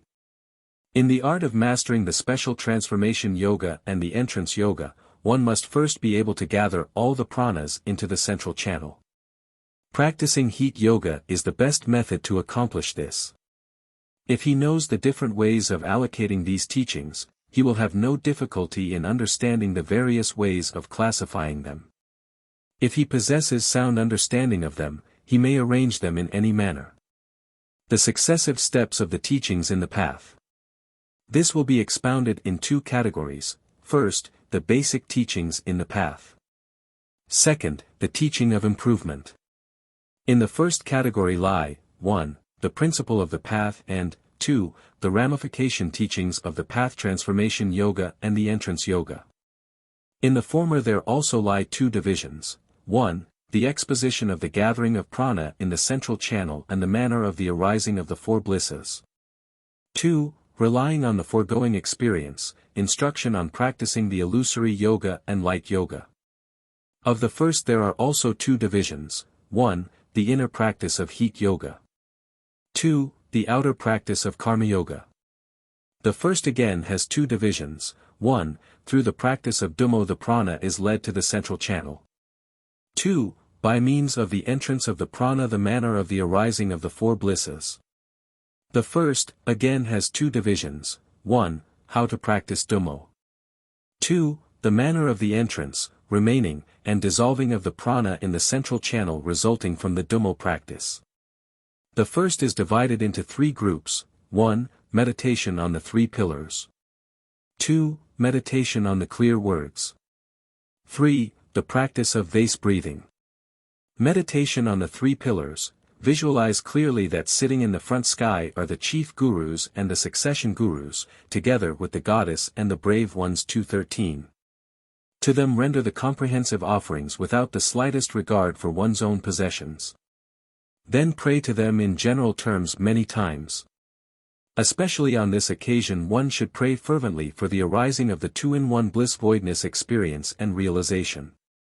Also one should think that it is for the purpose of enabling all the mother-like sentient beings to become the perfect Buddha Ardor Chang that he now practices the heat yoga. One should put all one's heart into thinking of the Bodhi heart. Then visualize, clearly and vividly, the image of the self, Buddha. 2:14. Thus the foundation of samadhi is laid. The yogi should put on the meditation belt. 2:15, cross his legs, in the sitting posture, hold his spine erect, slightly bend his chin, and rest naturally the eyes. The tongue slightly touches the upper palate, the teeth and lips rest naturally as they are. Alert the body and mind, thrust the chest forward, put one hand on top of the other and poise them below the navel. Clearly visualize the three channels. Then think of the Gtum-Mo situated about 4 fingers distance from the navel, close to the spine. More explicitly, the Gtum-Mo is situated in the central channel at the joining point of the three channels, namely the central, right, and left channels. They are situated in a parallel position, and the central channel extends from the place below the navel up to the top of the head, as the supporting pillar of the 4 chakras. The reason for meditating in such a manner is to lead the pranas to enter into the central channel. 3 different ways of practice were suggested. Some say that the 3 channels all end at the place 4 fingers distance below the navel. Some say that the right and left channels do not end there, but extend down to the end of the precious organ. In the upper part, some claim, the central channel extends up to Smin-Mdsams, the center of the 2 eyebrows, and the right and left channels extend down to the nostrils. Through correct practice, the right and left channels which encircle the central channels in the center of the 4 chakras will eventually be straightened. As for the diameter of the channels, there are no definite rules. Meditate on various diameters. When the Gtum-Mo is meditated upon, the color of the central channel should be visualized as the color of the oil lamp's flame. This whisper-given pith instruction is found in the Tantras of Caspial. However, before reaching this stage, the color of the right channel should be visualized as red, and the left channel as white, and the central as blue. Then the 4 chakras should be meditated upon. First, the transformation chakra of the navel center. Its outer shape is triangular and has 42 red nerve leaves, rtsadabs, extending upwards. This is a general way of meditating on these nerve leaves. Though it is not specific, it is quite sufficient to serve the purpose. Second, the Dharma chakra in the heart center. Its outer shape is round, like the shape of the bow word. It has 8 white nerve leaves extending downward. Third, in the throat center lies the chakra of reward. Its outer shape is rounded like the bow word. It has 16 red nerve leaves extending downward. The yogi should understand that the last 2 chakras symbolize wisdom and skill, and duly meditate upon them. At the beginning of visualizing the 3 channels, one should know that the process of visualization consists of 2 practices. 1. Seeing the channels vividly, or forming a clear picture in the mind. 2. Holding on to this picture. The mind should concentrate in the central channel at the point where the 3 channels join. This is very important. Then, one should proceed to visualize all the nerve leaves, complete in number, of the different chakras. Keep on with this practice, the nerve leaves will become clearer and clearer in the mental picture. If one has made every effort to visualize the nerve leaves, but cannot get a clear picture of them in mind, one should concentrate on visualizing the three channels, putting emphasis on picturing the portion above the heart center. If the mind concentrates without a slight rest for a long period, it will incur great hazards and hindrances. In that case, one should only meditate on the point where the three channels join. According to this teaching, it is said, the yogi will experience two different stages, the emergence of a very clear and durable picture of the nerves, and the emergence of an obscure picture of the nerves. Whichever the case, it is advisable to follow the above instructions. This is verified by the teachings on visualization of nerves given by the accomplished yogi, the great Lawabi. During this visualizing practice, if the yogi wants also to practice the breath-holding exercise, he may do so as instructed before. The way of alternately practicing the visualization, body movement, and Tsong-Kha-Pa will be expounded later. The practice of visualizing words. In Heat Yoga, a teaching of meditating on different words in the three channels and four chakras is provided. This teaching is found in both the Fundamental Tantra of Hayagriva and the Expounding Tantra of Sambuddha. Many great accomplished yogis, such as the black practitioner, Nagbospa, taught this teaching. The practice of visualizing words includes two ways, the comprehensive way and the simple. The comprehensive way is to meditate on the words both at the center of the chakra and at each different nerve leaf.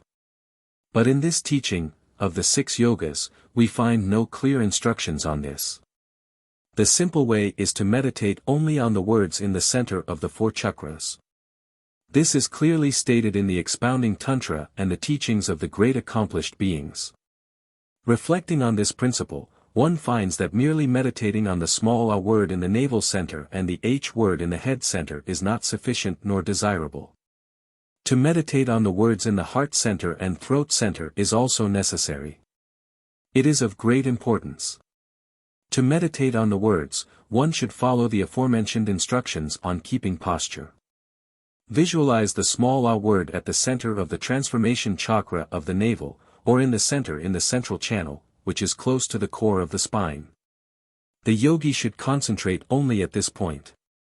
The visualization procedure is as follows.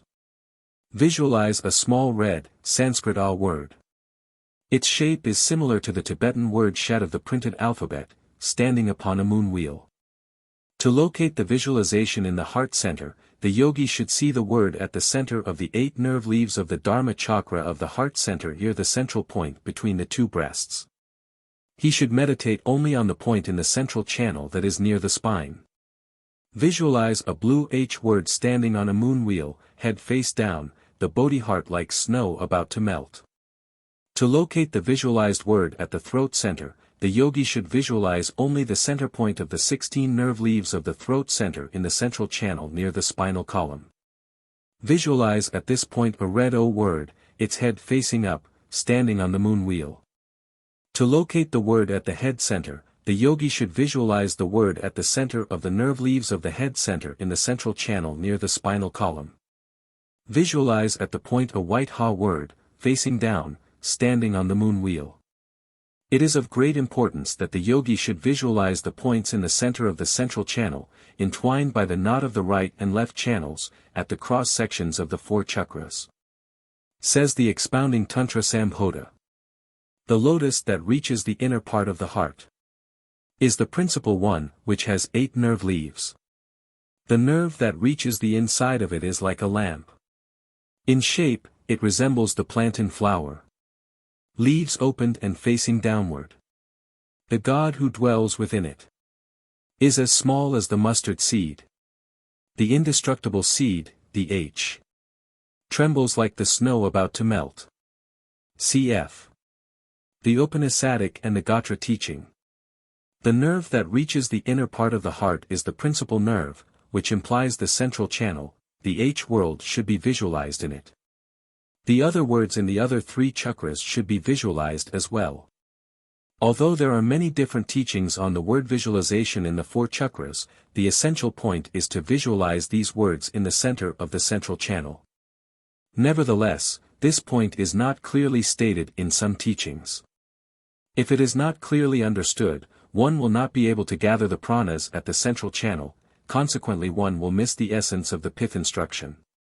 The size of the words on which the yogi meditates should be as small as the mustard seed, as the Tantra describes the H word. This size applies to the other four words as well. The smaller and clearer the word as visualized and held by the mind, the easier it is to control the pranas. This is a very important factor in mastering the pranas. Although the Sambhodra Tantra does not mention it, the small word A should be visualized with a head. According to the pith instruction given in the Tantra of Bdm-Chog, all the four words should be visualized with the half-moon head, the thiglo and nada melting like the female bodhisattva about to weep. This teaching is important because it produces and will enhance the great bliss. If the yogi visualizes the word as very bright and glowing, he will be able easily to overcome drowsiness and promote his illuminative experience of samadhi. When any visualized object is meditated upon, the yogi should put all his mind into the subtle object as if his mind, or rather his whole being, enters into the object. He should never visualize the object as if he merely sees it before him. 2:16. For the correct practice, mind and object become as one, thus the experience of the unification of mind and thiglo will come to pass, and the gathering of the prana will become easy. In the practice of this meditation one should neither overstrain nor be too lax in his effort. Overstrain or laziness will bring drowsiness and distractions, therefore, the yogi should avoid both extremes. The beginner should not meditate on the three words above the heart center for too long, he should meditate on them for only a short while, and devote most of this time to concentrating on the small A. If he finds it difficult to concentrate on the minute object, he should visualize it a little larger. When a larger picture can be stabilized in the mind, the yogi will then be able to visualize smaller or more subtle objects. The purpose of practicing the heat yoga is to produce the four blisses. When the bodhi heart in the nerves begins melting and the two pranas 2:17 start gathering at the head chakra, the first bliss, Ananda, begins to arise. Thereafter, the bodhi heart begins to disperse into the nerves. When the bodhi heart gathers at the throat center, the second, extreme bliss, Paramananda, arises. Then the bodhi heart disperses again through the different nerves, and when it is gathered at the heart center, the third, superb bliss, Viramananda, arises. Again, the bodhi heart disperses through the nerves, and when it is gathered at the navel center, the fourth, innate bliss, Sahajananda, arises. 218. Following this, if one meditates upon the words in the center of the central channel in the four chakras, the mind prana will be easily gathered at the four centers, thus, the four blisses will arise from the four centers. It is necessary for the yogi to recognize these four blisses in experience. When the bodhi heart begins to melt and drop down from the upper center to the lower centers, if the bodhi heart cannot remain at each center for a longer period, it will be extremely difficult for the yogi to recognize the differences between the four blisses. Especially will it be difficult to recognize the innate bliss. Thus one should know that if the mind can concentrate a long period on the four chakras, the melted bodhi heart will also remain at the different centers for a longer period. This is a very important point. If the word at the head center, that is the center of the white bodhi heart, can be stabilized, the white element will be greatly enhanced and multiplied. If the word at the throat center, the place through which the right channel multiplies the blood element, can be stabilized, the secretion of the Gtum-Mo which comes from the navel center will produce great power. 219. Consequently, it will promote and improve the practice of dream yoga. The heart center is the center of light. If the H word at the heart center is stabilized, the great light will unfold. Meditation on the heart center will help the emergence of the light in both the waking and the sleeping states. The small A word should also be stabilized at the navel center, since through it the left channel multiplies the fluid. From the navel center the white bodhi heart revitalizes the whole body. Furthermore, this center is the special place where the Gtum-Mo resides. It is well known that the navel center is the place where the fire, that melts the Bodhi heart, is kindled. 220. It is of great importance that the yogi should acquaint himself with the teaching of the meditation on the chakras and their words. Until all the words in the different chakras appear vividly in the mind, the yogi should continue his effort. The practice of vase breathing. Following the preceding instructions, the yogi should first clearly visualize the nerve, nadi equals tib. Ritsa. Ed. System in general, then concentrate on the center of the central channel at the cross-section of the three channels. Next, the yogi should meditate on the four words in the different nerves. Especially should he concentrate on the small a word in the central channel at the navel center. If this mind-holding object can be stabilized, the mind and prana will converge to it. Thus the mind reaches the state of concentration and the pranas are collected. This is stated in the Tantra of Bdeen Chog and the expounding Tantra Sambhodra of Havajra. During the practice of vase breathing, the yogi should also meditate on the four words in the four chakras. This is taught by the great accomplished yogis, the Black Practitioner, Lawaba, and Oceanborn, as well as in many holy scriptures, especially in those important pith instructions of the perfecting yoga given in the Tantras. But that the four words should all be visualized, is not given, even in the instruction of vase breathing practice in the whisper teaching. The yogi should well acquaint himself with the meditation procedure as given in the preceding instructions. Through this practice the pranas will enter into the central channel and by the power of the fire of Dhammo the Bodhi heart will be melted, thus the four blisses will definitely arise. But there are many Tibetan teachers who give the teaching of Dhammo in a manner which combines all the practices of nerve, ritsa, word, and vase breathing at one time and declares that it is for the sake of promptly producing the Dhammo experience that the combined practice is given. The taking in, the filling up, the dissolving, and the shooting like the arrow are the four steps. This stanza shows the four special steps of the vase breathing practice that was found in the pith instructions of the gurus in the past and favored by them. There is a certain commentary which says that the four means the four bases. This is a mistake, however, that was made through overlooking the text of the Tantras. The physical preparations for the breathing exercise are the same as given before. The best time to practice this breathing exercise, according to the instructions of the accomplished yogi Phagamo-Grub-Pa, is the time when the breathing runs equally, in both nostrils.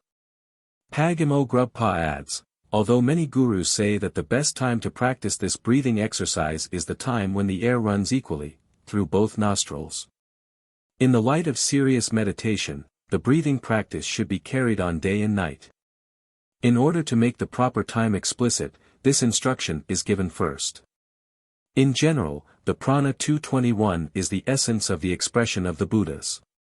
In this practice the exercise should be carried out when most of the lotus shelter air ascends.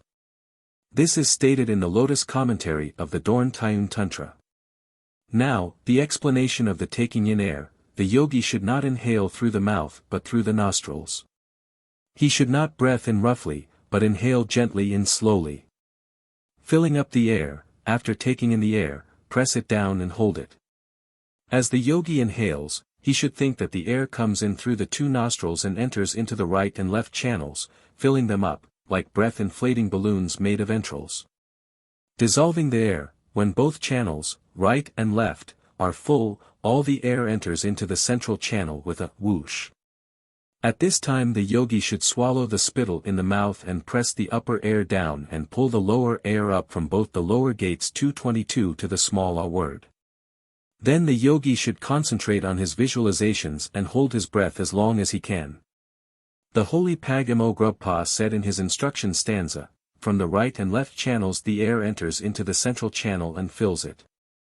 When the breath can be held no longer, the yogi should release it for a very short time, the duration of snapping one's finger. The air left in the body should be used for the dissolving practice. Though this instruction is somewhat contradictory on 2 points with the instruction given before, except the fourth step, the dissolving step, the other three, taking in, holding, and exhaling the air, are expounded. The filling up practice means inhaling the air that fills the right and left channels, and the dissolving practice means the departure of the air from the two channels and its entrance into the central channel. Thereby the central channel is filled with air, but the air in the right and left channel is dissolved or emptied. As to the manner of practicing the vase breathing at the navel center, some claim that the lower air should not be pulled up, merely pressing the upper air down will do. Others say that the yogi should press the air down at first, then, after a while, pull up the lower air 3 times. These sayings are wrongfully given through ignorance of the essence of vase breathing practice. The right practice is to combine the live prana above the navel with the Tercel prana 223 below the navel. As the Dam Gyun Tantra says, the upgoing air and the downgoing air should be joined together by the mind. This stanza explains the way of practicing the vase breathing by combining or uniting the upgoing and downgoing prana. Thus we know that the upgoing and downgoing air should be combined and that they should not be pulled up simultaneously, but one after another. If there is no special reason for a particular meditation, the upgoing air should be drawn and pressed first, afterwards, pull up the downgoing air. It is not necessary to pull the downgoing air 3 times. Shooting the air like the arrow.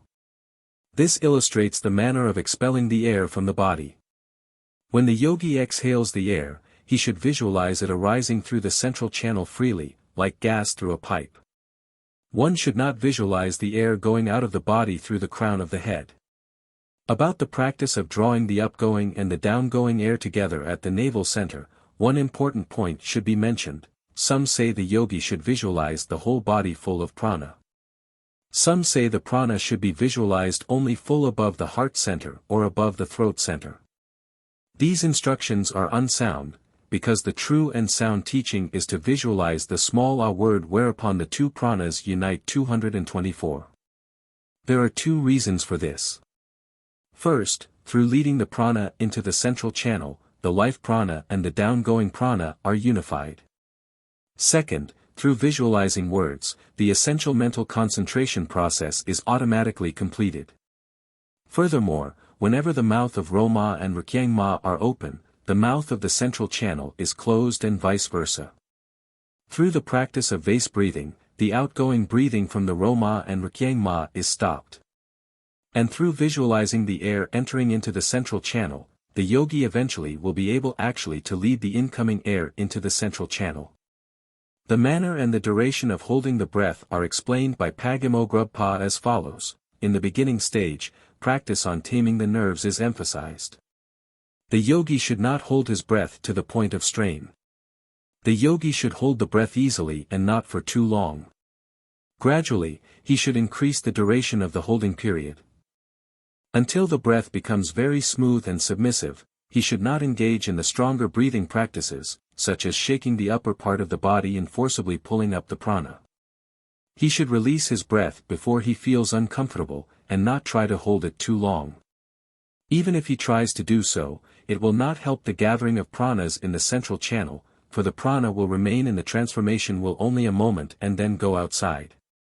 Although to hold the prana outside the will center for a long period will produce a little warmness and bliss, it does not help the prana to enter into the central channel. In the practice of visualization, the yogi tries to visualize the subject clearly, but a clear image appears in his mind for only a short moment. To visualize a steady picture is difficult.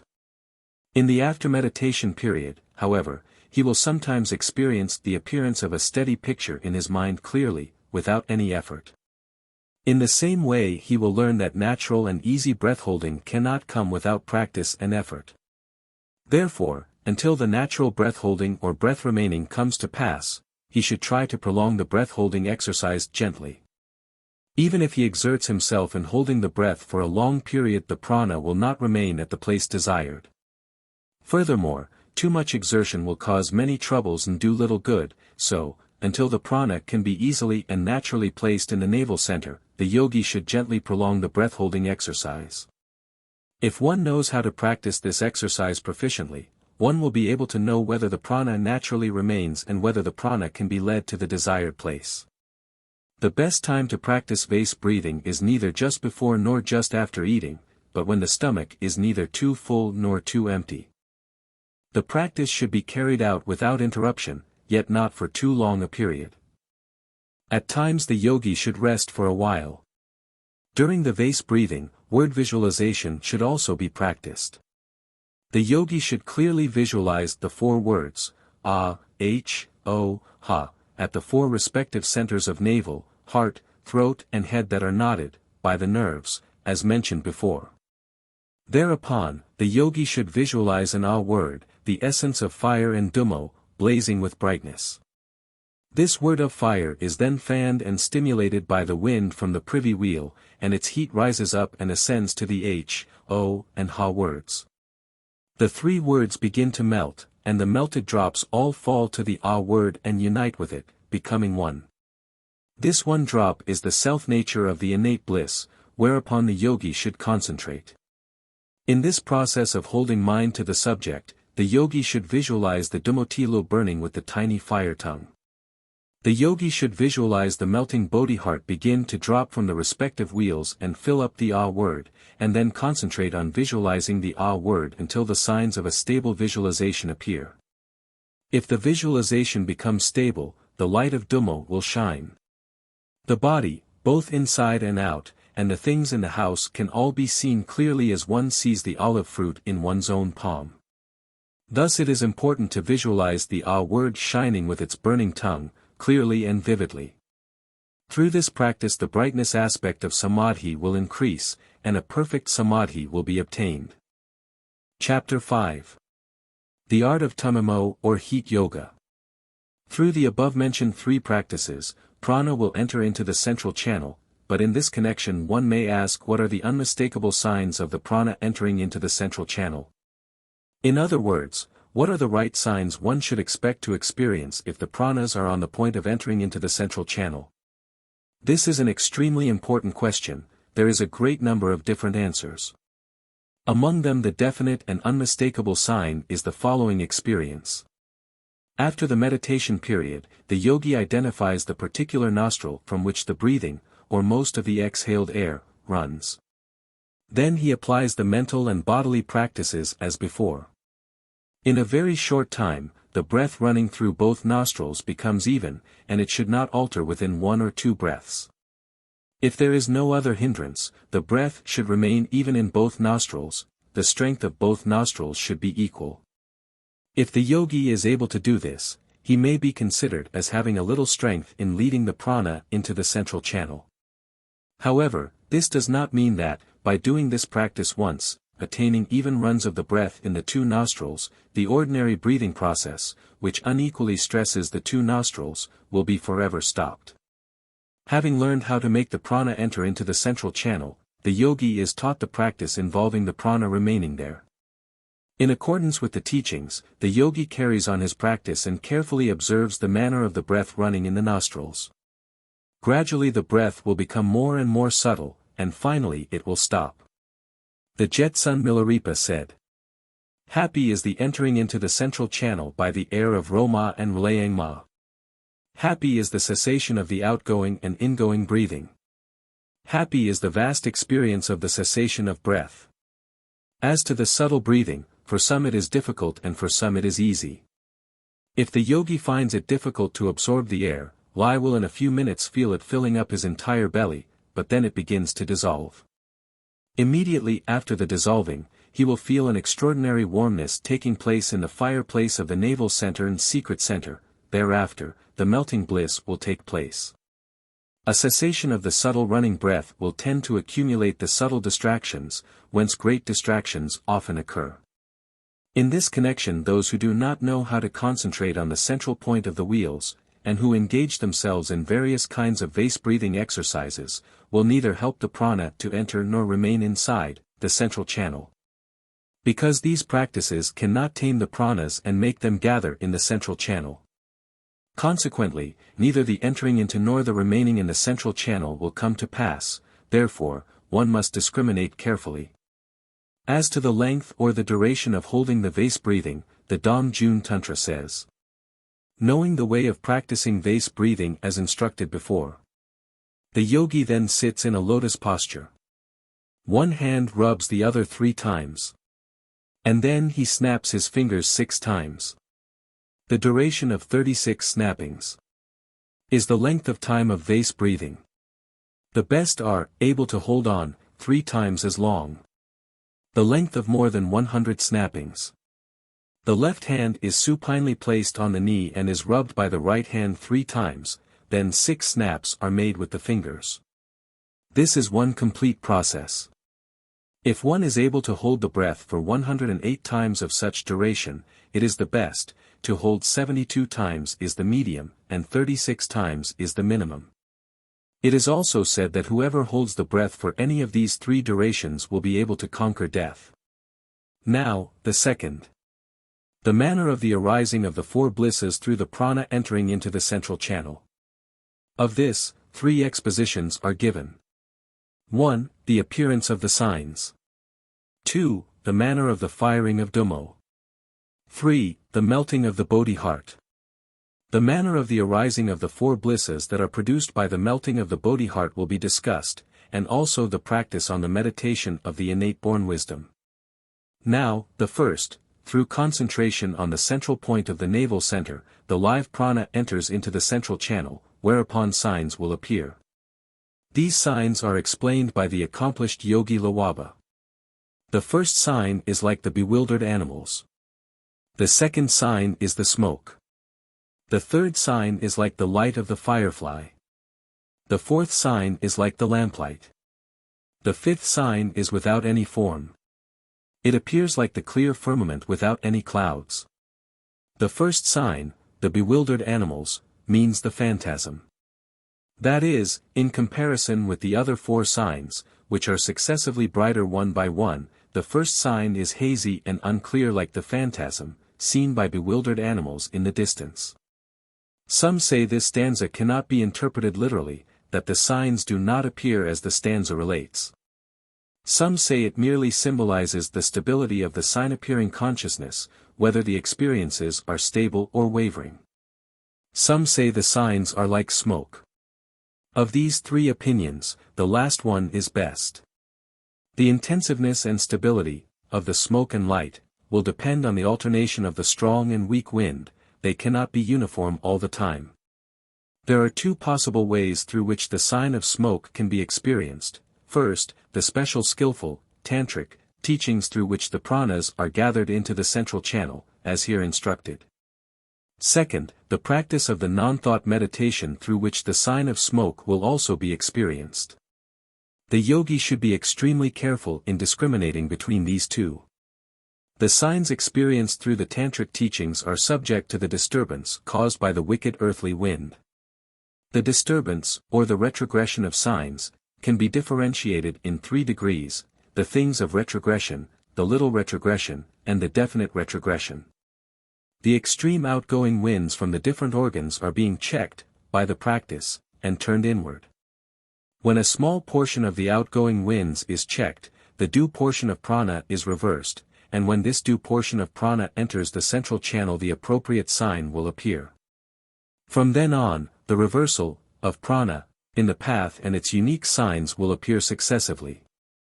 There are a great many different signs to be experienced, but our concern is with the life prana entering into the central channel, of which the complete process, from the phantasm stage to the clear sky of no clouds, will take place.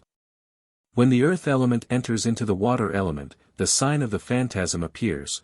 When the water enters into the fire, the smoke sign appears. When the fire enters into the air, the fire spark appears. When the spark enters into the mind prana, upon which the distracted thoughts ride, a steady lamp light burning in the air without any wind disturbance appears. By the power of these successively appearing signs, the yogi will attain the accomplishment of Mahamudra. As to the kindling of Gtum-Mo, there are many different types, such as the kindling of Gtum-Mo in the central channel from the navel center and the secret center in the beginning stage. The kindling of Gtum-Mo outside of the central channel or the ordinary kindling. The manners of the kindling are also various, such as the kindling of the Gtum-Mo from the depth of the body. The kindling of Gtum-Mo in between the skin and the flesh, the intensive and weak kindling warmness in the beginning stage, the kindling warmness going upward, blowing upward, and fleeing upward, and the strong and weak kindling. Of these kindlings, the former are better than the latter. The blisses produced by these varieties of kindling warmness follow this pattern. In addition to these numerous experiences that arise successively, one should pay special attention to discriminate between the kindling of the unique Dhammo, the kindling of the ordinary warmness. The bliss produced by prana and the bliss produced by prana and the bliss produced by the melting of elements. If the unique Dhammo is ever kindled, the appropriate bodhi heart will melt. In this case the yogi will have no sickness caused by the unbalanced elements, while in the case of the ordinary kindling warmness, the melting of the bodhi heart is very uncertain, the gall secretion will increase. The feeling of bliss is always weak, and the pain induced by the warmness is great. If a qualified Dhammo is kindled as it should be, the white bodhi heart will melt and multiply the red bodhi heart. Dhammo will also increase. The melting of the bodhi heart brings about the arising of the four blisses. The respective places wherein the downcoming four blisses arise are named in the Tantra Ardorjayurinwa. At the wheel of great bliss in the head, the first bliss arises. At the wheel of enjoyment, throat, the superlative bliss arises. At the wheel of dharma, heart, the beyond reach bliss arises. At the wheel of transformation, navel, 225. The innate wisdom arises. Thus, one shall experience these blisses. When the bodhi heart coming down from the head reaches the throat, the first bliss arises. From the throat coming down to the heart, the superlative bliss arises. From the heart coming to the navel the beyond bliss arises. From the navel coming to the top of the precious organ the innate bliss arises. As to the upgoing blisses, the Tantra says. The upgoing blisses arise like this. At the wheel of transformation arises the bliss. At the wheel of dharma arises the superlative bliss. At the wheel of enjoyment arises the great innate bliss. This is the reverse of the process of bliss arising. These explanations are in accord with the great symbol Thiglo 226. Each of the four downcoming and upgoing blisses can be divided into four, making the so-called 16 portions of the moon elements. Following the viewpoint of the sun, each bliss can be divided into 3, making the total of 12. The above Tantra says. The signs of hair and so forth are the Thiglo of 16-fold bliss. They are the substance of the Ali, the vowels. The four wheels come in order. Following these different sayings, they can be understood as 12 sun elements. When the bodhi heart goes upward or downward, the blood element always goes with it. As it reaches the four respective centers in each level of each center, a specific bliss is experienced, making a total of 16. From the viewpoint of the intensiveness of the bliss of each center can be divided into 3, the extreme bliss, the medium bliss, and the small bliss, making a total of 12. The experienced yogi should know the subtle differences between these. 227. The four upgoing blisses should be much stronger than the downcoming blisses. In the upgoing process, until the reversed operation has become steady, the bliss will not be steady at the head center. When the head center becomes steady, the bliss will also be steady. Says the same Tantra, Ibid. Upon the life is the mind. Because of the reversal it flows. Dwells in the center of the lotus's navel. Thereafter, it will stabilize. At that time the refuge will not go away. As in a utensil without any hole.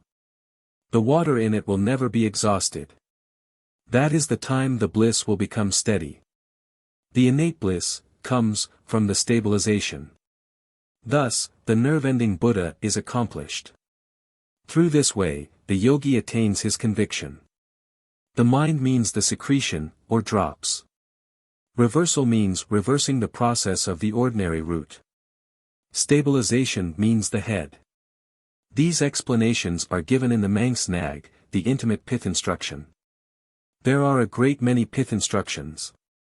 According to one of them, when the warmness becomes stabilized, the bodhi heart in the nerve begins to melt, because of the melting of bodhi heart the bliss arises. When the bliss becomes steady, the non-discrimination, wisdom, arises. This explanation is very general, it does not give the specific explanations on the upgoing and the downcoming blisses. Nor does it make clear the recognition of the great innate bliss. In view of this, I have given the explanations of the four blisses in two categories, as stated in the Tantras and instructed by the great accomplished yogis. Generally speaking, there are two different kinds of bliss, the bliss produced through meditation, and the bliss produced through ordinary ways. Through the dropping of the melted Bodhi heart to the secret center, one experiences the bliss. However, even in this process the kindling of Gtum-Mo by which the thiglo is melted is a necessary condition required in the production of such a bliss. But though the Gtum-Mo is kindled and the Bodhi heart melted, this by no means implies the entering into the central channel. Therefore, it is understood that some individuals may experience the bliss of thiglo melting but not that of the entering into the central channel, as experienced by those who practice the vital physical exercises, given in the pith instructions. As the thiglo arrives at the top of the Vajra jewel, there are great difficulties in holding it.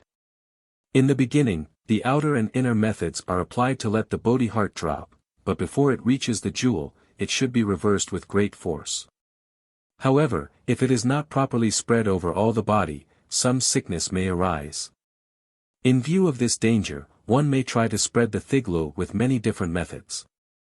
However, he may not go far enough to differentiate between the thiglo melting of the entering into central channel and the thiglo melting through the ordinary process. To sense the difficulty or the ease of holding the thiglo, to carefully weigh whether or not to apply a very forceful halting exercise. To discover whether the thiglo is properly spread and the danger of sickness avoided, these are necessary safeguards. The reason and purpose for melting the thiglo by the Gtum-Mo fire through meditation practices is to bring to pass the innate wisdom. To produce the innate wisdom requires, in general, the standing of the melting thiglo below the navel. In particular, the halting of it at the jewel. If it cannot be held for some time, the real innate wisdom can hardly arise. The arising of the great bliss of the innate wisdom of perfecting yoga requires that the prana enter into and remain in the central channel. In case of the thiglo melting through the entering into central channel, the yogi should still hold the thiglo at the jewel and not release it until the innate wisdom is fully unfolded. The yogi should visualize the Bodhi heart waveringly coming down from center to center, as if swayed by the wind, until it reaches the jewel. This is to safeguard the outgoing prana which might expel the thiglo. There are some who merely look for an easy way to produce the melting bliss without a fair command of the gathering of prana, into the central channel. By doing this, the melting of the Bodhi heart may easily be experienced, but, if the Bodhi heart is not reversed to a higher level, it will be extremely difficult to reverse it when the thiglo comes down too low, unless the melting is weak. Even if it is reversed, it must be reversed to a higher level and be spread well, otherwise certain illnesses will result. In the case of the entering into the central channel as discussed before, none of these difficulties ever arise. Some may ask what steps one should take to reverse and spread the thiglo when the disqualified melting bliss 228 arises.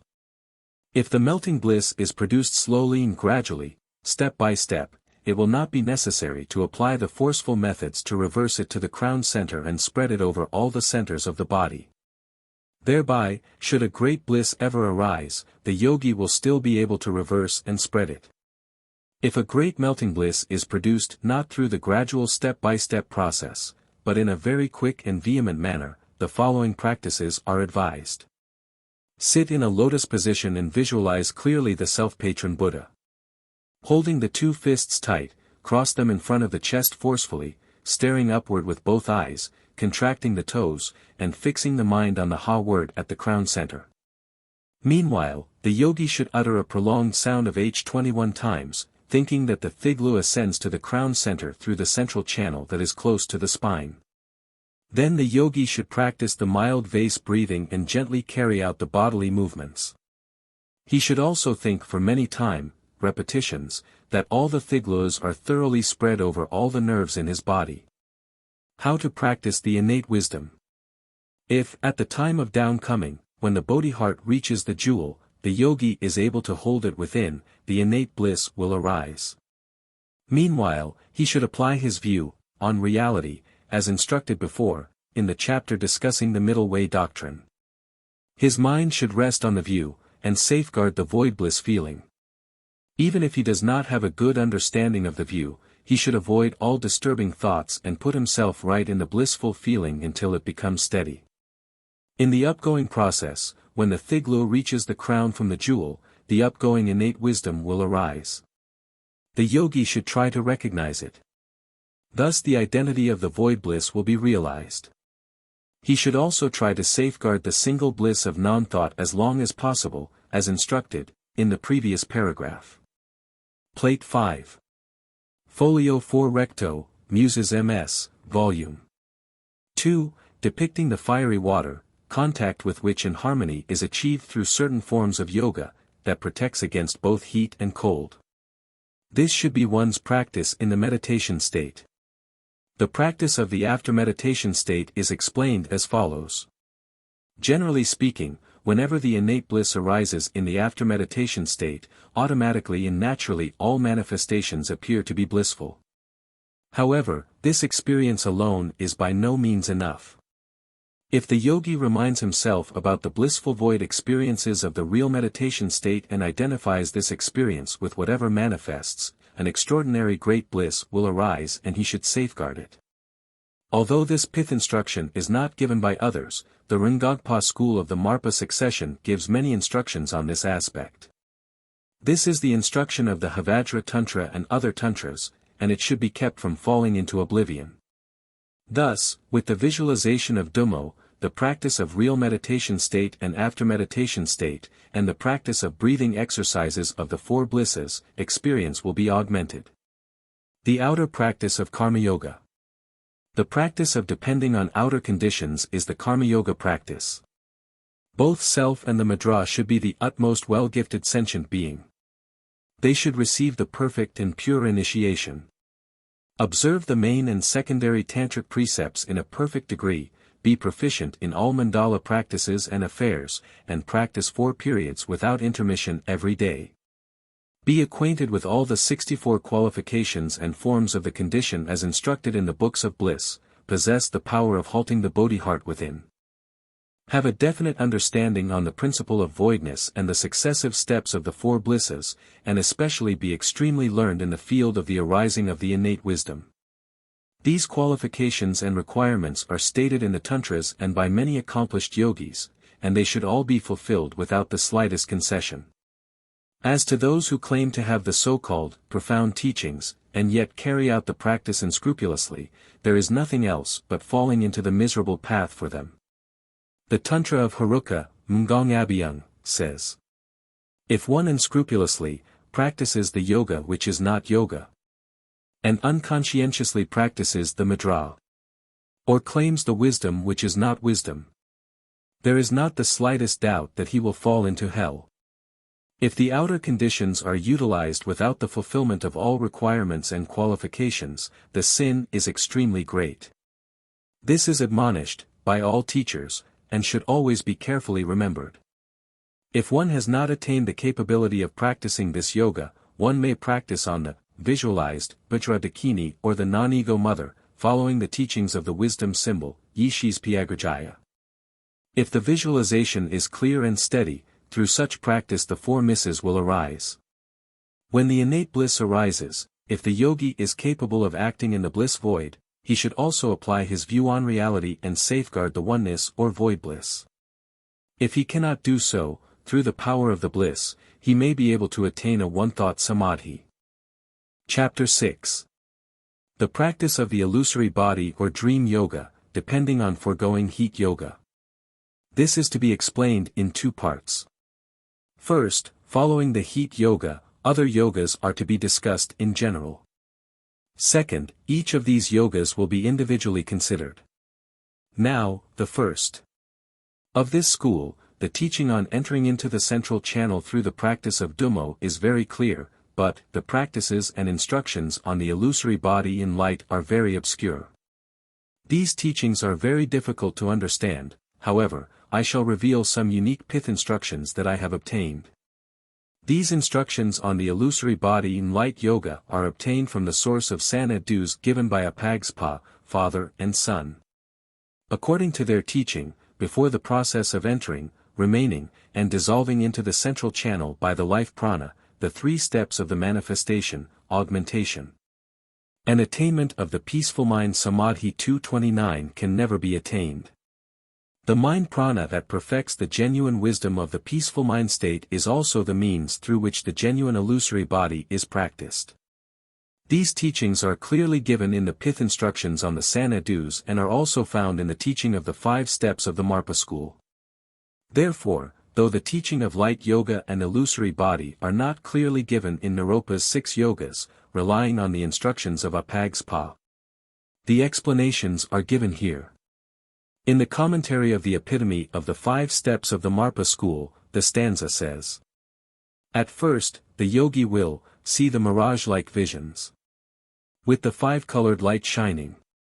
The next vision he will see is a moon. The third one is the flowing light of the sun. Then the vision of the brink appears. Through this process manifests the illusory body. That is manifested by the mind prana. The vision of moonlight shining from a cloudless sky appears, this is a stage of manifestation.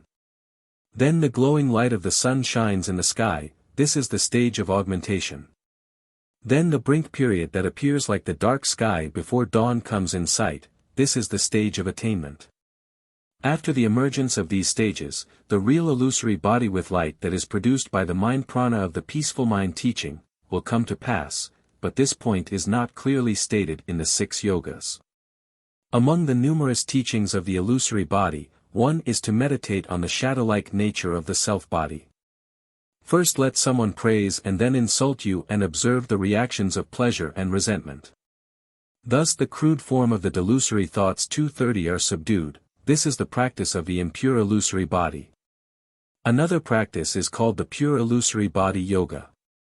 That is to meditate on the illusory-like self-Buddha figure and let another person praise and insult you and observe the reaction of pleasure and displeasure, until an indifferent feeling toward both praise and insult arises.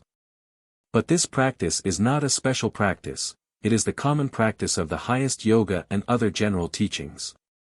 Other teachings of the illusory body are the 3 steps illusory body, or the secret illusory body, and the 2-in-1 illusory body of the 5 steps.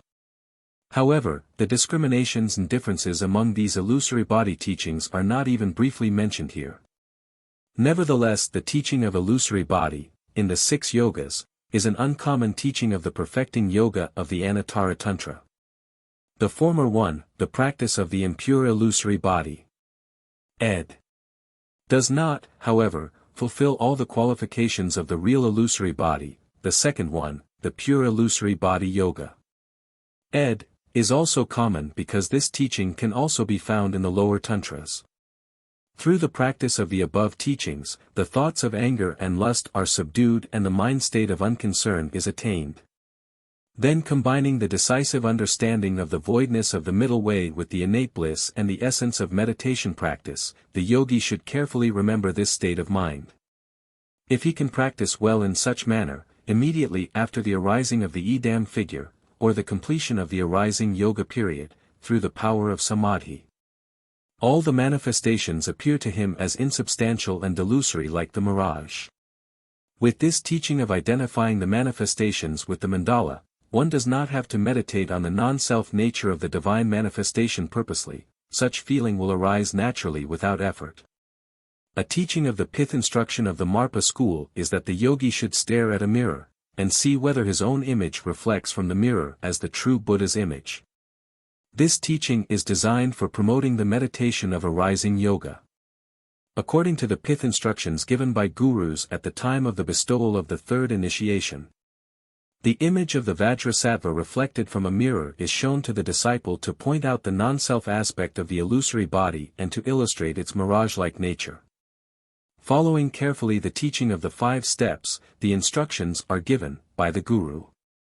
A comprehensive survey of the Aphagpa pith instruction is thus afforded, and the incompleteness of the illusory body teaching of the Marpa school is also discussed fully. Again, there are instructions such as given here, the teaching of the 2-in-1 with learning, the teaching of the 2-in-1 without learning, the principle of the 4 steps, manifestation, augmentation, attainment and great light. Especially, the instructions on the following steps are given: how the illusory body is transformed from the mind prana, how one can enter into the absolute light after making the illusory body, in what manner the manifestation, augmentation, voidness, etc., come in sight, how the two in one with learning 231 body is transformed after the absolute light is stabilized, and how through it the two-in-one without learning body can be established, how, if the yogi practices the light of sleep, he is able to make the prana enter into the central channel during the awakening state.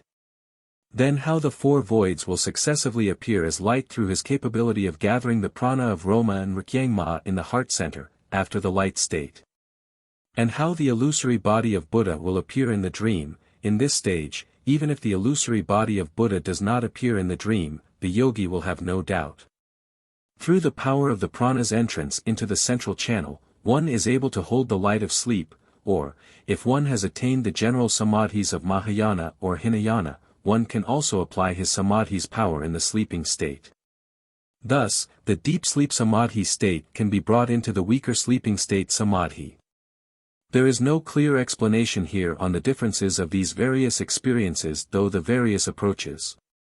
Therefore, one should carefully discriminate between the holding of dream through prana power and the holding of dream through desire, and between the coming of death light and sleep light through the prana power and through the power of the strong will. How the Sambhogakaya is manifested in the Bardo state should also be studied. If one wants to know this in detail, one may study the instructions of Apagspa, who provides much information.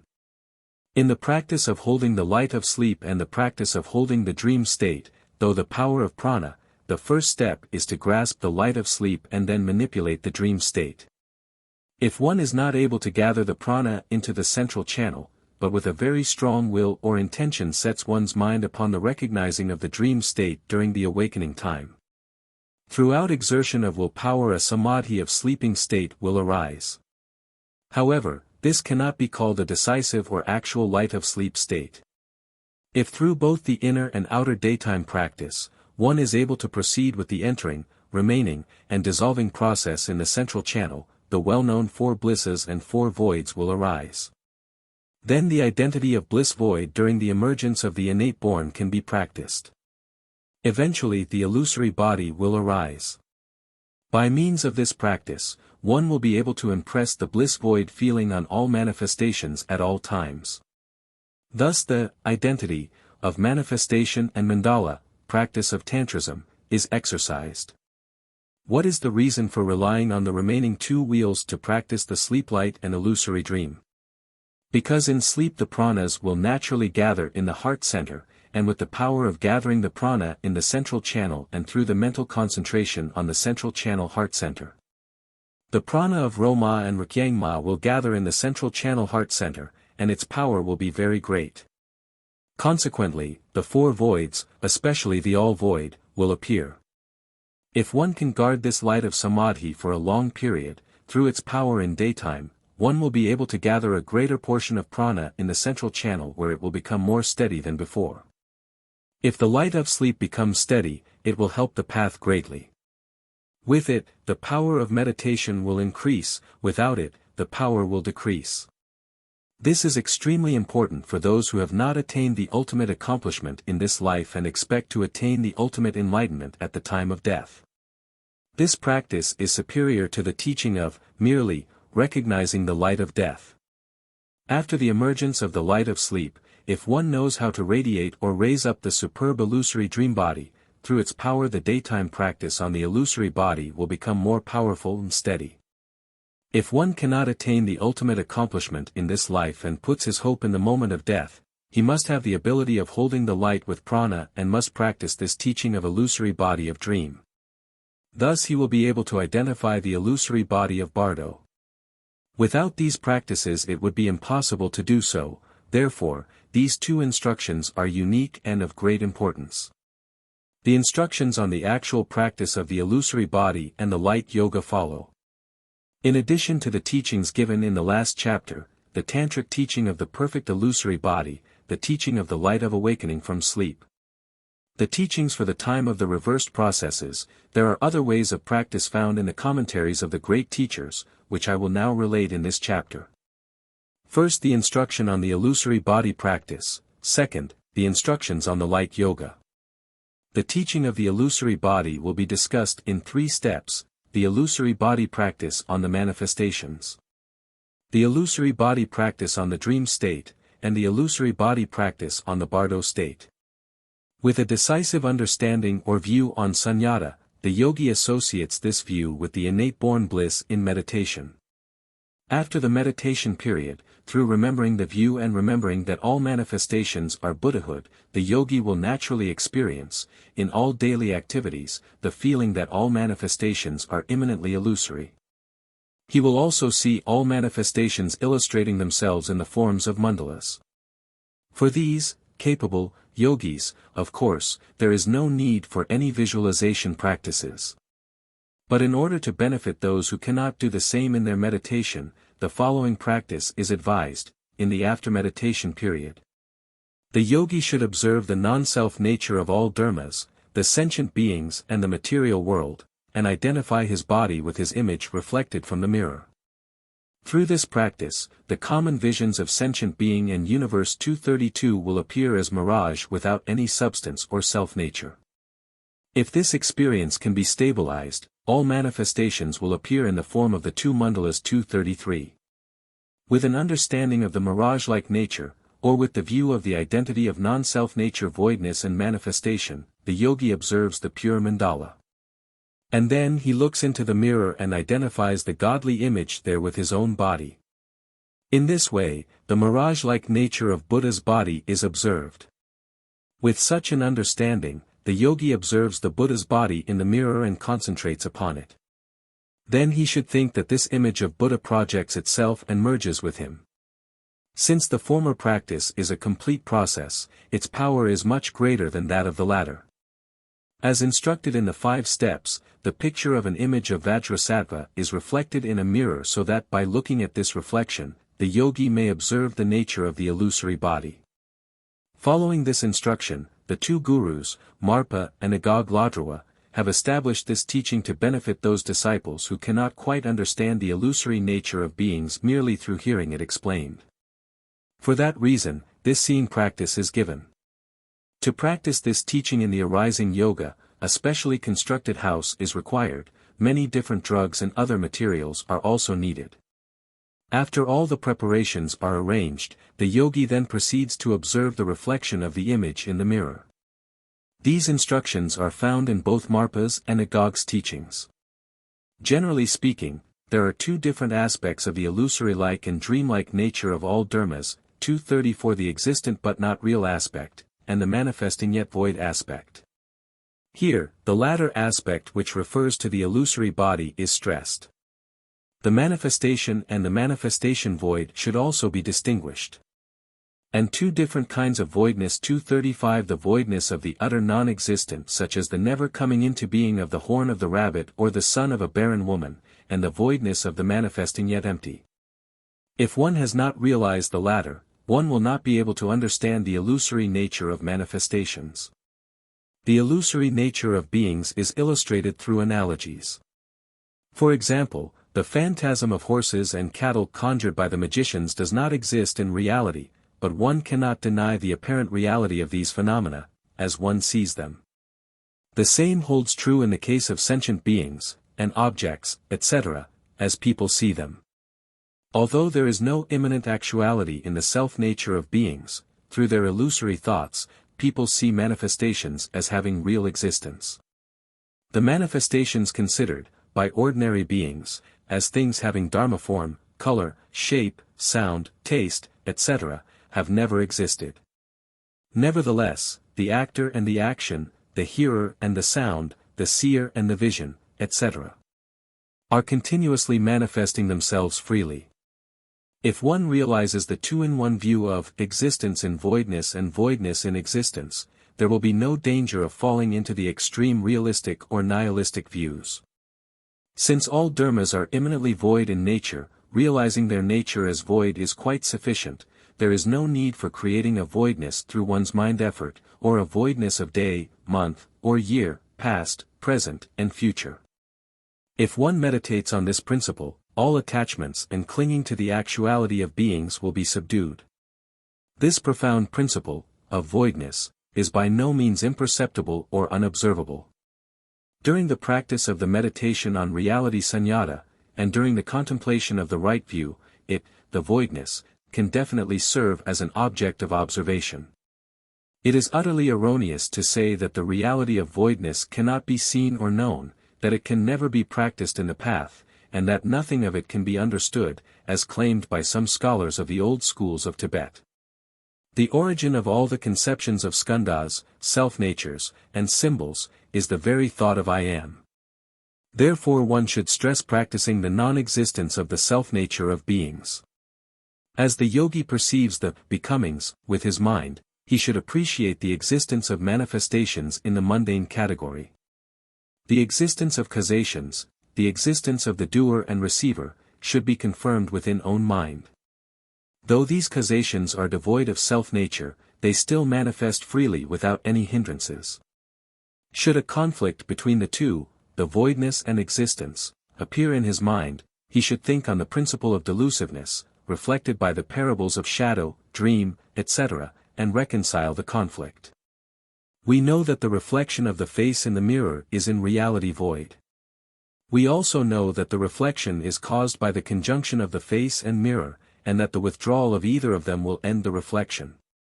But the disappearance of the reflection does not mean the annihilation of the face and mirror themselves. 236.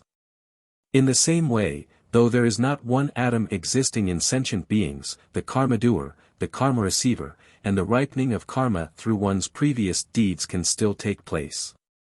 We should ponder on and practice this principle. When its understanding is stabilized, one may proceed to work on the practice of the beyond measure palace, outwardly, and the Idam image, in the mandala. Then, he should contemplate the view of the identity of the bliss and void.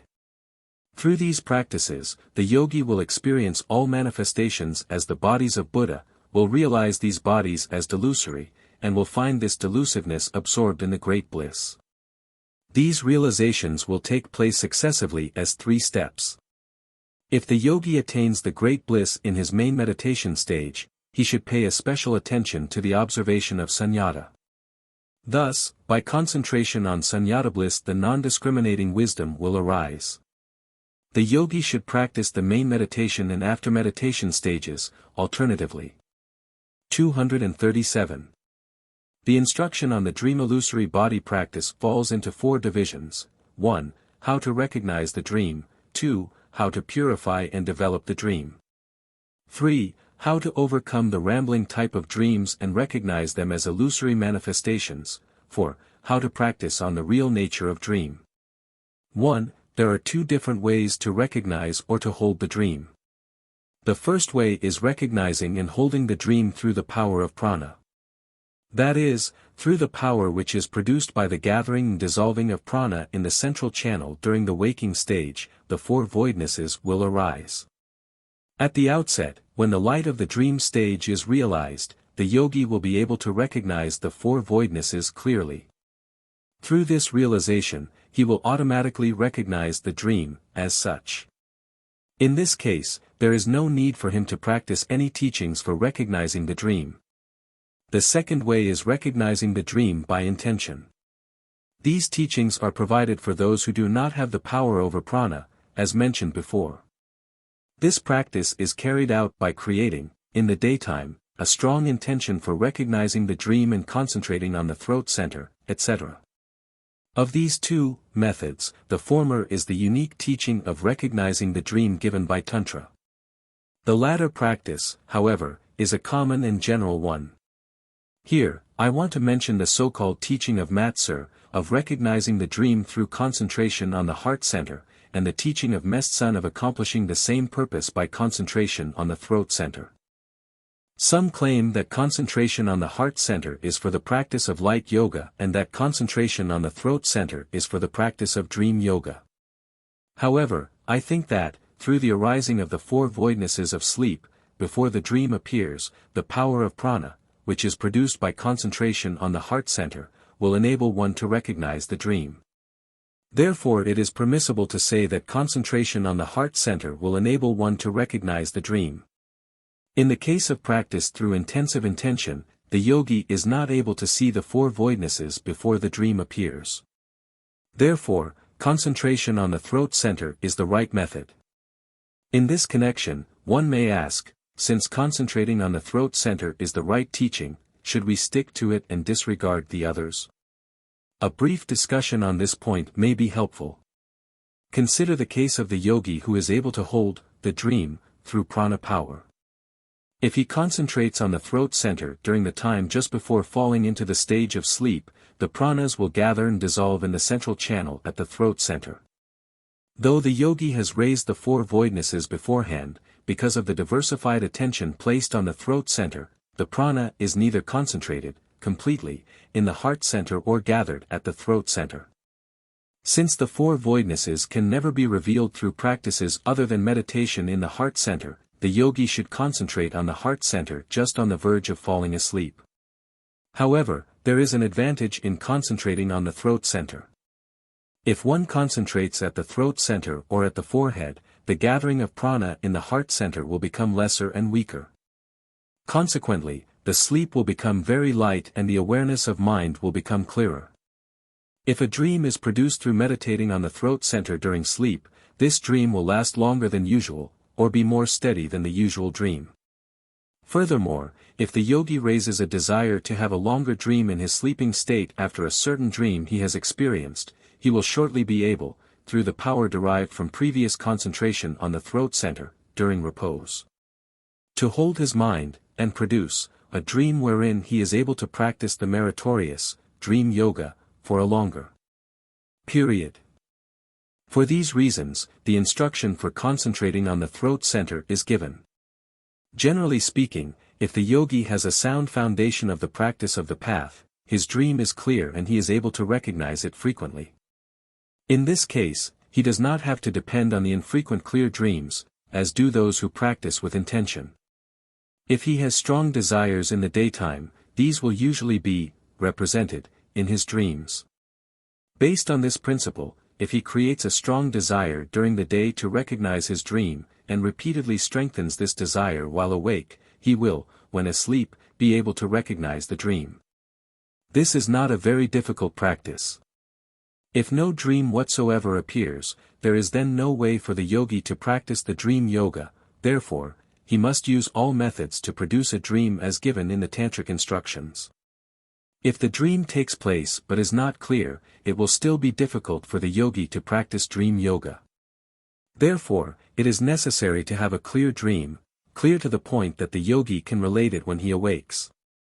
To dwell in a solitary place helps to purify mind so that it will be as clear in the evening as in the morning. Then it is easy to recognize the dream. In short, this intentional practice requires a very strong desire directed toward recognizing the dream in the daytime, and only by such strong habitual thinking and awareness can the dream be recognized. Therefore, the practice in the daytime is important.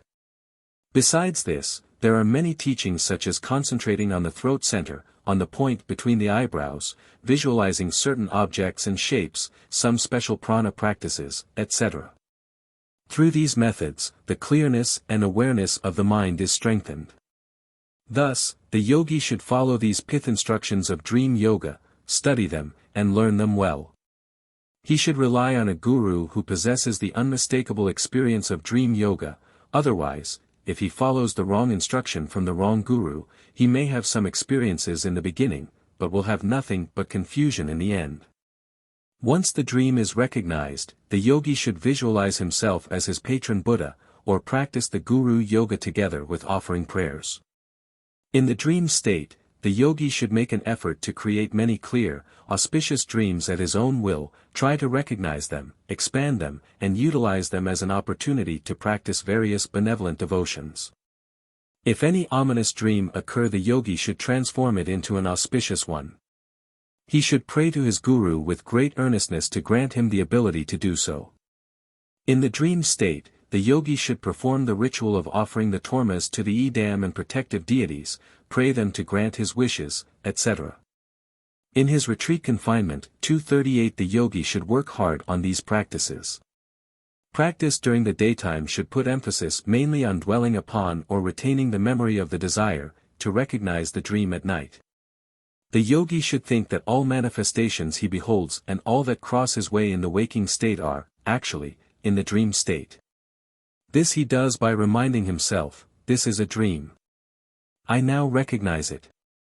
I know that I am dreaming. With great earnestness the yogi should strengthen his wish by enhancing the desire.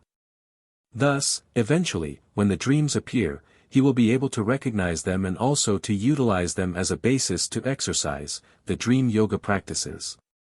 The yogi should not only strengthen his intention by repeatedly reminding himself of the desire during the day, but also strengthen the desire just before sleep. This will greatly increase the chance of recognizing the dream. The instructions on the intensive practice at night are given in 3 divisions. First, to visualize the word symbols in the throat center. When the yogi feels that he is about to go to sleep, he should visualize that he becomes the patron Buddha and also prays many times to his guru who is sitting upon his head. Then he should visualize a red A word or O word situated in the center of a red lotus with 4 leaves in the central channel of the throat center. This A or O word is the symbol of the essence of Buddha's expression upon which the yogi should concentrate without distraction. In such a manner, the yogi should enter into the state of sleep, keeping these visualizations in mind. There is another instruction on performing this practice, i.e. to visualize 5 words, O, A, Nu, Da, Ra, in a successive order, in contrast to meditating on one red A word alone.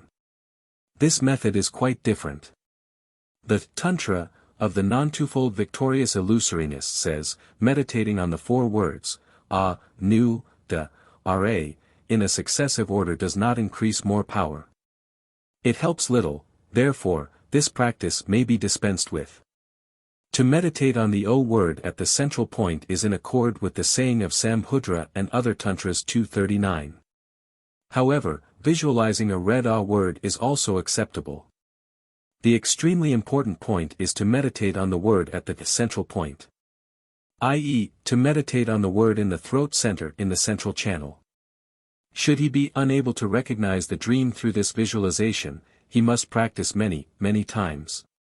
If he still cannot hold the dream, he should visualize a thiglo, here in the sense of bindu or seed of power, at the point between the eyebrows and hold on to it.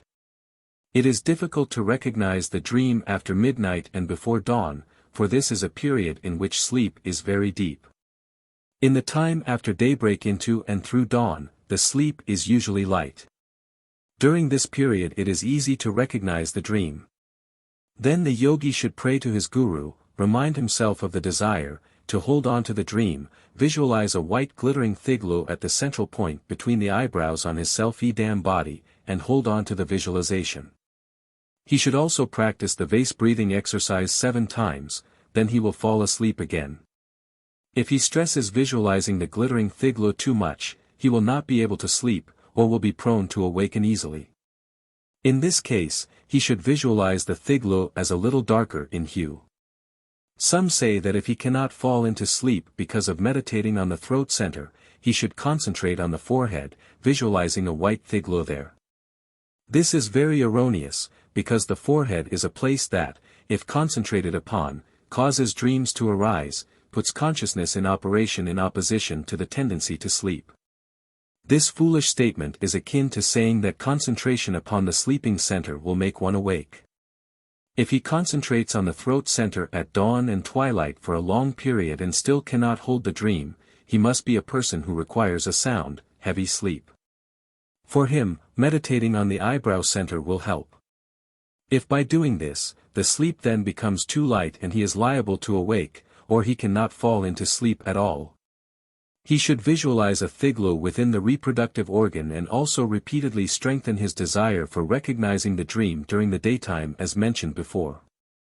Before sleep, he should visualize a black thiglo in the center of the organ and practice the breathing exercise 21 times. Thus the destructive thoughts will be halted, and he can fall into sleep more easily. One should know that meditating on that organ is a cure for light sleep. If through the practice of meditating on the frontal sinus center, one still cannot subdue or overcome heavy sleep, one may follow such instructions as meditating on the month and year, visualizing the moon and sun. If by doing so, the yogi still cannot practice the dream yoga, he should know that only through the power of the wisdom, prana produced by the arising of the innate born wisdom through the process of gathering, entering, and dissolving in the central channel of the heat yoga practice, one is able to hold a dream properly. Through the practice of intensive intention, no matter how hard one tries, he may still not be able to practice properly. Therefore, he should work hard on the superb heat yoga and try to lead the pranas into the central channel. This is the primary practice, others being secondary. 2. How to purify and develop the dream. There are two ways to develop the dream, the mundane way and the Buddhistic way. The principle of developing the dream is to create a dream or to transform it. The yogi may think in the dream stage that he rides on the rays of the sun and moon and journeys to the 33 heavens or to any place in this world.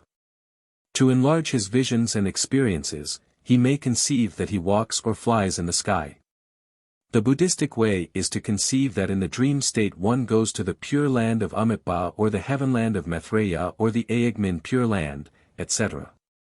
Visiting the Buddhas and Bodhisattvas, rendering one's offerings, and hearing the Dharma from them. To be able to do this, one must have attained the mastery of prana power.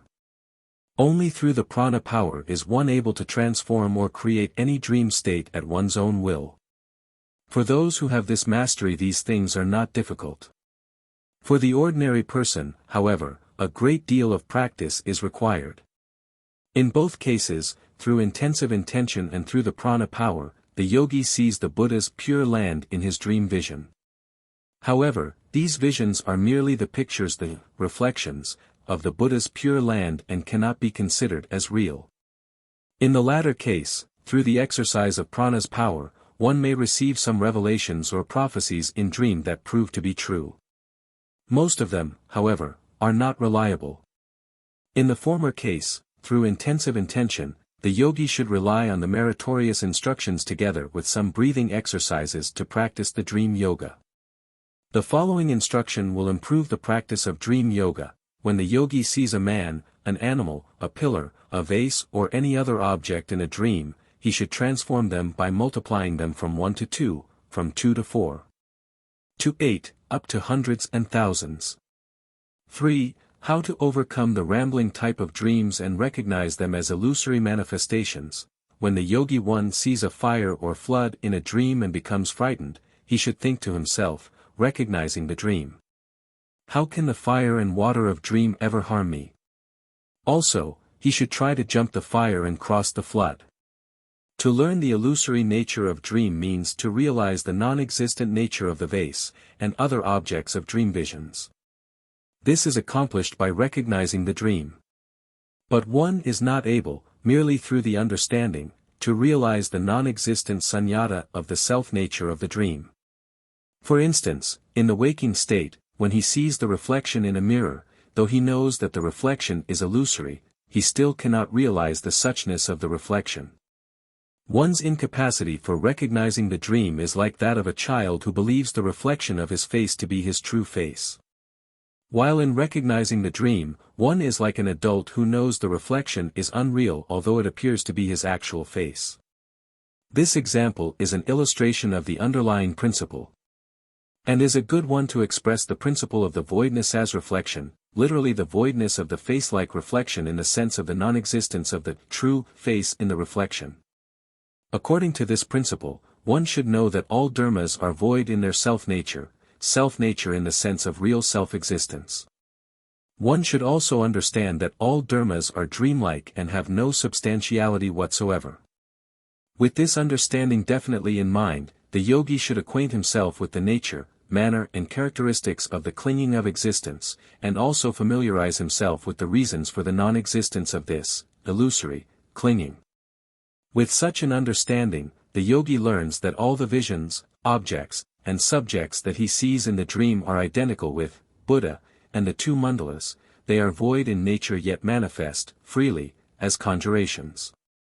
Further, the yogi should understand that all these visions are absorbed in the bliss void, as one has experienced during the daytime. 4. The practice on the real nature of dream. This is a teaching combining the light yoga with dream yoga.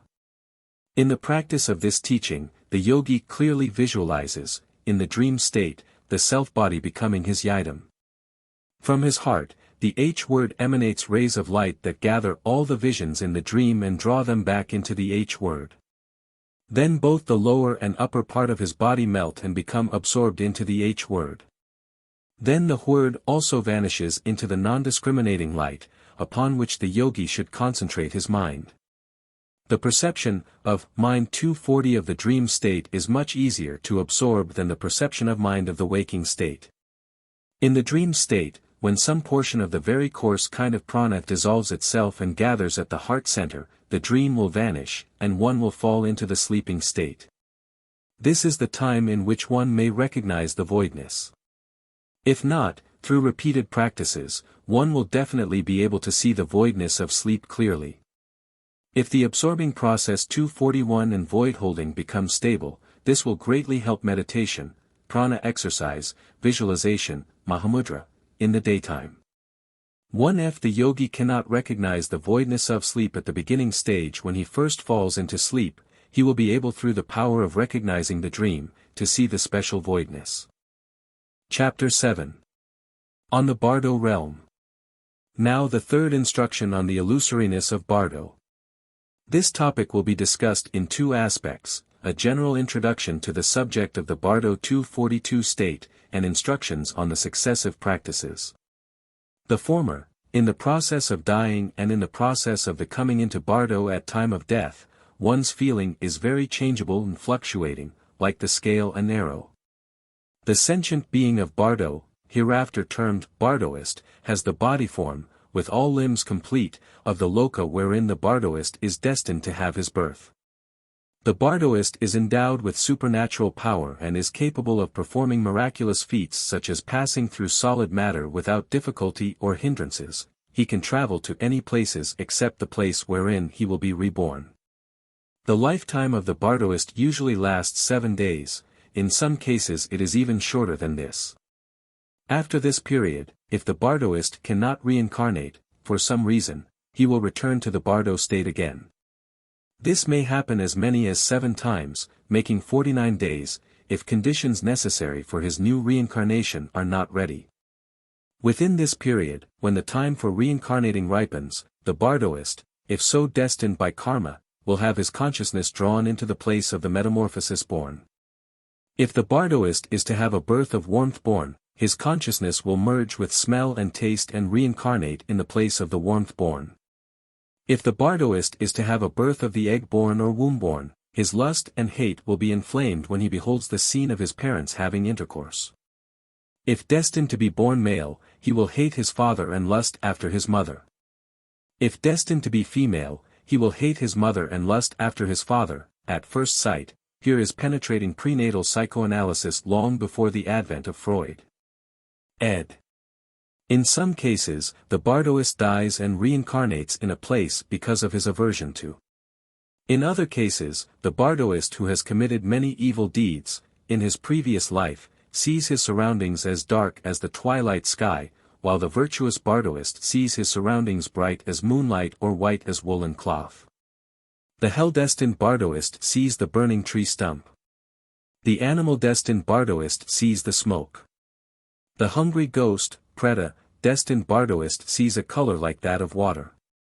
Both the human-destined and desire-heaven-destined Bardoists behold the gold color. The one destined for the heaven of form sees the white womb and enters into it. The sentient being of the heaven of non-form also experiences Bardo if he is destined to fall down into the lower kingdoms. If sentient beings in the 2 lower kingdoms are destined to reincarnate in the heaven without form, they will not experience Bardo after their death. Instead, a body for them will come into being, made, of the skanda of the heaven of non-form. Some declare that the beings of non-intermission 243 both of lower and upper, will not experience Bardo at all. This kind of statement shows ignorance. The Abhidharmagosa says. In the previous time, the reincarnate, beings who possess the face of flesh, etc. This stanza refers to the beings possessing the body form of their existence previous to the Bardo stage. Gap in text, probably copyist errors, occur here, to the time before their future death. Those who do not understand this point claim that the Bardoist has a body form like that of his previous existence. Some say that all those in Bardo have the same body form and face as their previous existence. Some say that their body form, visions, and perceptions are like those of their companions in Bardo. Some put various conceptions together, saying, the face and body are like that of the face and body that will be born. On this saying is based the claim that the Bardoist possesses both the face and body of his next existence and those of his companions in Bardo. Some say that the Bardoist has both the body and form of his previous life and of his future life. Thus they claim that in the 7-day period, the lifetime of Bardo, the bodily face, form, and visions of the first 3.5 days are like those of the previous life, and that the face, form and visions of the next 3.5 days are like those of the future life. Some state that the Bardoist dies at the expiration of the 3.5 days that the so-called Bardo refers to this time. These statements have no basis at all. As for the meaning of the Bardo, the Abhidharmagosa says, died from here. Gone to be born. Between these two stages, the Bardo. This stanza explains that Bardo means the stage between death and the next life. Besides the Sgishi Bardo, Bardo of death and birth, there is no other Bardo. But this Sgishi Bardo is the Sridbe Bardo itself. However, in the teaching of the 6 yogas the classification or arrangement is somewhat different. It states that the period from the time of birth till the time of death is called the Sgishi Bardo. The period from the sleeping state to the waking state is called the dream Bardo.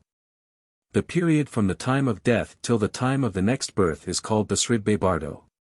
If people ask how I would explain these two conflicting views, I answer that this problem can be clarified through the study of Sanduz, according to the teaching of Sanduz given by the Phurba school.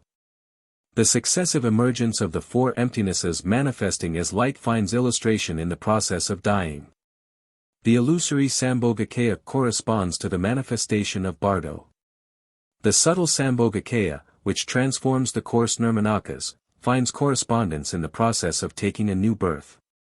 Those who do not have the pith instructions mistakenly interpret the esoteric teachings as referring to the vulgar Sgishi Bardo and the other 2, Bardas. But the yogis who possess the pith instructions understand the Trikaya at the end with a clear understanding of the corresponding nature of the 2. Knowing how and why names of the Trikaya of the path and fruit are used to denote the 3 dharmas of the foundation. They understand that it is merely the names of the Trikaya and not the real Trikaya being used to explain the 3 dharmas of foundation. This background is found in many other sources. 244. From this view, the so-called practice of the illusory body Bardo in the waking state is merely a name, not the real Bardo. Likewise the so-called illusory body Bardo of dream which manifests in the period after the appearance of the light of sleep stage is also a name, for explaining the Bardo-like nature of the dream. The name of Bardo is also given to that period in which advanced yogis realize the Sambhogakaya after the emergence of the deathlight. For the ordinary sentient beings, however, the same period is merely Bardo. For these reasons the so-called 3 Bardas are avowed, however, such statements do not make much sense and are superfluous. 245 The basic principle is to interpret and associate the 3 dharmas of the foundation with the Trikaya of the path, in order to establish a system. Only after this first consideration can the birth-death Bardo and the other 2 Bardas be considered acceptable. The yogi should acquaint himself with the fact that the 3 illusory body teachings, illusory body of the waking state, illusory body of the dream state, and the corresponding illusory body of Bardo state, are all based on the fundamental principle of Bardo. He should also know that by means of the practice of heat yoga in the daytime, through the process of prana entering, remaining, and dissolving in the central channel, the 4 blisses or 4 emptinesses will successively appear. He should know that this process is in correspondence with the principle of the subsiding process of mind prana at time of death, so that the light of death will also appear.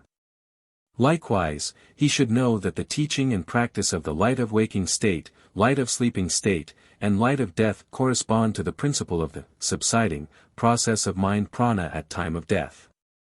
Because in both cases the four emptinesses will appear. With this interpretation of the three, above, conformities in mind, the yogi should know that at the end of the emergence of the illusory body of waking state the crude nirmanakya will be transformed, literal text, nirmanakya will be seized. At the end of a dream, close to the waking state, the subtle sambhogakaya appears by which the nirmanakya will be transformed, seized. At the end of the emergence of the light of death the corresponding sambhogakaya of Bardo arises, by which the crude nirmanakya will be transformed, seized. The yogi should be well acquainted with this basic principle so that he will be clear from all doubt, in his mind, and acquire a definite understanding. If he grasps the foregoing principle, he will then understand the correspondence of the Dharmakaya with death, the Sambhogakaya with Bardo, and the Nirmanakya with rebirth. These three correspondences can also be subdivided into 9. One should know that this is the highest teaching. Some scholars, however, made a different interpretation. They aligned the lust with the third initiation, the blindness with light, and the hate with the illusory body. Although in the performance of the third initiation some aspect of lust is involved, there is little reason to align the lust initiation in this connection, because in the case of the third initiation many preparations and practices are required. Since both the preparatory practices and the arising and perfecting yoga are not aligned with the Bardo, there is little sense in connecting the lust with the third initiation. In view of the fact that the Bardoist always experiences the lust and hate when entering into the womb of the mother, some scholars mistakenly aligned the illusory body with the hate. This view is erroneous, because it implied the abandonment of the practice of the illusory body of the waking and dream states. By holding these views they neglect the real basis of the illusory body teaching. Also they cannot possibly explain the fact of the emergence of the light of death and the manifestations of the illusory body of Bardo. Besides, a lust desire will arise in the Bardoist when he sees the scene of his parents' intercourse. If so, the illusory body should not only be aligned with the hate but also with the lust, therefore, this arrangement is not very sound. Some declare that because the lust of the sentient beings of the Sgishi Bardo is very great, it should be aligned with the lust, the blindness of the dream is great, thus the dream should be aligned with the blindness. The hate of the Sridbe Bardo is great, this the Sridbe Bardo should be aligned with the hate. This saying is also incorrect, as explained before. Furthermore the Tantra says, in between the sleep and dream state is the blindness, the nature of the Dharmakaya. According to this irrefutable quotation, the time to realize the light is in the sleeping state when the dream visions have not yet arisen.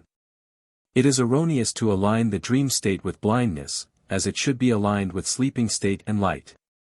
Some claim that Marpa said that the lust should be aligned with the non-leakage, Zagmed, the hate should be aligned with the illusory body, the blindness with the light. The two former statements are not a convincing theory at all. Some lamas say that in correspondence with the Sgishi Bardo certain aspects of the two successive step practice, arising yoga and perfecting yoga, are taught and should be practiced, the dream Bardo, light, and blindness should be aligned together with the related aspects of the two yogas. The Sridbe Bardo, the hate, and the Dharma essence should also be aligned together with the related aspects of the two yogas. This saying makes no sense at all. The three bodies aligned with the three barrios make together 9 different groups and aligned with other arrangements make the system of 15 groups, etc. Since this is easily understood, there is no need to detail them here. The instructions on the successive practice include, 1. The explanations of the different groups of Bardoists, i.e. Bardo dwellers, and, 2. The manner in which these various classes of beings can apply the Bardo practice. First, the explanations. All Bardo dwellers may be divided into 3 groups, or levels, the most advanced beings, the fairly advanced beings, and the least advanced beings. Discussions of the advanced beings are found in the books of Zhaoluan, Spydstus and Scronsol. At the end of the death process, the illusory, in the sense of a but transitory means that is nonetheless useful and even necessary under the Bardo conditions. This technical use of the word illusory will be noticed on several occasions. Sambhogakaya will appear in the Bardo, rely on it and you will attain Buddhahood. In the past the scholars of Tibet regarded this teaching of attaining Buddhahood while in the Bardo state as the lazy man's teaching. 246 However, there are some yogis who are not lazy but nevertheless lack certain necessary conditions which are required for the attainment of Buddhahood in this life, so that they cannot reach Buddhahood in one lifetime. Therefore the appellation lazy man's practice is merely valid from one particular viewpoint. Someone may ask how much realization and practice are required in one's lifetime to enable one even to attain the Buddhahood in Bardo. The answer is, a perfect accomplishment of the first successive step, the arising yoga, the entering, remaining, and dissolving in the central channel. Together with the successive arising of the four emptiness wisdoms and the actual accomplishment of attaining the illusory body. This is the best preparation, that found in the case of the most advanced beings. Required of the fairly advanced yogi is the arising of the four emptinesses through the pranas entering into the central channel.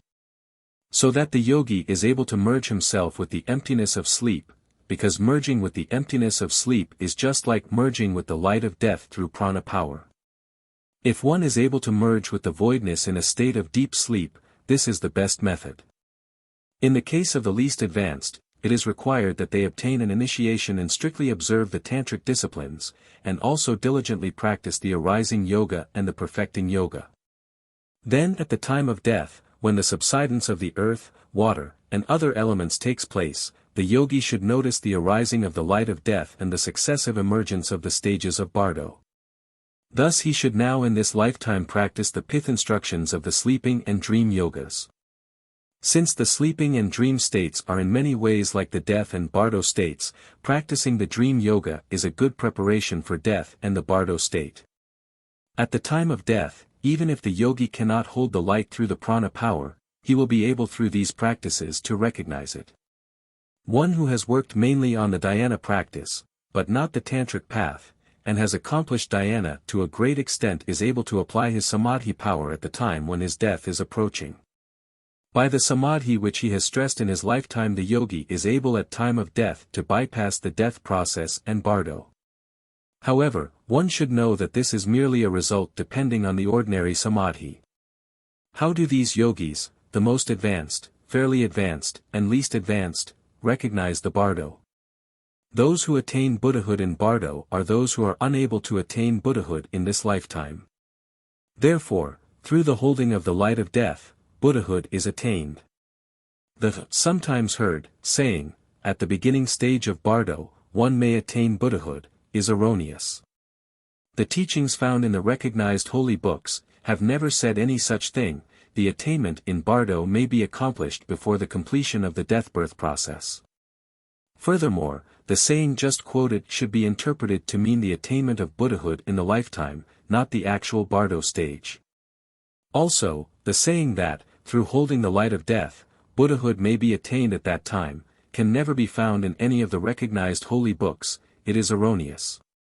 If not, how can one explain the fact that the body of a new procurer of Dharmakaya becomes a corpse without having the magnificent, 32 and 80, signs of Buddha? Lit, the body of either with learning or without learning. For these reasons, one should know that the Dharmakaya, with which there is the so-called merging of time of death, is by no means the real Dharmakaya but a similar one.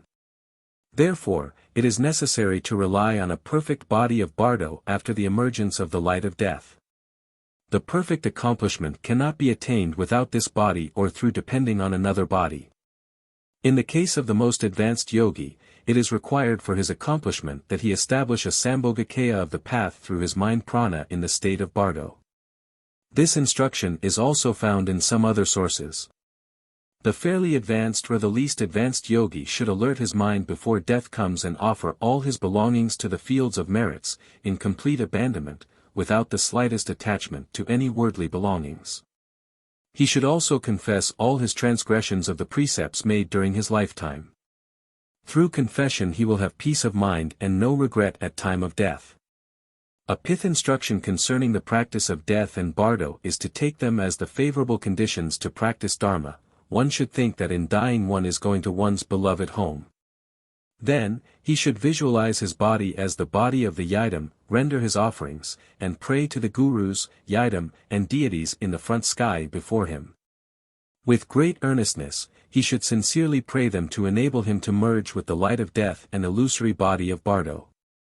The fairly advanced and the least advanced yogi should practice as much as possible the gathering of prana in the central channel, whatever method he uses, before the sign of death appears. He should also try to raise the 4 emptinesses and the 3 bodies of Buddha. In addition, he should try to hold the light of sleep and the illusory body of dream. It is important to practice these teachings before death comes. The instruction on recognizing the signs of death. One should know the explanations on the subsidence of the crude 20 lights, that can be found in other books. In brief, the signs of death are as follows: when the earth element subsides into the water element. The outer phenomenon is that one cannot move or hold his body, as if the body is collapsing and sinking so that the dying person feels like exclaiming, "Hold me up." The inner phenomenon is the experience of seeing a mirage. When the water element subsides into the fire element, the outer phenomenon is that one feels thirst, a burning in the mouth and nose, and that the tongue shrivels. The inner phenomenon is seeing smoke. When the fire element subsides into the air element, the outer phenomenon is the experience of decrease in the warmness of the body. The bodily warmth will gather at the end of the body. The inner phenomenon is seeing a tiny light like that of a glowworm. When the subsidence of the delusory mind prana takes place, the outer phenomenon is the long exhaling of the breath. The dying person feels his breath to be hard and rough, and finds it impossible to stop the exhalation even if he wills to do so. The inner phenomenon is the seeing of a steady, unwavering, lamplight. Thereupon, the so-called first voidness or first perception appears, which is like seeing the moonlight shining in a cloudless sky. After the emergence of the first voidness, comes the so-called second voidness or the extreme voidness. The dying one sees an augmenting voidness, bright and glaring like the sunlight blazing from a clear sky. This is called the stage of augmentation. After the subsidence of this stage, comes the stage called the attainment, in which the dying one feels his consciousness becoming dim and sluggish. This experience is like seeing a dark sky.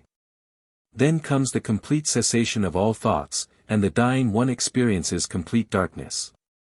Thereafter, his consciousness awakes from darkness, and the universal voidness appears. This experience is like seeing a clear and unobscured sky under the radiant sunlight at dawn. This light is the real fundamental light. In short, the successive emergence of the 3 voidnesses and the light are experienced as outer phenomenon through seeing the smoke, the light of the glowworm, the lamplight, and the cloudless sky. As inner phenomena they are experienced through seeing the white, the red, the black, and the dawn-like visions. Although there are 2 different explanations, that of the with-form action and that of the without-form action, the latter one is better. For in many holy books is found the saying that the smoke, etc., precedes the emergence of the 4 emptinesses, voidnesses, and that all the 4 emptinesses cannot be literally described as having color and form. The closest description of the appearance of the voidness is to say it is like the clear and cloudless sky. At the time of the emergence of the death light, the 3 steps, appearance, augmentation, and attainment, successively come to pass and subside, one after another. Eventually, all the pranas dissolve in the heart center. The white thiglo drops down from the head center, the red thiglo rises up from the navel center, and they join together at the heart center. 247 In the case of the sentient beings who do not possess all the 6 elements, such as devas, etc. These lights will still appear, but not in the same manner. Since the yogi has experienced these signs of subsidence before in his lifetime, he is able to recognize them clearly. When the first sign appears, he should apply the particular method of gathering the prana into the central channel that he has mastered, is most skilled in, or has practiced most in his lifetime, and watch for the emergence of the signs. With such mindfulness and recollection, he may grasp these opportunities and accomplish the realization. When the first emptiness emerges, the yogi should meditate on the view and try to recognize it. When the second emptiness and the third emptiness, the attainment and the light appear, the yogi should also concentrate as long as possible on the view and try to merge with the lights. At the time of death, when the light of death emerges, the mind pranas all gather in the central channel and dissolve into the heart center, the erroneous views and the dualistic conceptions of the crude form also subside. Thereupon, the vision of the cloudless sky will appear. Even if the yogi can concentrate upon this light, however, it will be of no avail if he has not practiced and meditated on the middle way view in his lifetime and knows how to absorb his mind in that view. Otherwise, this yogi will not be able to see reality. It is, therefore, necessary to have had the experiences of the deep contemplation on the Madhyamaka principle in one's lifetime and the practices of the bliss void or the practice of sunlight or light of the path. Said the Jetson, i.e. Venerated Ed. Milarepa. The light of death is the Dharmakaya itself. One should understand this point and thus identify it. In order to recognize it, the pointing out on mind essence practice should be given by one's guru. Thus one will understand the view of reality and the practice of the expressive light of the path. These were his words. The light of death is the primordial mother light. In order to merge the sunlight with the mother light, one should practice in the waking state the gathering of the pranas into the central channel and the entering, remaining, and dissolving exercises. One should also contemplate the four emptinesses, especially the all-emptiness, or the fourth emptiness. Only if a yogi is able to merge with the light, even in the deep sleeping state, will he be able to merge the sunlight with the mother light through his prana power at time of death. If he can recognize the light of death and merge with it, he will be able to recognize the subsequent emergence of Bardo. The recognition of the light of death and the capability of merging with it, is the only right way of holding the Bardo. There is no other way to hold or recognize Bardo. If he exercises during his lifetime on the practice of pretending to go through the successive stages by reminding himself, now, death has come. This is the such and such vision of Bardo, he may to some extent hold or recognize the Bardo. But his power to do so will be extremely weak. Likewise, if he keeps exercising on the practice of imitating the successive stages of death, he may at the time of the emergence of the light of death, be absorbed in his samadhi for a long period. Nevertheless, because of his sasaric prana, literally, prana of this life, that never enables him to identify the light of death, it is very difficult to consider this kind of practice a practice of the unique Anuttara Tantra. If he puts too much emphasis on this practice, it is like abandoning the basic teaching to put stress on the secondary teaching. Instead, he should practice the heat yoga and work hard on the gathering of pranas into the central channel. In his waking state, he should practice the entering, remaining, and dissolving process and the arising of the four emptinesses. If he is able to do so, he will be able to hold the light of sleep through his prana power. If the yogi can raise the illusory body after the emergence the light of waking state and the light of sleep, only then will he be able to hold or recognize the light of death and Bardo. Then he will have attained a supreme and unprecedented confidence. This is the reason that the practice of heat yoga is considered the pureless teaching. This one should always remember. From the state of recognizing and holding the light of death, the dying person comes to another stage, and, through his ability acquired from meditation in his lifetime, and through his understanding of the key instructions and his faith toward Dharma, he is then able to raise the Buddha's bodies in the delusory Bardo state. The Bardo body, however, cannot be used as a qualified means to accomplish the supreme bodies of Buddha, though at the time of Bardo one should recognize the Bardo state and try to take up the perfect Buddha bodies. Nevertheless, one still should visualize the self-body becoming the yidam's body, contemplate on the view of thatness, and identify all manifestations, cosmos and sentient beings, as illusory, dreamlike, and magic in nature. If the yogi practices these teachings in Bardo, he will procure superb benefits. Therefore, he should realize the significance of these pith instructions and practice them. The yogi who practices the teachings of path may not be wombborn in his next life. Very possibly he may take any of the other three forms of birth. 248. Therefore the Bardoist should try all the more to practice the teaching of manifestation as yidam, yidam as delusion, delusion as voidness, as instructed before. He should also identify his future parents as the father and mother guru or the father and mother yidam. One may also apply the teaching of choosing the place of birth in the Bardo state, to vow earnestly to be born in the pure land of Buddha, as given in another part of Marpa's teachings. These teachings include the recognizing of Bardo and the longing for a birth in the pure land according to the pith instructions of Apawa, the teaching of transforming one's consciousness. Chapter 8. The Yoga of the Light. The instruction on light yoga is given in two parts, the practice of light yoga in the waking state, and the practice of light yoga in the sleeping state. This light yoga practiced in the daytime refers to the general or common light, in contrast to the unique tantric light practice, which is the fundamental dharma essence apart from the realistic and nihilistic extremes. 249. This is the, so-called, light of object, the understanding or realization of which is, called, the light of object, literally, the light of comprehending the object. This teaching is found in both Hinayana and Mahayana, in the Paramitha vehicle as well as in Tantra, and in the three lower Tantras as well as the highest division of Tantra.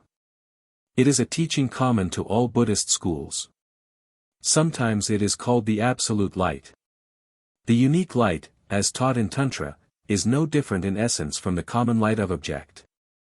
The difference lies in the light of subject, which, in the Tantric teachings, is the realization of the innate great bliss. The unique teaching of the Anuttara Tantra for the realization of the innate born great bliss, requires mainly the entering, remaining, and dissolving of the prana in the central channel, or the bliss of the perfecting yoga. This innate great bliss is not, however, produced through the melting of thiglo, nor through the concentration practice of ordinary meditation, the no-thought experience apart from drowsiness and distraction. Neither is it produced through the taming of prana. For the bliss produced through the taming of prana is quite different from the innate great bliss. Through the taming of prana, the experience of brightness, no thought, and bliss may be produced, but this bliss is different from the innate great bliss. It may also be a bliss of melting, but it is not the same bliss of the arising yoga. The melting bliss is not produced through the prana entering into the central channel, etc. One should carefully distinguish the different blisses, and understand them well. As explained before, in the heat yoga, the innate great bliss of the perfecting yoga should be merged with the well-studied view of the soulness, thus arises the void bliss wisdom, called the light, or the light of the path. In the practice of perfecting yoga, to unfold this light is required before the illusory bodies come to pass. In addition to this, many other practices are required for the raising of the illusory bodies. Here, the special light practice is emphasized. The entering of light requires a dependence on either the actual illusory body or on any similar illusory body. The subsiding process of the light is now discussed. The explanations on this subject are not very clear in most of the pith instructions. However, there is a very good one that describes the process as follows. The yogi should visualize himself as the father and mother yidam. At the Dharma wheel of the heart center in the central channel stands a blue H word on the sun disk.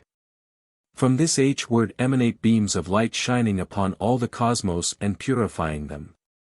Then the beams enter and are absorbed into the bodies of all sentient beings. Thereupon, all the sentient beings melt, and are absorbed, into the mother yidam. Then, in the downward absorbing process, the head of the yidam vanishes, then the neck, the chest, etc., one by one, and are finally absorbed in the H word. At the same time, in the upward absorbing process the toes first vanish into the leg, then the leg into the thigh, thigh into hips, hips into belly, and finally all are absorbed into the H word. Thereon, the lower part of the H word, the vowel U, vanishes into the Ha, and the Ha vanishes into the half moon. The half moon then vanishes into the thiglo, here to be understood as Bindu Ed, and the thiglo vanishes upward into the Nada. Since this visualization of the absorbing process is concentrated upon the heart center in the central channel, if one can stabilize the visualization, the pranas of the Roma and Rkyengma will all enter, remain, and dissolve in the heart center in the central channel. The four voidnesses will successively arise, the light of path will augment. At this time, with blissful mind, one should unwaveringly meditate upon the visualization. As mentioned before, this commentary on the illusory body and light yoga is prepared on the pith instructions of the Pao school. The instruction of the light yoga given above is based on the unique teaching of the 5 steps of Sunedus, and it was introduced here as a little adornment for the pith instructions. In the heat yoga practice, if one can raise, unfold, the innate, wisdom bliss, through the entering of prana into the central channel, he will easily be able to raise the innate light at the time of light yoga practice. At least, he will be able to unfold it through the practice of the absorbing process, without difficulty. If the practice of the light of the sleeping state can be done through holding the light of sleeping state by prana, which is the prerequisite practice of dream yoga, it accords with the instructions of many gurus. For holding the dream through prana is itself a very good method of practicing the light. At first, one should eat well and abundantly, and dress in very warm clothes, or cover oneself with a warm quilt. Depending on the needs and time, the yogi should abandon sleep for 2 or 3 days, or sleep as usual, literally, do not abandon sleep. If he abandons sleep for 2 to 3 days, he will become too sleepy, and it will be difficult for him to recognize the light of sleep. Therefore, for the beginners, it is preferable to practice the light yoga in a comparatively light sleeping state. For the advanced yogi, whose meditation has already become steady, it is not necessary to abandon sleep. However, in order to test one's ability to recognize the light in very deep sleeping state, he may abandon sleep for some days. In the practice of the light yoga, the yogi should render offerings and pray to the precious ones, present the tormas to the guards, and pray them to assist him in recognizing the light of sleep and in subduing all hindrances. He should visualize the yidam's body, practice the guru yoga, and pray earnestly many times that his guru assist him to recognize the light. The yogi should also repeatedly remind himself not to fall into dreams but to recognize the voidness of sleep when sleep comes. The sleeping posture should be as follows: lie down on the right side, with the head to the north, the feet pointing south, the back, east, and the mouth, toward the west. Place the left foot on the right foot. This position is called the lion sleep posture. Then, the yogi should visualize the self-yidam body and also visualize a blue H word standing in the center of a lotus, with 4 green leaves extending in each direction, situated at the heart center in the central channel. On the 4 leaves there are 4 words, A, Nu, Da, Ra. In some other instructions no word is visualized on the 4 leaves. The A word sits on the leaf in the east, the Nu word, in the south, the Da, in the west, the Ra, north. When one feels sleepy, he concentrates on the A word; when he feels very sleepy or insensible, he should concentrate on the Nu word, thus the first voidness will appear. When the yogi concentrates on the Da word, the second voidness or the extreme voidness will emerge; when he concentrates on the Ra word, the third voidness or the voidness of attainment will emerge. Thereupon, when the yogi concentrates on the H word in the center, the fourth voidness or the universal voidness will emerge. It is said that successively visualizing these 4 words will cause the 4 voidnesses to emerge successively. However, this saying makes little sense, because some do not understand that in meditating on these words at the heart center in the central channel, the life prana will automatically gather, consequently, the 4 voidnesses will arise. Based on this reasoning, one should not misinterpret the text visualizing the word of the center at the heart. The essential thing is to visualize at the central point of the heart center in the central channel. Because the words of the instructions are not clear, it is wrongly said that concentrating on the 3 words on the 3 leaves will produce the 3 voidnesses. This opinion completely misses the essential point of the teaching. Therefore, we may dispense with this A, Nu, Da, Ra word practice, which is difficult and results in little benefit. The important thing is to concentrate on the H word in the center. There are two different kinds of meditator of the sleeping light: the yogi who has attained a stable samadhi of the visualized object before engaging in this practice, and the yogi who has not attained a stable samadhi. In the latter case, the yogi will attain a sleeping samadhi immediately after he falls into sleep through holding his mind on the instructions given before, but this sleeping samadhi will last only a very short while. Therefore, relying merely on the mindfulness of recognizing the sleeping state, through desire will not give one a stable samadhi even though great efforts are made. For if one cannot hold the light through the prana power, the inhalation and exhalation will still take place. Though the breathing may be very subtle and calm, the breath cannot be completely stopped. Thus a counterpart of the fourth emptiness will emerge but not the real fourth emptiness. Consequently, the sleeping light cannot be fully recognized.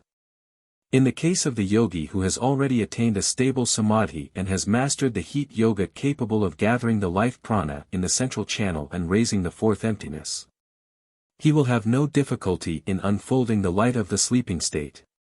If he follows the instructions as given before and visualizes the H word in the central channel at bedtime, he will be able to unfold the fourth emptiness of the sleeping state through the dissolving process of prana within 2 or 3 days.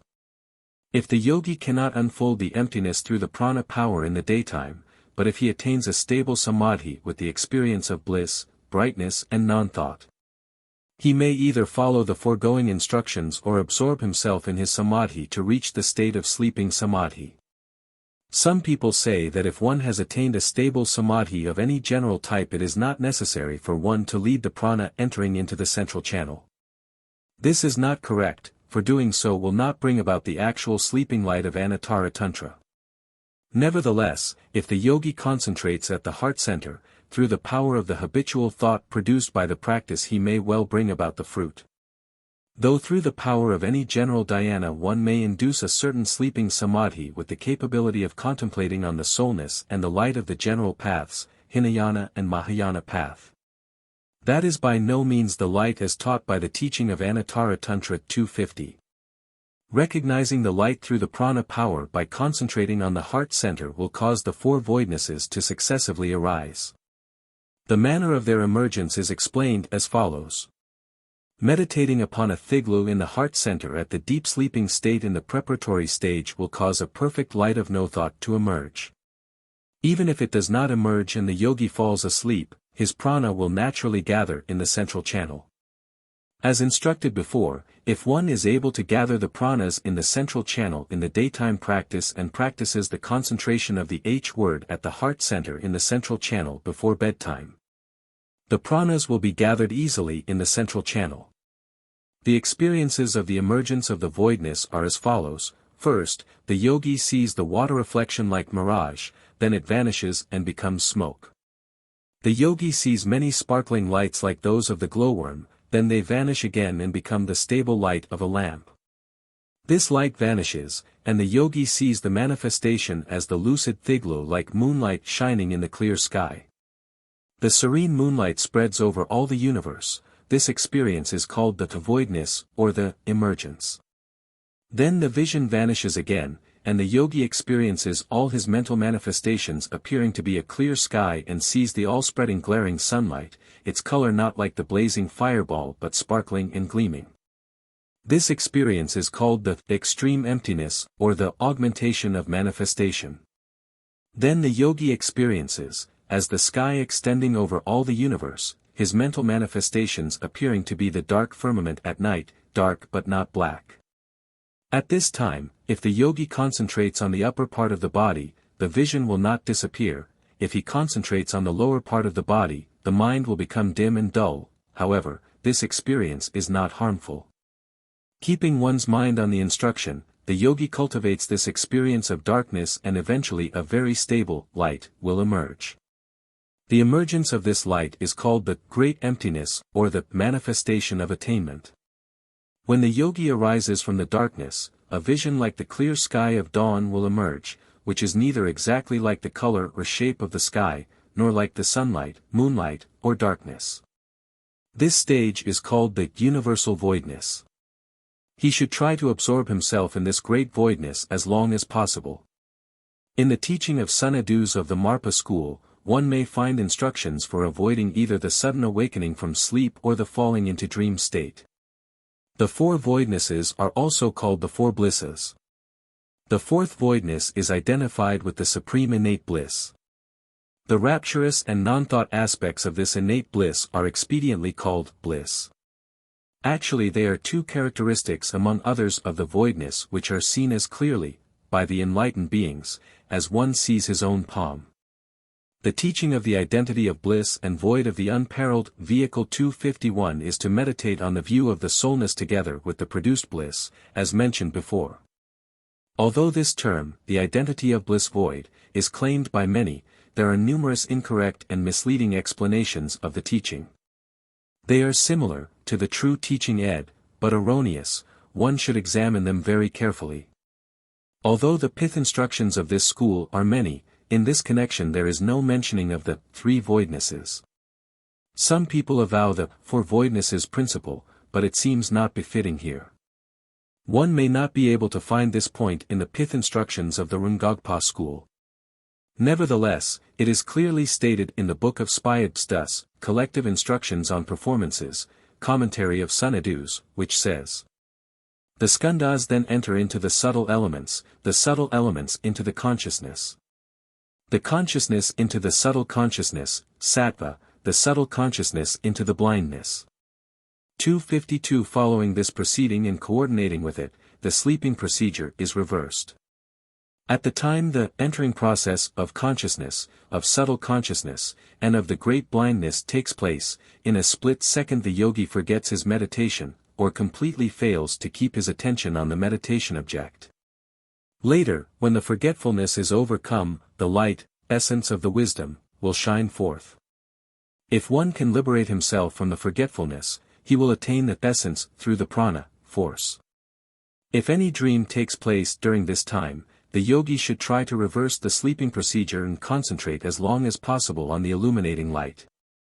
Having fully understood the secret meaning of the books of the accomplished one, I have given the explanations on the four voidnesses and the practical instructions on holding the light. These instructions cannot be found anywhere else. 253. One should try to understand them properly and follow them.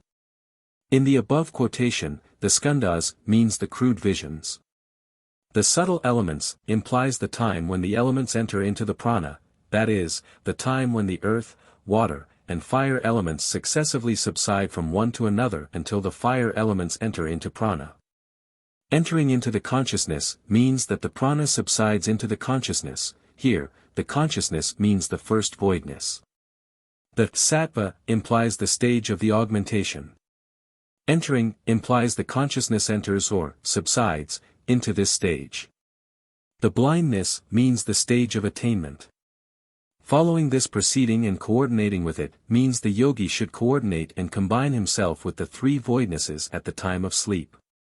In short, this quotation from the Collective Instruction on Performance is the essence summarized from Yishi's Ardor-Je.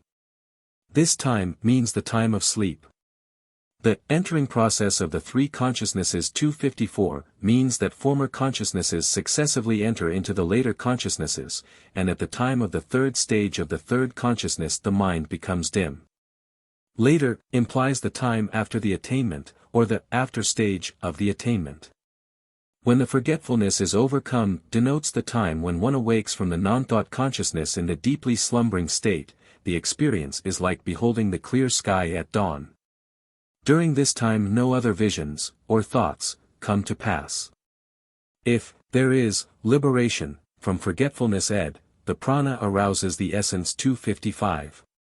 Before the various dreams come in sight, one should try to concentrate on the light as long as possible. Here, the liberation implies the light samadhi. If the samadhi becomes dim or weakened and the yogi is forced to arise from it, through the force of the moving prana the flowing thoughts will also be set in motion, whereupon the dreams also take place. In case no dream whatsoever arises, at this time, the yogi should meditate on the light without distraction as long as possible. If the yogi is able to bring forth the samadhi of sleep, but not to produce the light through the prana holding practice, he may experience the transparency and clearness in the samadhi of sleep. But, since it follows not the way of light yoga, the three voidnesses preceding the sleeping stage would never appear. Therefore, it by no means can be considered as having the qualifications and significance of the light of sleep. Besides, in the samadhi of sleep, the qualified and plentiful experiences of the mirage, smoke, etc. preceding the first voidness will never come into being, but only those resembling them. One should acquaint oneself with the two different lights of the light of sleep, i.e. the light in experience and the light in realization, also the thick and thin light, or the bright and dim light. Though many people declare that the thoughtless, lucid, and transparent samadhi of sleep is identical with the light of sleep, no sufficient reason is found for this claim. This exposition, based upon the teaching of the Holy Father and Son, see last paragraph, chapter 2 ed. Of the light yoga with both the instructions on the light of daytime and the light of sleep, is given here after careful studies and contemplations. Thus one should hold it dear as most valuable instruction. If one has tried his best to remain in the light, but, because of the drifting prana is unable to hold on, one may then resort to the special teaching on dream arisings given in the pith instruction of Sunadus of the Marpa school. Chapter 9. The Transformation Yoga. The ramifications or sub-instructions of the main path are given as follows. 1. The teaching of going above to the Pure Land, instructions on the Transformation Yoga. 2. The teaching of entering into another's body, instruction on the Yoga of entering another's body. The teaching of transforming one's consciousness to the Pure Land, is a special teaching of the unparalleled, i.e. Anuttara ed. Tantra. It is found in both the Tantra of Bdmchog's teaching and that of Jurdo, and their common Tantra Samhuta, in the Tantra of Vajradakini, a special Tantra of Bdmchog. In the two Tantras of Stamabhyang, Bdmchog's teaching, and in the admonishment of the Holy Manjusri, etc. If one intends to get well acquainted with the pith instructions of the Transformation Yoga, one may study these tantras and their special commentaries. The instructions given here are all based upon these sources, with careful arrangement. The merit of this practice is stated in the Tantra of Vajradakini. If one has committed the sin of killing a kinsman, of slaughtering the Brahmins, or has committed the 5 paramount crimes 256, or has stolen or robbed from others for pleasure, all these sins can be cleansed by practicing this superb teaching. No evils or sins can ever defile it. It stays aloof and far apart from all wickednesses of samsara. Its advantages are also claimed by the Tantra of Ga Spire and Danbizi. Therefore, this yoga is of utmost importance and should receive greater attention. These sources say that this teaching can liberate one from falling into the miserable path, cleanse one's sins, and bring one to the happy land. The time to apply this yoga is instructed by the Tantra of Vajradakini as follows. When the time of death comes, this teaching is applied. If the time of death is not near when anyone applies the teaching, he is committing the crime of slaughtering Buddha. He will certainly fall into hell and be scourged. Therefore, one should carefully and diligently study the signs of death. This point is also stressed by the Danbizi and the Ga Spire. If the yogi uses this teaching at the wrong time, he has thus murdered the Buddha-like self-body. If he has taken the precepts of Tantra, he is then violating the 8th rule of the basic precepts of Tantra, and he is exposed to the danger of falling into hell. Therefore, he should clearly understand the time factor, and industriously study the signs of death to foresee the coming of death. When the signs appear, he should try to prevent it by all possible means. If everything is done but to no avail, he should know that it is the right time to apply this teaching. According to the commentary on Danbizi, Baba Bhadras, he should practice this teaching, or make his preparations 6 months before the time of death. For this reason one should carefully study the lines in the books concerning the signs of death. Furthermore, the Tantra of Danbizi says, the best condition under which one transforms his soul is without disease or other illness. The transformation yoga is applied under condition that one has not caught any disease. If the practitioner is caught by disease, he cannot perform the transformation in a perfect way, though he may have tried his utmost. In the case of an old, miserable man with great sufferings who foresees the coming of his death and intends to leave this world by means of the transformation yoga before the time of death comes, it is still forbidden. It is also forbidden in the case of one who suffers from an unbearable sickness. Some ignorant people say that in the former case, the old man is allowed to use the transformation yoga, before his time comes. 257. The main instruction on the transformation yoga consists of two practices. The Tantra of Vajra says, the foundation of all feelings should be purified. After the purification, the transformation from existence is applied. Otherwise it will be futile. The foundation of all feelings implies that the human body is the foundation or base of all agreeable or disagreeable feelings. Purification means that through the practice of heat yoga the body and mind are purified. Without purifying the body through practicing the heat yoga, it will be useless and futile to perform the transformation yoga. This is said in Baba Bhadras, because the Gtum-Mo practice is the very foundation of transformation yoga. The Tantra of Vajradakini also says, by means of the vase breathing the door is bound, opened. Thus, the whole of the door is purified. The Tantra of Danbisi as well as the Tantra of Sambuddha says the same thing. They stress the necessity of having a tamed prana for practicing the transformation yoga, only because through practicing the vase breathing can the pranas, which run wild toward all organs and gates in the body, be fairly gathered, or tamed. Some people say that, if one reaches the lowest stage of vase breathing practice, one is qualified to perform the transformation yoga. This shows their ignorance of the teaching of Tantra. In performing the transformation yoga, all the 9 gates of the body 258 except the golden gate on top of the head should first be closed to prevent the escape of the consciousness through these gates. The consciousness should be allowed to exit only from the golden gate. According to Tantras, these conditions are required to meet the qualifications of a perfect ground upon which the qualified tantric yogis may perform the yoga of transformation. Furthermore, a perfect visualization on the exit of consciousness described by the Tantras is required. The procedure of the visualization is profusely described in the 4th book of Transformation Yoga as well as in the book of Transformation Yoga of the Rungog school. However, the instructions I give here are mostly based upon the verbal instruction from the gurus who primarily follow the teaching of this school. One may ask, upon which deity's body should one practice the transformation yoga? According to the gurus, one may depend on any patron Buddha of his own choosing. Though the Tantra of Ga Spire and Danbisi have pointed out some particular deity for transformation yoga together with the instructions on their practices, I shall not introduce them here, for it would take excessive space to explain them. The practice of the transformation yoga. First, the yogi visualizes the self-body become the body of the patron Buddha. Then visualizes a red A word at the reproductive center or at the navel center, a dark blue word at the heart center, a white Ka word at the gate of purity 259. Then he should pull up the lower prana, from the reproductive center, to the navel center. Thus the A word is pushed up to the place of the H word, in the heart center, again the H word is pushed to the Ka word.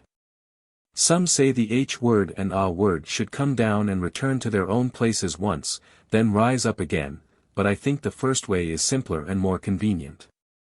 One should repeatedly practice this until the signs or symptoms appear. The signs are the feeling of itching, throbbing, etc., at the top of the head. Thereupon, the yogi may proceed to practice the formal or real transformation yoga as follows: sitting in a crouching posture, grasp the 2 knees with hands clasped, recite the prayer of taking refuge and the prayer of raising the Bodhi heart. Then visualize your body become the body of one's patron Buddha. Also think that the patron Buddha, whose essence is identical with that of your guru, sits in the sky in front of and above your head at a distance of 1 to 6 feet. With great earnestness and faith the yogi should pray to him. Then, with a clear visualization of the A word at the navel center, the H word at the heart center, and the Ka word at the pure gate center, the yogi pulls the lower prana to drive up the A word into the word through the central channel. And thus the two words are fused in one. Meantime, he should pull up all his strength and say loudly, Ahige, many times, until he feels that the A word has been actually driven into the H word. Then he says again, Ahige, loudly 20 times, and the H word thus rises to the throat center. At this time the yogi should visualize clearly the Ka word standing at the gate of purity. The gate is open and through it can be seen clearly the firmament as one sees the bright sky through an open window. Then the yogi pulls all his strength together and shouts, Ahige, 5 times. Through this force the H word is ejected, with great speed, from the gate of purity and hits right into the heart center of the patron Buddha, above your head. Thereupon, the yogi concentrates his mind in the realm of non-thought. Based on the Tantra of Danbisi as well as the verbal instructions given by gurus is this brief instruction on the Transformation Yoga. Furthermore, according to the teaching of Tantras and their commentaries, the yogi will gain great profit if he understands the way of meditating on the crown of two sounded letters. Of visualizing the two words with the heads of the letters seeing upward and downward. The way of calling with prana, during the upgoing and downcoming performance, and other special superb instructions. Generally speaking, the teaching of transforming one's consciousness to a felicitous plane, such as the 33 heavens and the heavens of forms in Sasara, is of great importance and value. Especially, the Tantric Transformation Yoga designed for the qualified Tantric yogis. With the power of the unique Samadhi, the Tantric yogi is able to close all 8 gates and make the consciousness exit through the Golden Gate. If he can keep the horse-like prana, upon which the consciousness rides, from running through the 8 gates, he can automatically stop the consciousness from escaping through the 8 gates. The yogi should know how to use the words to close the gates and control the consciousness, and he should be able to control the prana at the different gates through the vase breathing practice. It is difficult to find a clear instruction in the books concerning what kind of words should be used to close the gates. However, according to the Tantra of Sambhoda and Mansnai, only the red A word like that of the A at the navel center should be used. Some say the best teaching is to use a red H word instead of A to close each gate. This saying proves ignorance of the meaning of the Tantra and of the clear instructions about using the word to close all the 9 gates, in the Tantra of Danbisi and others. The instruction of Grong Jug, house entering, is also called the instruction in the yoga of entering another's body. Grong, literally, city or house, here implies the physical organs of eye, ear, etc. For they are like houses wherein the consciousnesses dwell. Says the Sutra of the Permitha vehicle, one's consciousness entering into the not yet decomposed corpse of another is called Grongjug, entering into another's house. This teaching is the unique teaching of the unparalleled Tantra. It frequently appears in the Mother Tantra, and sometimes in the Father Tantra. 260. What is the purpose of practicing this yoga, or what is this teaching for? Who is qualified to practice it? How is the teaching of this yoga exercised? The person who practices this teaching, as well as those who practice the Transformation Yoga, must have well obtained the initiation and observed the Tantric precepts in a perfect manner, etc., as required in the practice of the arising yoga. According to Tantra there are 3 different teachings of the transformation practices: the special Transformation Yoga, the teaching of the self-mind, or soul, entering into another's corpse, and the teaching of expelling another's soul from his body so that one's consciousness may enter this body. All these 3 transformation practices require, first, the capability of closing the 9 gates by words. Second, the mastery of vase breathing, by means of which all the pranas of different organs are gathered and entered into the central channel. Third, the mastery of Gtum-Mo, whereby the small A word of the red element in the navel center is able to attract and hold the wisdom H word, which is the rider of the subtle prana, at the heart center. This is said in the Tantras of Vajradakini and of Danbisi and in their common commentary Baba Badras, and in the Tantra of G. A. Spire and its commentary, the fruit-bearing pith instruction. I believe that in both cases, whether the self-consciousness enters into the corpse or into another's living body, a special prana performance is required in addition to the requirements and qualifications mentioned before 261. The details may be found in some other sources. It would be difficult to benefit sentient beings on a great scale with a low-born human body, therefore, it is desirable to have a human body of high class to accomplish the undertaking. Because the possession of a sick, aged, crippled body would handicap self-improvement as well as altruistic deeds, one resorts to the yoga of entering another's body to procure a fair and healthy body. According to gurus, there are 3 requirements for practicing this yoga. First, the person who intends to practice this yoga must have an infinite compassion for all sentient beings. He must be absolutely sure that great benefits and boons for sentient beings will be achieved if he performs this yoga. He also must have mastered both prana and mind. A yogi who meets these requirements and conditions may then proceed to a very secluded, sheltered place. He should dispense with all distracted thoughts, keep away from all worldly activities, prepare the offerings, and establish the altar for the patron Buddha. With all these arrangements made, he should then engage himself in meditation under strict confinement of contemplation 262. Then he should prepare a mandala painted black as the supporting platform and put a human skull on it. In the center of the human skull a H word should be clearly written with a white stone, chalk. Visualizing himself become the patron Buddha, he then recites and meditates on the prayer of 7 wishes of Bodhisattva Samantabhadra. Then the yogi visualizes a H word in the center of the heart, and, when the exhalation goes through the right nostril, he should think the H word comes out along with the exalted air and enters into and is identified with the H word in the skull. Meantime the yogi should hold the air outside as long as possible. When he cannot hold it any longer, he slowly takes the air in. Then he exhales and visualizes as before. Continuing this practice for a while, the yogi will see the skull shake, jump and move. These are the signs that will appear. The yogi may now proceed to the actual transformation of soul. First, he should procure a fresh corpse with no signs of decomposing, not being dead from any injuries or disease, or he may procure a clean and fresh corpse of cattle or any livestock.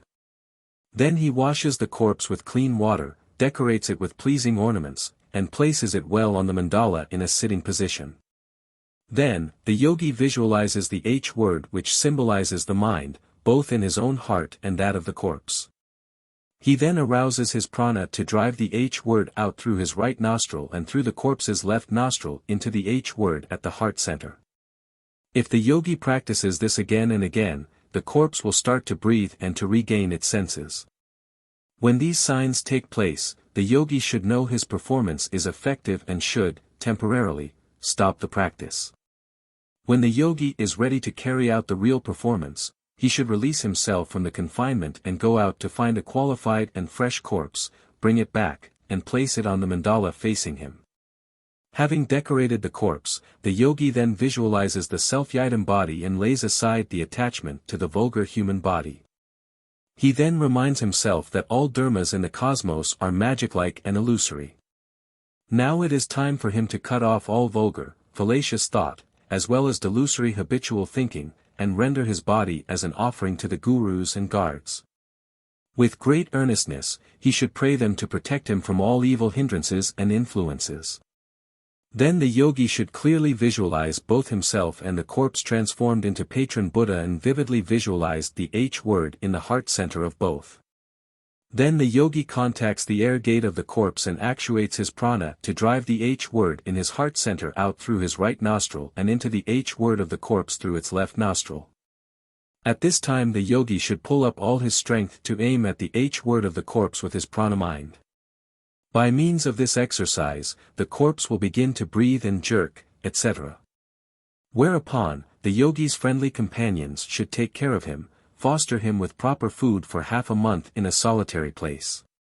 Until the yogi can stably live with the new body, he should not appear before people. In order to express his gratitude to the deceased one, the yogi should perform the offering rituals, such as the ritual of TSA and the ritual of burning performances. With this new human body, the yogi should devote himself to the welfare of sentient beings on a great and broad scale. These instructions were given by gurus. Thus, the instruction on the yoga of entering others' body, which are based on the genuine contents of several tantras and their commentaries, has now been given here without wavering ambiguity. Now the important question concerning the rightfulness of performing this yoga will naturally arise in people's minds. 263 If it is sinful to transform one's consciousness to some other place before the coming of death as admonished in the instruction on transformation yoga, is it not also sinful to perform this yoga? Though no clear statement answering this question can be found in tantras, I consider the problem in the light of the following. First, since the performance of this yoga excludes itself from the category of normal death, it cannot be considered a crime of committing suicide, for it does not meet the qualifications of normal death and rebirth. It belongs to none of the regular 4 births of samsara. Though there is a tiny, intermediate stage between the time the consciousness leaves the body and the time it enters into the other's body, this cannot be considered a qualified Bardo stage. Besides, in the case of a right performance of this yoga, the yogi has a pure and altruistic wish, and, since his mind aims at Dharma, he cannot be regarded as committing the crime of suicide. If one wants to know more about this topic, one may study the pith instructions on the illusory body in the Tantra of Sanadus. Though both the instruction of the self-transforming yoga and the yoga of transforming into others were available in the past, the latter was not given to gurus, therefore, it is not explained here. Chapter 10. How to improve the practice in the path. If one intends to attain the highest accomplishment, Buddhahood, in one's lifetime, one should practice both the arising yoga and the perfecting yoga. Each of them has 3 different practices: the with-form practice, the without-form practice, and the extremely without-form practice. This is said in the Book of Scronsal, the Light of the Lamp. Here, some explanation of the term practice is needed. The so-called practice, with and without form, means the practice of enjoying all pleasures with a spirit absorbed in the realization of the Dharma essence, the very heart of Tantric practice, whether Hindu, Taoist, or Buddhist. Ed. Especially it implies the enjoyment of the negative embodiment. Through this practice on the excessive enjoyments, the enlightenment on the soulness will be elevated to consummation. The extremely without form practice denotes the practice of the wisdom yoga, which is a practice of enjoying the blisses of the negative embodiment. 264. The other practices imply the karma yoga. Only the extremely without form is karma-free. These practices can be performed in 3 different ways: the elaborate way, which is the joyful performance including dancing and singing, etc., the modest way, and the simplest way. These practices are applied at the beginning stage of the illusory body yoga practice, and at the time when one wants to attain the without learning 2-in-1 position from the with learning 2-in-1 position. These are the 3 times one may carry out the practices. It is for the purpose of planting the Dharma seed in the mind of sincere disciples that I have mentioned these practices and given all the essential instruction in full. For fear of involving too many words, the foregoing instructions are not given in detail. If one wants them elaborated, one may study and search in the works of the collective pith instructions of Sanadus. What happens when the final accomplishment comes into being? Having attained the position of the with learning 2-in-1, one furthers the meditation on the light yoga.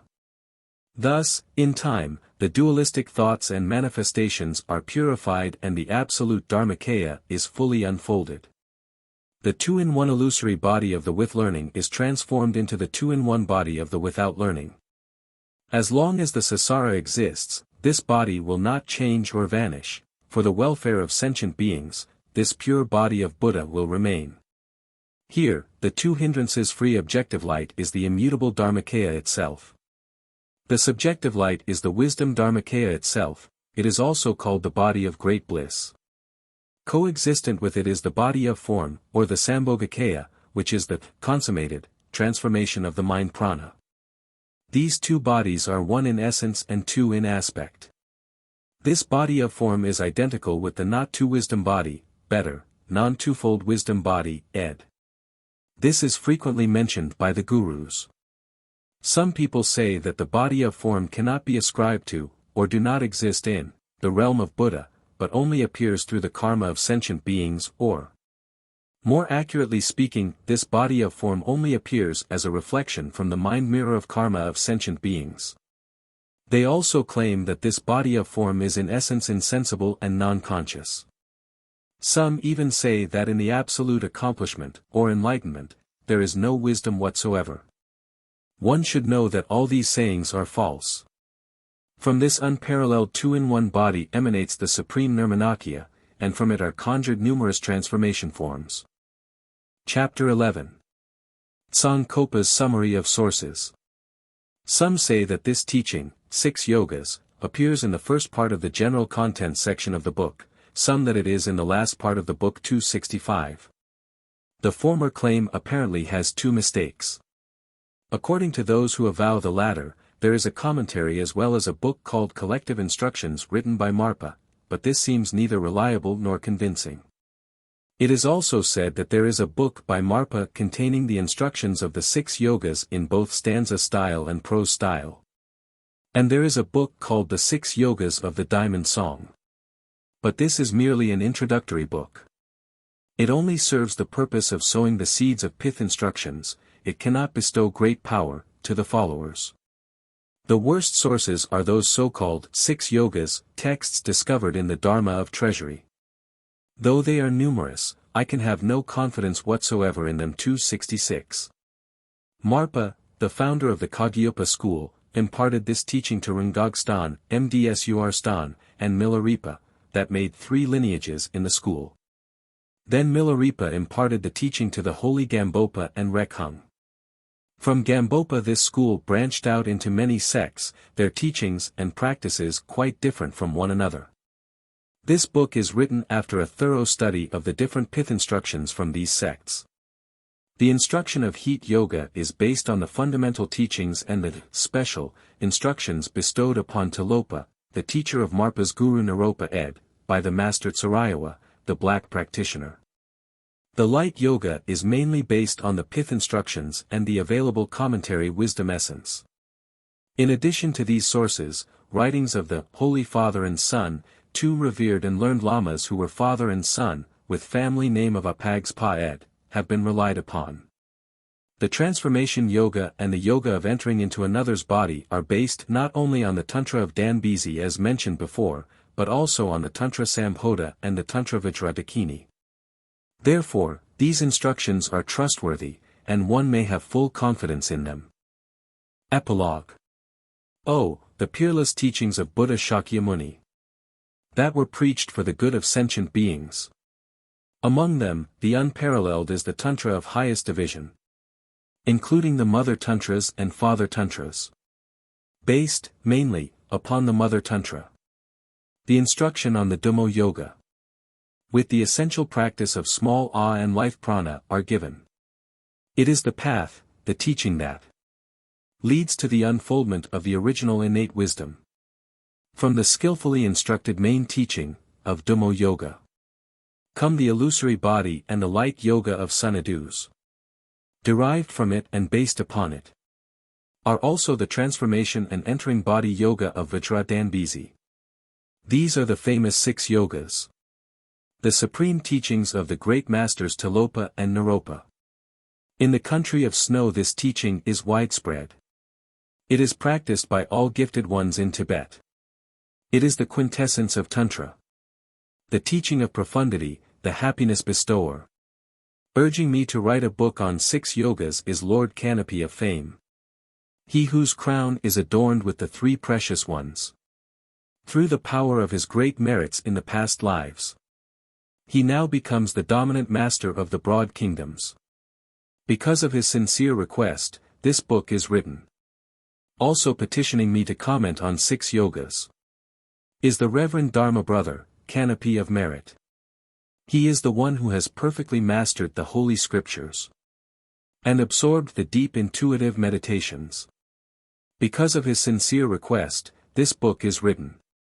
They offered me grains of fine gold and a precious mandala, and said to me, there are many disciples who yearn for this supreme teaching. Pray, for their sake, write a book of 6 yogas. Thus, with diligence and effort I wrote this book. It contains the clear instructions and explanations on all practices and visualizations. It is trustworthy, for it is based on the holy writings. It is a special book, the Book of Three Confidences. Oh, difficult indeed it is to understand the profound teaching. And human dispositions vary greatly. If anyone misunderstands this teaching and finds faults, I beg the guards and dakinis, grant their mercy and pardon him. Through the merits of this well-spoken instruction, may all the sentient beings enter into the unparalleled vehicle. Let this teaching spread afar. Let the supreme path increasingly expand. This book is called The Six Yogas of Naropa, with the successive instructions leading to the profound path, the Book with Three Confidences, i.e. the Book of Threefold Faith, ed.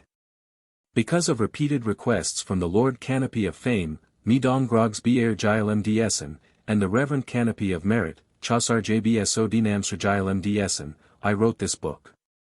It includes the well-arranged instructions on the practice of heat yoga, etc., and some explanations on the common teachings, together with the elaborate expositions on each of the special practices of the Tantric Yogas. This book was written with a pure wish of spreading the Dharma of this school, Gelugpa, Low School, which is thriving in this region to a great extent. However, it has not yet reached the full flourishing state.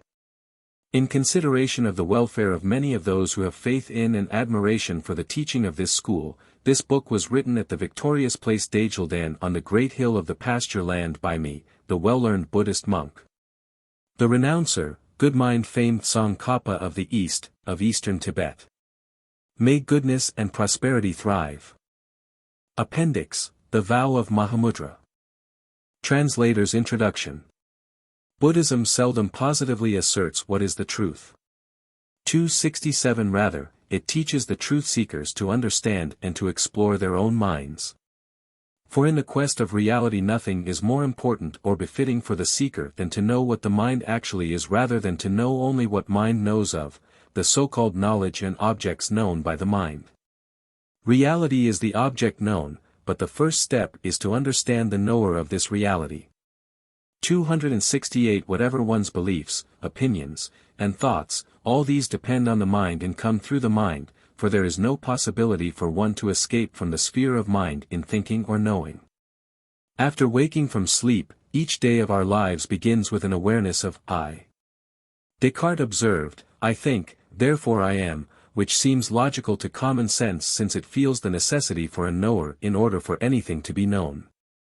But whether or not this I really exists and is substantial is debatable, says Buddhism.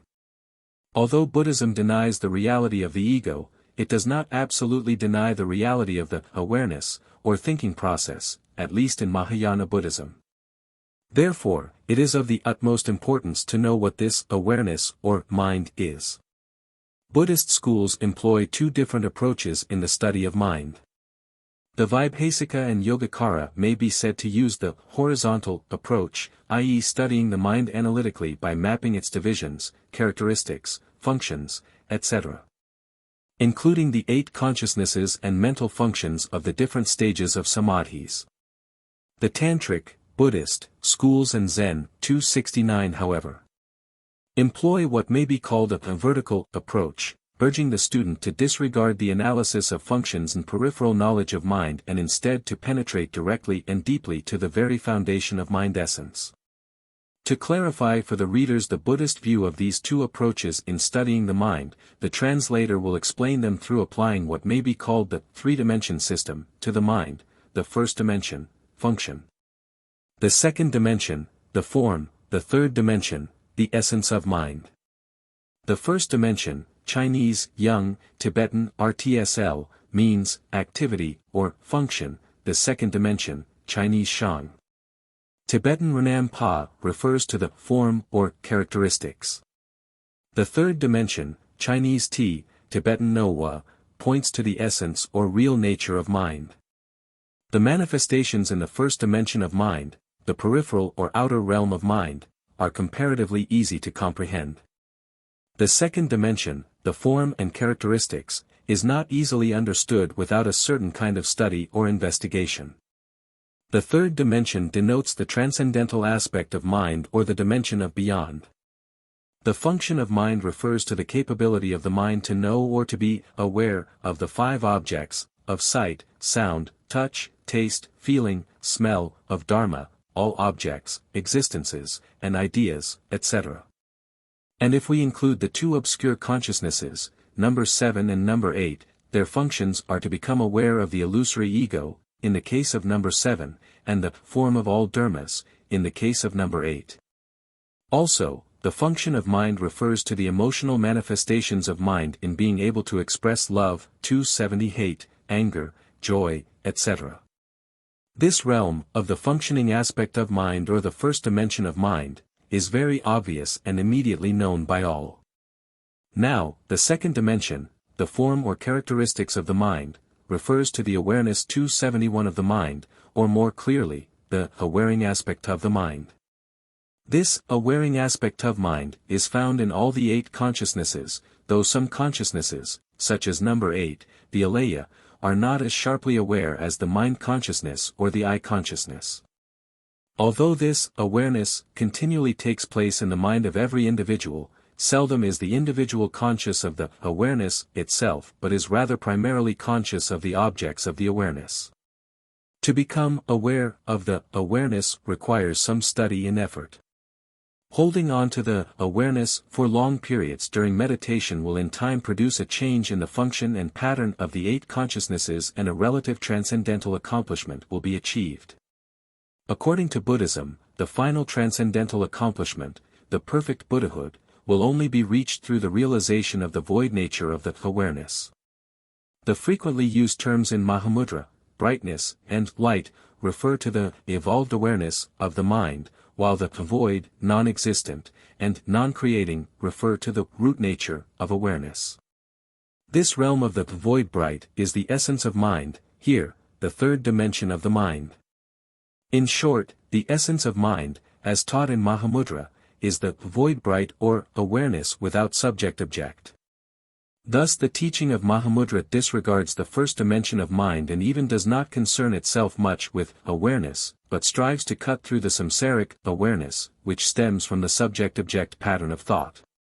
To completely realize the essence of mind is by no means an easy task. It requires years and lives of study and effort. One may ask, why is it so difficult if the Buddha nature is inherent in one's mind? What prevents this realization is the force of our habitual thinking.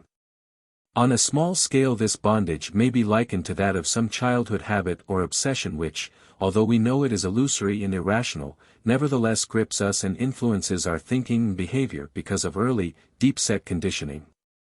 It is much the same in the case of our endeavor for enlightenment. Though the void nature of mind is somewhat glimpsed or even realized, this does not permanently eliminate habitual thoughts which have been operating through immeasurable lifetimes in the past. Therefore, Mahamudra and Zen can never be considered merely philosophy or art, for they are actually the most serious teachings of the Buddhist religion. They are teachings of liberation 272 and should not be abused, as Zen has recently been in the Occident, by being made a subject of vain talk or subtle speculations as though they were only a game of the mind. The reader will discover that the opening stanzas of the vow expressed the religious and spiritual tradition of Mahamudra. The first 5 stanzas present the fundamental principles and the necessary wishes of the Buddhists. The author of the vow is Karmapa III, 1284–1339, a very great authority and accomplished yogi whose numerous writings include the profound inner meaning of Tantrism, considered by Tibetan scholars the greatest work on the subject. The vow is recited by the white school as a daily prayer. Although this vow is comparatively short, it contains the majority of the essential teachings of Mahamudra. In Tibet, there exists quite a body of books and commentaries explaining this vow. At present these works are not available, therefore Translator has supplied a short commentary to accompany the stanzas also. Also, since the original text was not available, the present translation was made from the Chinese text that the translator had previously made from the Tibetan. The translator is confident that this vow of Mahamudra is one of the highest teachings of Tibetan Buddhism and firmly believes it will contribute much to the search by psychologists and religionists for a deeper understanding of man's essential nature. Editor's note.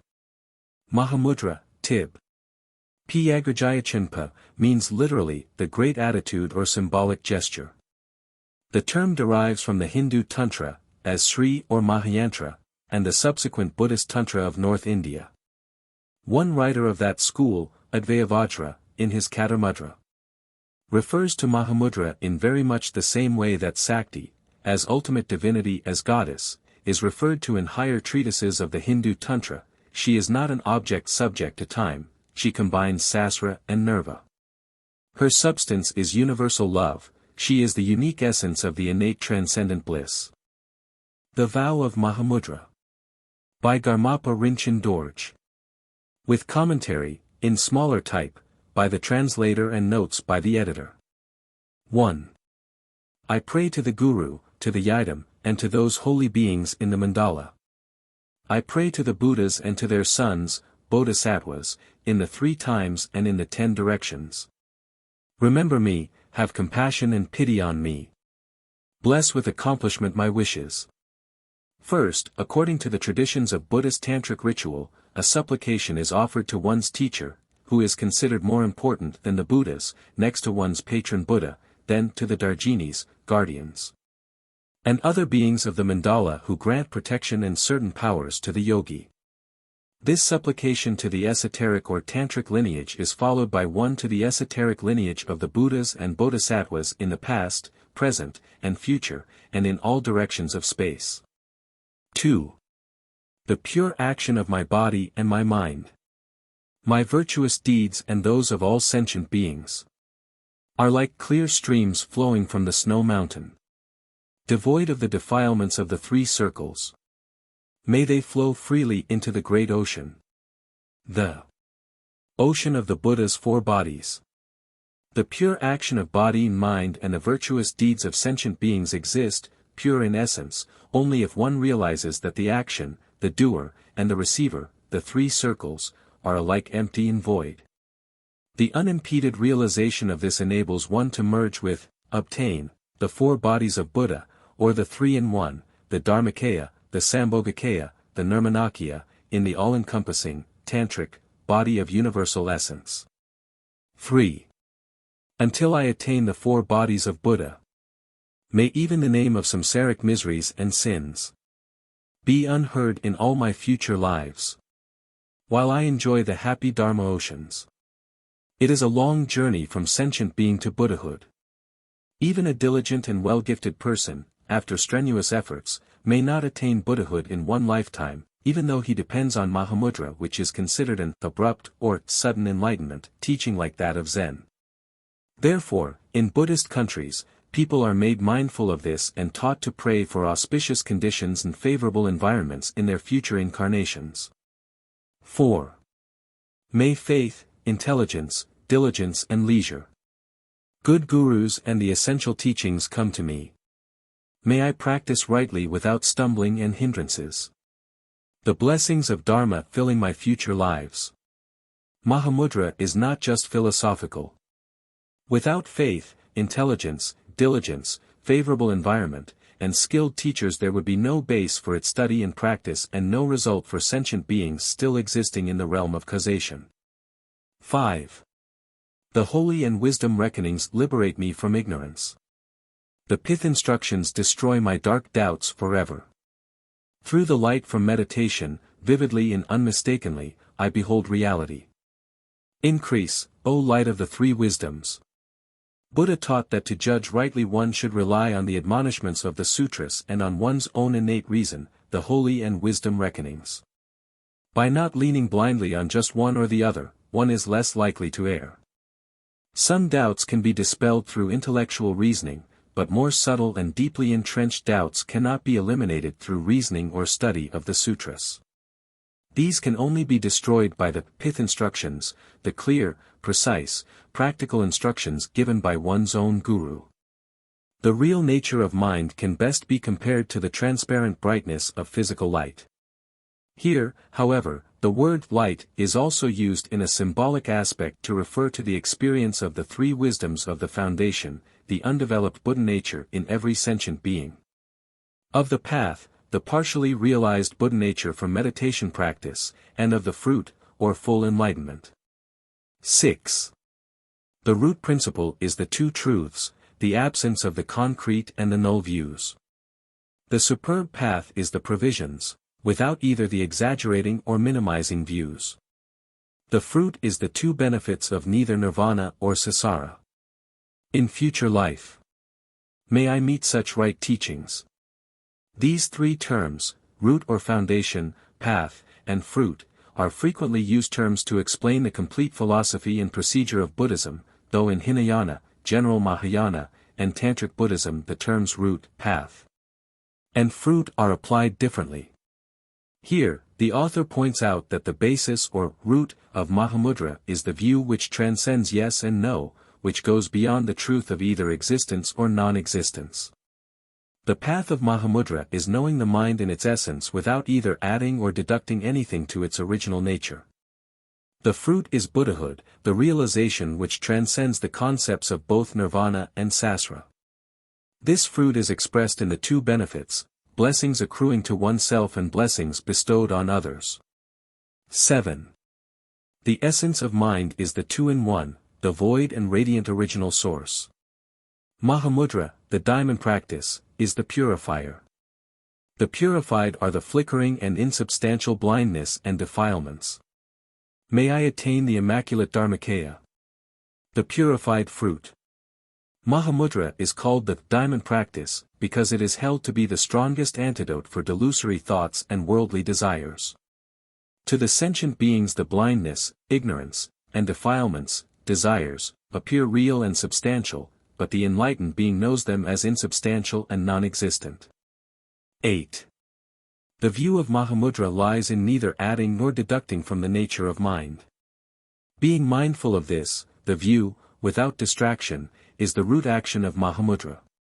Of all meditations, this is the highest practice. p. 295. Let me always find this right teaching of the view, action, and practice. To understand the nature of mind is easy if one can recognize it without making any mental effort, and grasp it instantaneously as it is at this very moment. The practice of Mahamudra lies in the constant awareness of this view. Other teachings using visualization, mantras, and bodily and prana exercises must all employ effort and are with form. Compared to them, the practice of Mahamudra, effortless and without form, is superb. 9. All dharmas, manifestations, are the expression of mind. The mind is of no mind, void in essence. Void, yet not extinct, it manifests all. Let me observe this essence, and retain this immutable view. Dharma, in Buddhism, dharma has two meanings. It means doctrine and is also a general term to include all objects, manifestations, and existences. 10.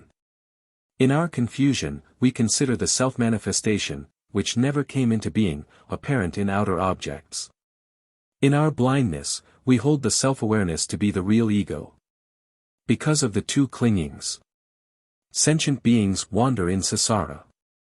May I cut this root of confusion and blindness. Two clingings: 1, the clinging of ego, clinging to the individual conditioned and continuously changing consciousness as the ego. 2, the clinging of dharma, clinging to objects and manifestations as real.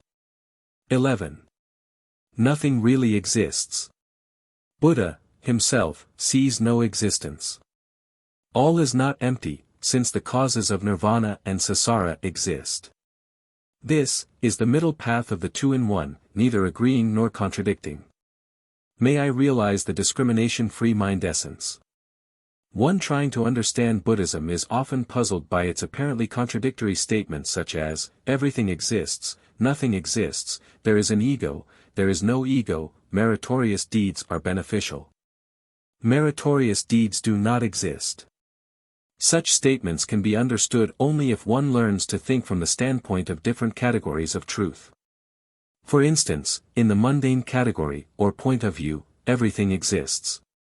But from the standpoint of transcendental truth, nothing exists. 273 This distinction in Buddhist philosophy between the mundane and transcendental views must be kept in mind. 12. No one can describe that by saying, this is it. No one can deny that by saying, this is not it. Such is the non-created nature of being which transcends the realm of consciousness. May I attain, decisively, this uttermost truth. Because, the non-created nature of being, mind essence, lies beyond the realm of words and thoughts, it is indescribable, therefore, it can neither be affirmed nor negated. Furthermore, this mind essence though beyond words and thought is, nevertheless, all-pervading. Since it embraces all, no one can deny it by saying of anything, this is not the mind essence. 13. Ignorant of this, we drift in the ocean of samsara. If one realizes this essence, there is no other Buddha. In the final truth, there is neither yes nor no. May I realize the Dharma nature, the principle of aleya. The cause of samsara is the blindness, the subject-object pattern of thought which does not exist in the dualistic free mind essence. Enlightenment or the attainment of Buddhahood is nothing but the complete realization of this mind essence. The experience of the final realm of truth lies beyond the opposites and thoughts of yes and no. 14. The manifestation is mind, the voidness is also mind. The enlightenment is mind, and the blindness is also mind. p. 298. The springing of things is mind, and their extinction is also mind. May I understand that all increasing and decreasing inhere in mind. All activities, existences, experiences, samsaric or nirvanic, all stem from the mind. If one understands and realizes the mind, he understands and realizes all. Increasing and decreasing here means the two opposites, the purity and defilement, the merits and sins, the enlightenment and blindness, etc. 15. Unsullied by intentional practice or meditation with effort. Away from the worldly wind of distraction. With no effort and correction, I rest comfortably on the natural state of mind. May I find the adroit and subtle teaching of mind practice. The difference between Mahamudra and other types of meditation is that in Mahamudra no meditation effort and no correction is employed. But in most other types of meditation such as visualizing a subject, holding the breath, meditating on love and divine mercy, a mental effort is always required. 274, concentration, choosing one and rejecting the other, is always stressed. Whereas in the practice of Mahamudra, no effort whatsoever is required. After one has realized the essence of mind, concentration or non-concentration, distracted thoughts and samadhi all become Mahamudra itself. Though for the beginners of Mahamudra, the distractions are obstacles for their meditation, they still should not intentionally practice Mahamudra or meditate Mahamudra with effort. Because any effort or intentional practice helps not but impedes the realization of mind essence. Hence, to comfortably rest on the awareness of mind and observe it is the key instruction of Mahamudra. 16. The waves of thought flow, strong and weak, clear and dim, subside. Without disturbance the river of consciousness flows naturally. Far from the mud of drowsiness and distraction. Let the steady and immutable ocean of samadhi absorb me. The chief difficulty for the meditator arises from the habitual flow of thought common to everyone and which, according to Buddhism, has had this characteristic flowing nature from the very no beginning. Besides this uncontrollable and habitual thinking, the two chief obstacles hindering the meditator are drowsiness and distraction. Only through the attaining of a steady samadhi can these obstacles be overcome. 17. Repeatedly contemplating the incontemplable mind. Clearly discerning the indiscernible meaning. I forever eliminate the doubts of yes and no. Let me surely behold my original face. Original face, a symbolic term, denotes the original Buddha nature innate in every sentient being from the very no beginning. It is interesting to note that this term, original face, is widely used in Chinese Zen as well as being found in the Mahamudra teaching of Tibet. Here we have a fleeting reference to the all-important Gatra concept. See our introduction. Ed. 18. When I observe the outer objects, I find nothing but my own mind. When I observe my mind, I find nothing but the voidness. Observing both mind and objects. Free am I from the two clingings. Let me realize the true nature of the illuminating mind essence. In the first step of Mahamudra practice, the yogi is taught to observe the outer objects and to keep on observing them. Continuing in this, he will come to the actual realization, not merely through belief or intellectual reasoning, that all objects are the phenomenal reflections of mind. Then he is taught to observe the mind itself. From this continual observance, the yogi finally arrives at the realization that mind itself is merely voidness. When the yogi observes both mind and objects, he is liberated from the two clingings, the clinging of ego, which is the subjective illusory conception of mind, and the clinging of dharma, which is the objective illusory conception of mind. When one realizes the illuminating mind essence, one finds that neither ego nor objects exists. The twofold egolessness, of persons and of things, taught also in the Lankavatara Sutra, one of the texts basic to Mahamudra and Zen. Ed. 19. Because that transcends the mind, it is called the Great Symbol. Because that frees from the extremes, it is called the Great Middle Way. Because that encompasses all and embrace all, it is called the Great Perfection. Let me understand that knowing one is knowing all. The Great Symbol, Tib. Pyag literally means, the Great Hand Seal, referring to the custom of ancient times when the emperor signed imperial edicts with the print of his hand. Mahamudra is like the imperial law, which was supreme in its own realm and came to be called the Great Symbol, being acknowledged as the teaching which could not be violated and which surpassed all others. Since mind essence is intrinsically apart from the subject-object pattern of thought, the teaching of realizing the mind essence is in this respect called the teaching of the Great Middle Way, Tib. Duma Chenpa. Since mind essence intrinsically encompasses all and its teaching is the consummation of all teachings, it is called the Great Perfection, Tib. Ridzogs Pa Chenpa. If one succeeds in practicing one teaching, no matter by what name it is called, he succeeds in realizing all. 20. With clingings absent, the great bliss continuously arises. With no form to cling to, the radiant light outshines the dark hindrances. May I constantly practice the practice of no effort, transcending mind. The natural and spontaneous non-discerning. The sufferings and miseries of sentient beings are the result of tensions, which are originated from the fundamental tension. Buddhism denominates this fundamental tension as clinging, Tib. Atsin Pa. If one can eliminate, or even subdue this clinging to some extent, a great bliss or nirvanic ecstasy will arise. Hindrances cannot exist without being embodied in forms. Therefore, if the yogi can realize in his Mahamudra meditation that no forms whatsoever exist at all, he automatically overcomes all hindrances. Any effort or intentional practice in Mahamudra meditation is redundant, useless, and even harmful, since the mind essence is ever present and has always existed. The closest description one can give of the experience of the enlightenment mind is the feeling of a natural and spontaneous non-discriminating, subject-object-free awareness. 21. The craving for ecstasy and good experience in meditation naturally dissolves. The evil thoughts and blindness rest innately pure in Dharmadhatu.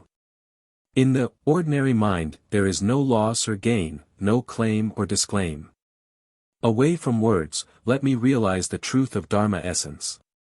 It is common for the yogi to cling to the rapture, brightness, and pleasant visions and feelings experienced during meditation practice. Buddha, however, has warned that those who continue to crave such experiences cannot liberate themselves.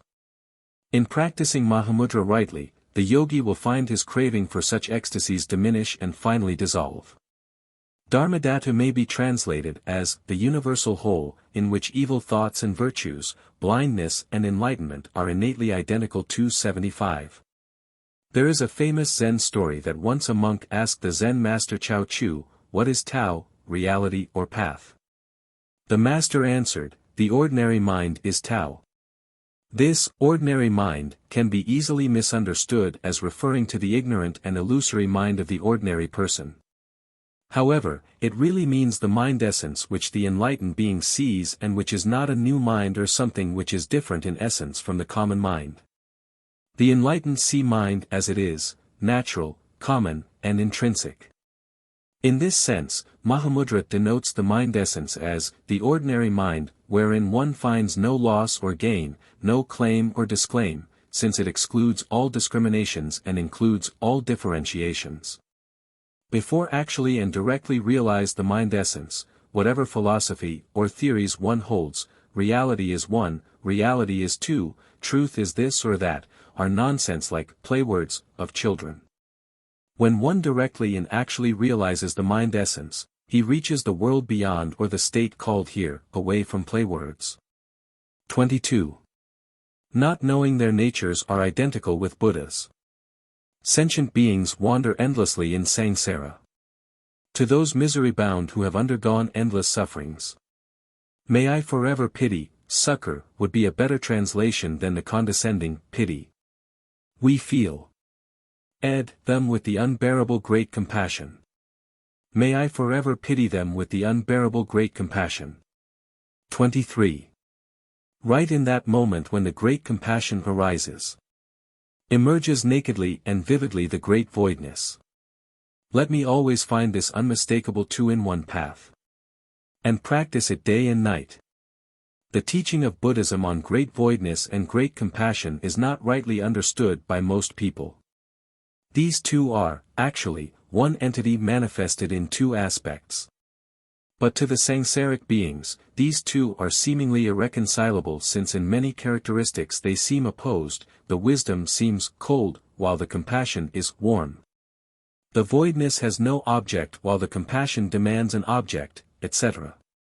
Only the Buddha and enlightened beings can merge the two, or, more accurately speaking, realize and unfold the identicalness and simultaneous existing nature of the two.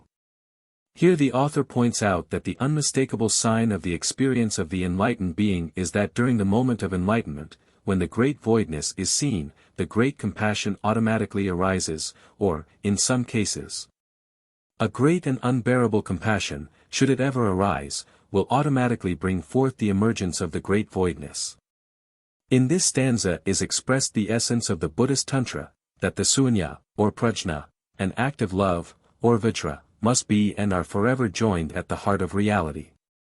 Here is the true inner meaning of the profound Yabgyum symbolism of the phrase, the jewel, or diamond, i.e. upaya, vajra, is in the lotus, padma, sunya, prajna.